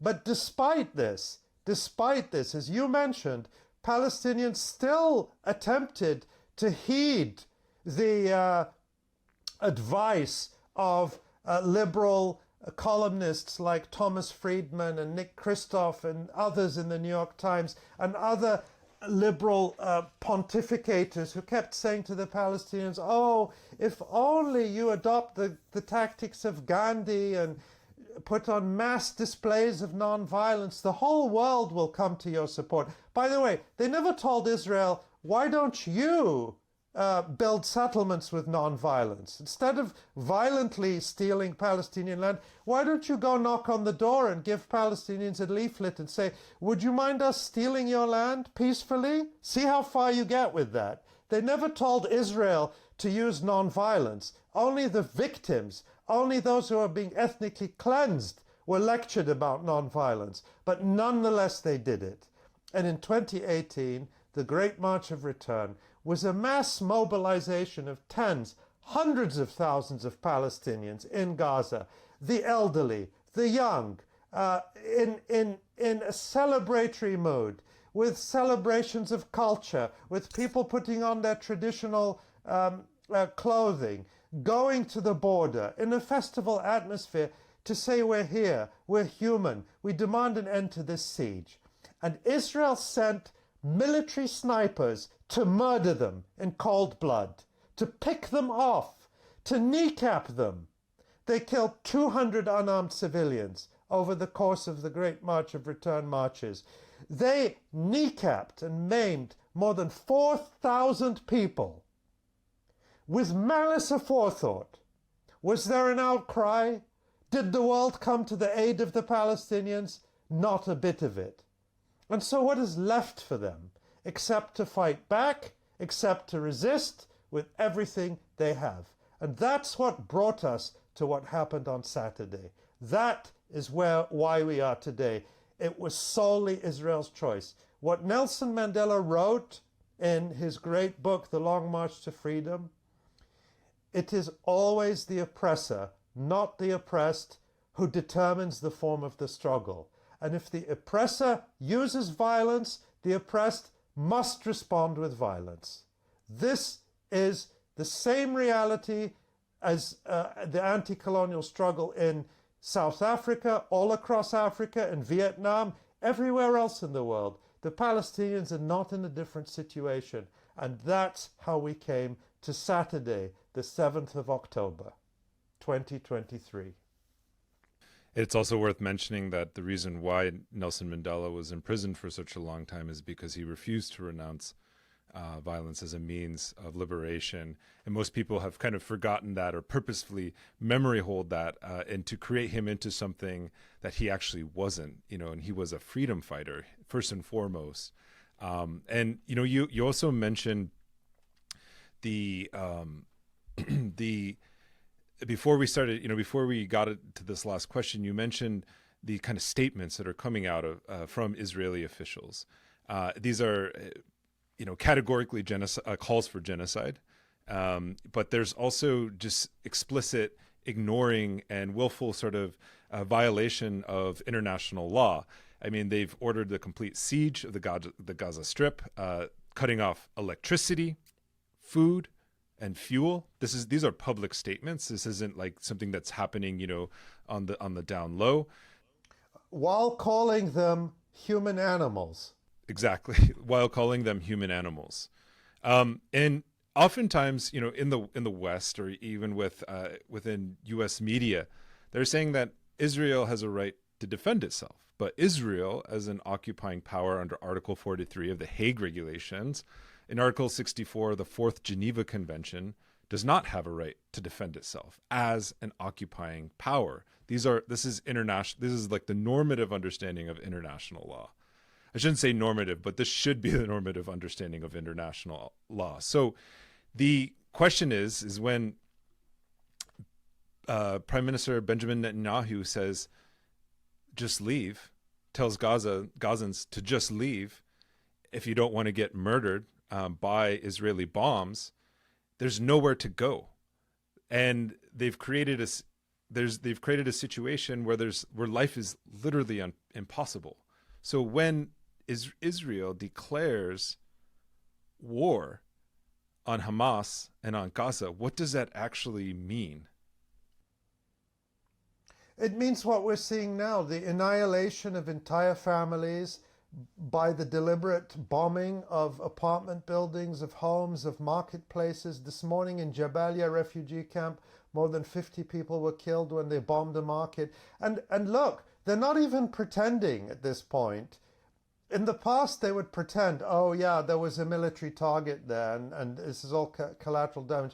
They're not saying that now. They're not pretending to do that now. They're just bombing civilians. And let's be clear, they've been given a complete green light to do it by Joe Biden and by the European Union and by every liberal politician, including the likes of Ilhan Omar, who is supposed to be a member of the squad, who echoed all the liberal, unequivocal condemnation of the Palestinians. And they have blood on their hands. Every politician who is engaged in that kind of disgusting, contemptible politics of condemnation has blood on their hands. And Israel is doing it with the full assurance that Joe Biden and the entire United States government and Congress has their back. Not to mention the Europeans, the Germans, the French, the British, all these people. You look at the map of the enablers and accomplices of these horrific atrocities in Palestine, and it is Europe and its colonial extensions. Europe, Canada, the United States, Australia, that's it. A couple of other of their vassal states. But that's the map. It is the settler colonies. It is what has been called the Settler International. They are the enablers. They're the ones who are reveling in this massacre because they understand that Israel is an incomplete settler colonial project in the sense that, you take the North American settler colonies. The genocide was, of course it's wrong. I was falsely taught when, the conventional wisdom that the native peoples of the Americas were wiped out. They weren't wiped out. They survived. They resisted. They continue to resist. But the genocide reduced their numbers to a point where, in effect, they're not deemed a threat to the existence of the settler colony. Whereas if you take apartheid South Africa or Israel, the indigenous people are the majority. In South Africa, they're the vast majority, and in Palestine, the Palestinians within the borders of historic Palestine are over 50%. The Jews are a minority. And when you take the Palestinian diaspora in the immediate countries, the Palestinians are an overwhelming majority.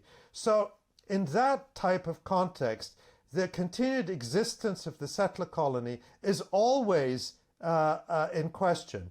And that was the case in France, where 1 million, even though there were 1 million French settlers there, the settler colony collapsed. It couldn't survive. So I think a major part of the psychological shock of what happened on Saturday is that the impermanence of the Zionist settler colony was made clear and manifest. And so the other settler colonies, the Europeans or the colonial powers and their colonial extensions, are in a state of panic. And they have even abandoned, usually when Israel goes wild on the Palestinians, the Europeans and even the Americans will pay lip service to, oh, yes, Israel has a right to self-defense, but civilians have to be protected. They're not even saying that now. I haven't seen statements from from the human rights loving Europeans about civilians have to be protected. They're basically just saying, go wild on them. Go wild, do what you have to do to maintain this settler colony. So in a sense, we are in a completely new phase that even the pretense of restraint has gone. And it raises a bigger question for me. And I just thought about this in terms of you speaking right now, because, it was Israel that gave South Africa, apartheid South Africa, the nuclear bomb. And Israel itself and the United States have prevented a denuclearization of the region. And I could be wrong in this statement, but I think it's true. Is Israel the sole nuclear power in the region? Is that correct? It is the sole nuclear power in the region, yes. And so how do we kind of frame that in a larger sort of geopolitical sort of context? Because I know Joe Biden has said he's going to move the Gerald Ford aircraft. It's the largest, aircraft carrier in the U.S. fleet into the region. There's an escalation. It's already beginning to spill over into Lebanon.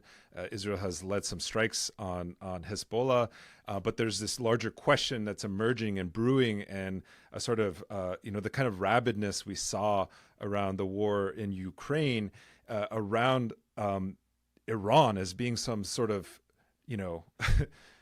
nefarious actor in all of this and orchestrating. But I wanted to get your take on the sort of geopolitical shifts that are happening right now, because I think that's incredibly important, and the threat it poses. Right, and I think that's another source of the anxiety for Israel and for its imperial sponsors, which is that Israel, as a colonial extension of Europe and the United States, depends on their support. There would be no, of course, the myth, the Israeli myth, the marketing and branding is that this is a plucky little pioneering nation that depends on itself and no one else. The Jews have to have this state so that never again can they be threatened. The reality is that this thing would collapse in a week without the support of the United States. Even with the United States, we saw how vulnerable it is. And so the decision of Joe Biden to send the aircraft carriers is a reminder of the dependence of this settler colony on a United States which is in decline globally and particularly regionally, which has been on the retreat regionally. And when we go back to the Iraq War, the neocons and the project for a new American century, their conception of the wars in Iraq and Afghanistan was this was supposed to guarantee American imperial hegemony and global dominance for another century at least. That's where the project for a new American century, that's what it means. And so Iraq was supposed to be the first to go, and then they would go off to Iran and Syria, and they did do Libya. They took out Libya. Basically, it was any country that was resisting American imperial hegemony had to be taken out, mafia style, gangster style. And it didn't work out how they wanted. Yes, they destroyed Iraq and killed 1 million people, but it wasn't the United States corporations who rebuilt Iraq. It's Chinese corporations who are rebuilding Iraq. The United States, instead of weakening Iran, increased Iran's influence over Iraq and in the region. The United States spent 20 years in Afghanistan lying to the American people, everything's going fine, we're winning.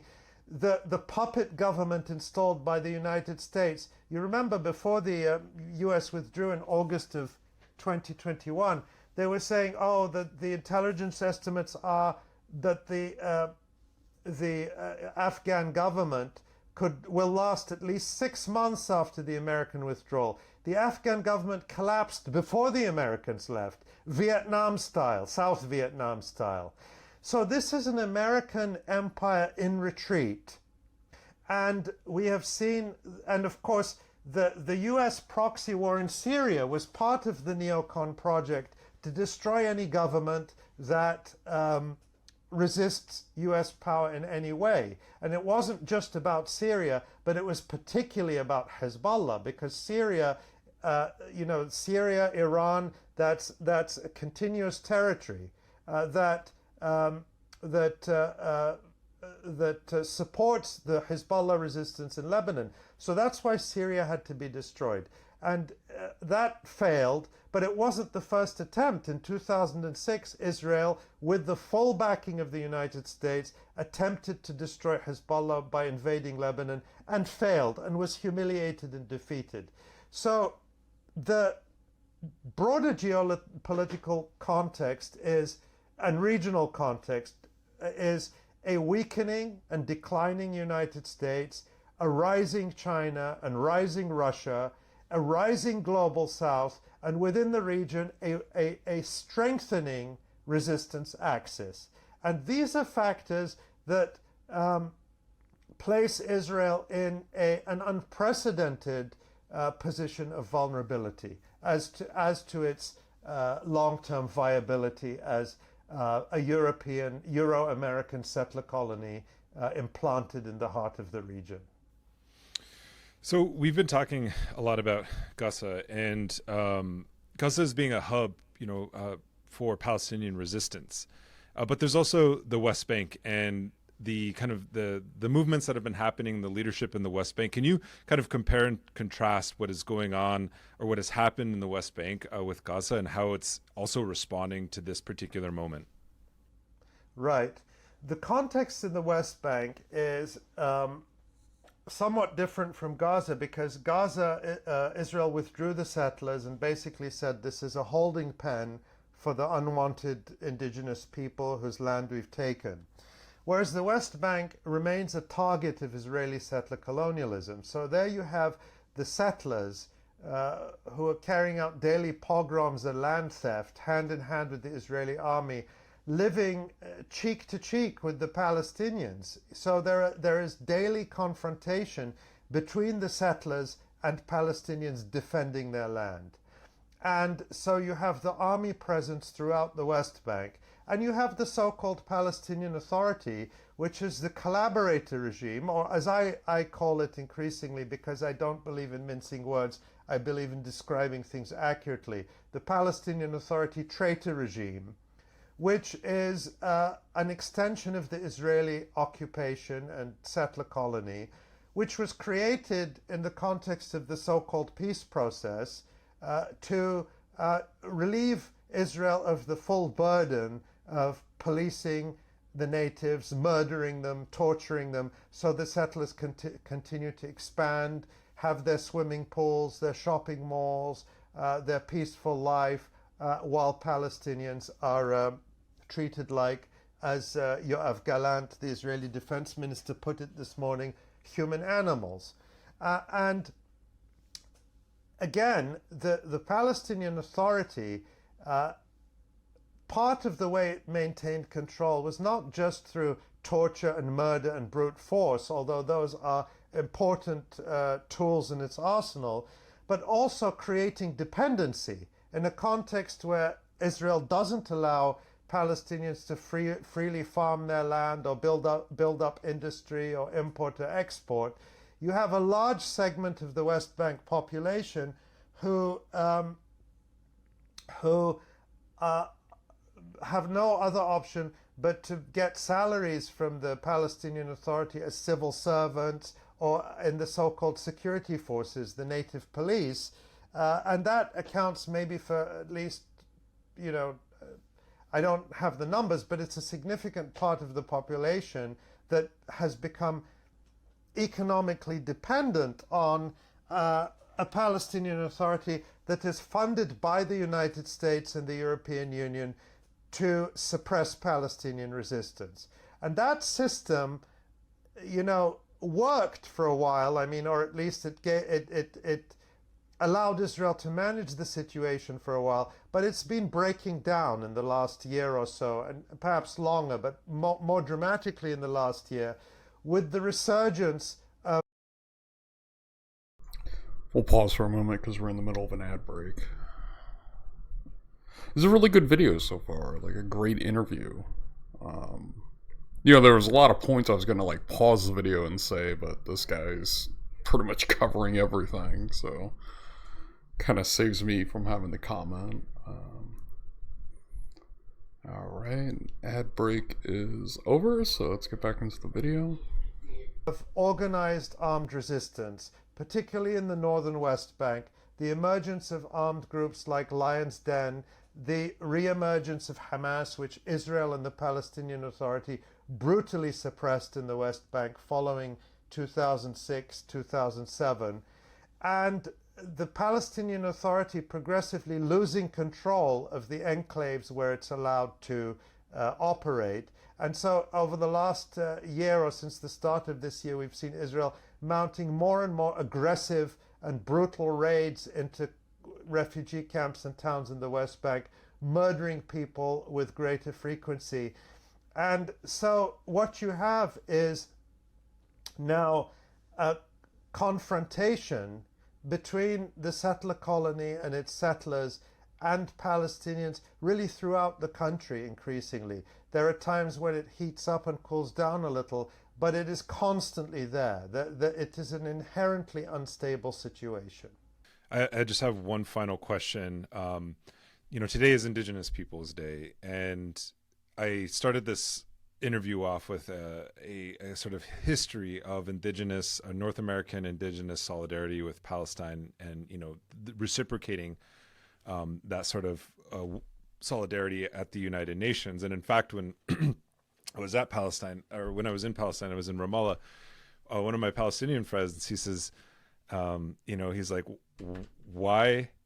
Like, what does indigenous solidarity even mean? Like, what does it even mean? We're not living in a time where it's like indigenous people in the United States can provide material support, food, water, things in that sense. So he's like, what does solidarity even mean? And, it's a question, I answered it in a way, that's a story for another time, but it got me thinking, in this moment in time, like, why is it important to study both U.S. settler colonialism and Israeli settler colonialism? But likewise, why is it important to study and to understand indigenous resistance here in North America, as well as in Palestine? I know that for me personally, even though I've grown up all my life with an understanding of the situation in Palestine because of my personal connection, it's taken me a lifetime to unlearn, and I'm still unlearning the lies that I was taught about the United States, about Canada. I am still learning about the indigenous resistance and the living indigenous people. We were always told, oh yeah, there was a genocide, they're not there anymore.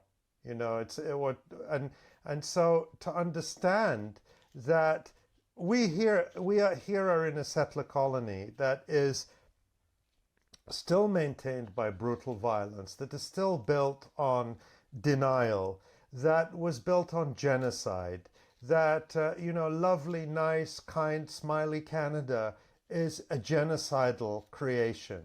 And to understand that that genocidal impulse it's not an accident when you look at the map of the countries that consistently vote with Israel and against the Palestinian people, that it is the United States and Canada and Europe and Australia. That's not a coincidence.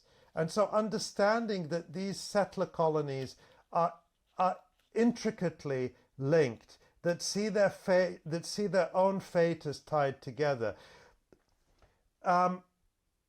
Settler solidarity is very strong. Settler colonial solidarity is very strong.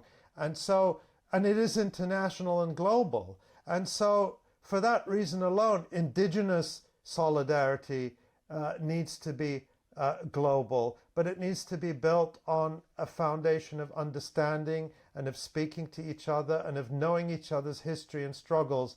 And that's very difficult. I mean, I admit the difficulty that when we are so deeply engaged in our own struggles for survival as communities and collectivities, that it's often hard to find the time and the energy to then just engage beyond what you're doing on a day-to-day basis. But it is tremendously important that we do so. And I believe that there is real strength and power in that solidarity, in the many forms that it takes and still can take, because I think there is much greater potential than has already been realized in terms of that solidarity.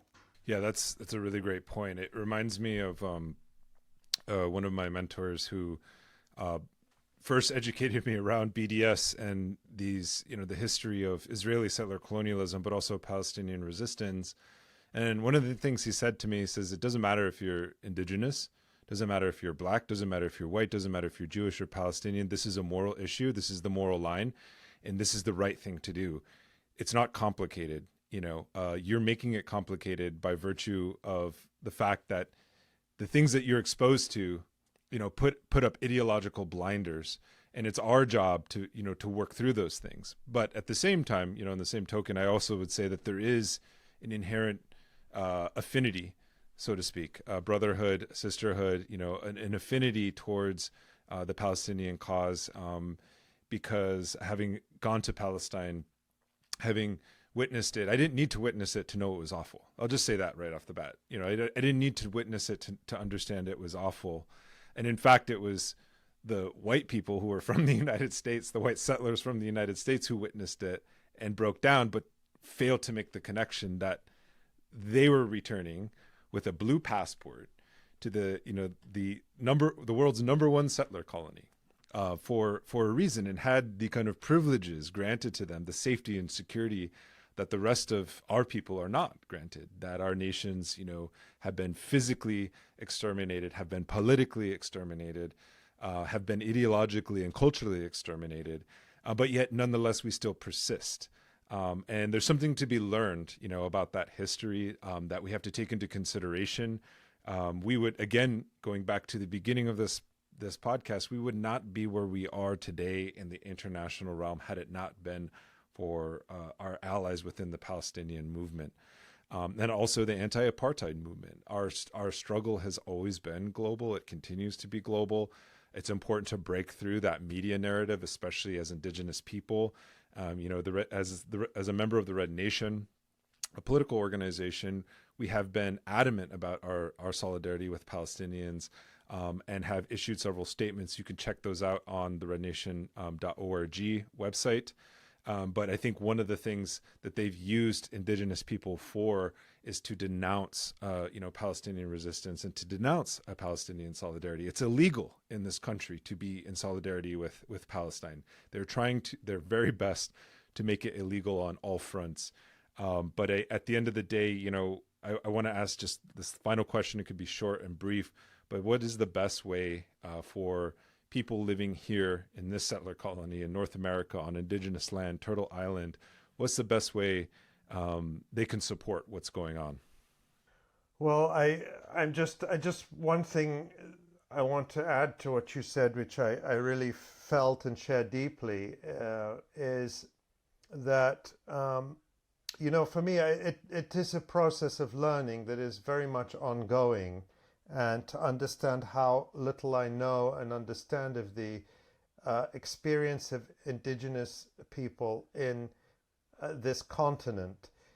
But whenever I hear those stories and narratives, there is something I can identify with viscerally, an experience I can identify with viscerally. And that I just want to say that we have a shared collective experience that ties us together deeply, even when we don't know each other as well as we should. And I just want to say that. In terms of what people can do, there is the Palestinian call to the world is for boycott, divestment, and sanctions. It's not the only thing. There's lots of other activities that people can do, but in terms of mobilizing collective power, boycott, divestment, and sanctions. So the way people can learn about that is go to bdsmovement.net, and that's very briefly a movement that Palestinians launched that is modeled on the international campaign of boycott and solidarity with the struggle against apartheid South Africa. And so these are non-violent tactics that people can engage in the United States, in Europe, around the world, to, in a sense, bring the struggle here.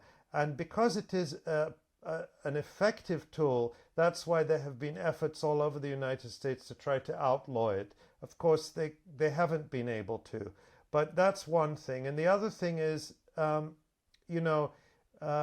to share the information and the stories. I'm very proud of the work we do at the Electronic Intifada. We're an independent publication, and we have some wonderful writers and contributors. We have also a great podcast, and you find us at electronicintifada.net. So we invite you to come and read those stories and to share them, because the barrage of propaganda, of anti-Palestinian propaganda in the US mainstream media is unreal. And so people have to look for alternative sources to educate themselves and their communities. So even just those two things are already a lot to ask people. So I'll leave it there. Yeah, thanks so much again, Ali, for joining us. That's the electronicintifada.net. It's actually one of the first online publications I started reading when it came out. So I've been a longtime fan, listener to the podcast, as well as a reader of the website. So thanks so much for joining us. We'll put in the show notes everywhere you can access Ali's work. He's on Twitter. He's on Blue Sky. We'll put all those links up in the show notes in a later version of this episode. So thanks again, Ali, for joining us. Thank you. It's been my pleasure. Thank you, Nick, and thank you to the whole Red Nation team. That was a fantastic interview, I have to say. Like, spot on. Like I said, I was planning on sort of pausing the video as we went along to, like, you know, sort of throw in a bit of analysis on this or that. But the thing is, the guy was so surgical, obviously, with his analysis, and rightfully so, that it's like, well, I might as well just let the video play, because he's covering so much stuff. It's sort of like, well, I don't really have much to add except repeating what he said. But that was a fantastic video, and I would urge people to check out those resources there, you know, for the guy's site and bdsmovement.net. I think we'll probably wrap up stream.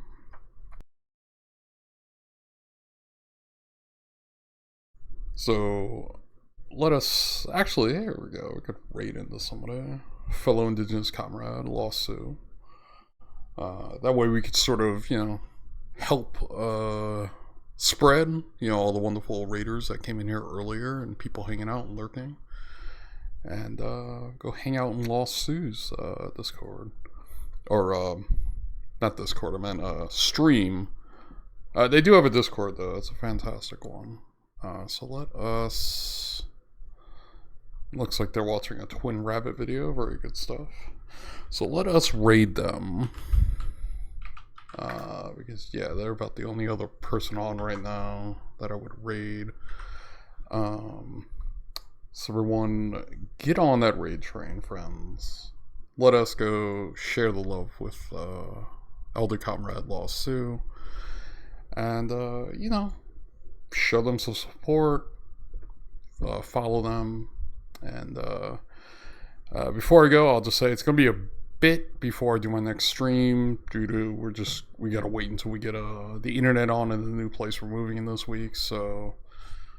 But I just want to thank everyone for coming out, lurking, chatting, the raids. It's very much appreciated. I know this was a heavy stream, but it had to be covered. And until then, please stay safe, take care of yourselves, and I'll see you next time. Right. No, I'll give them rations, and I'll even smudge for them to give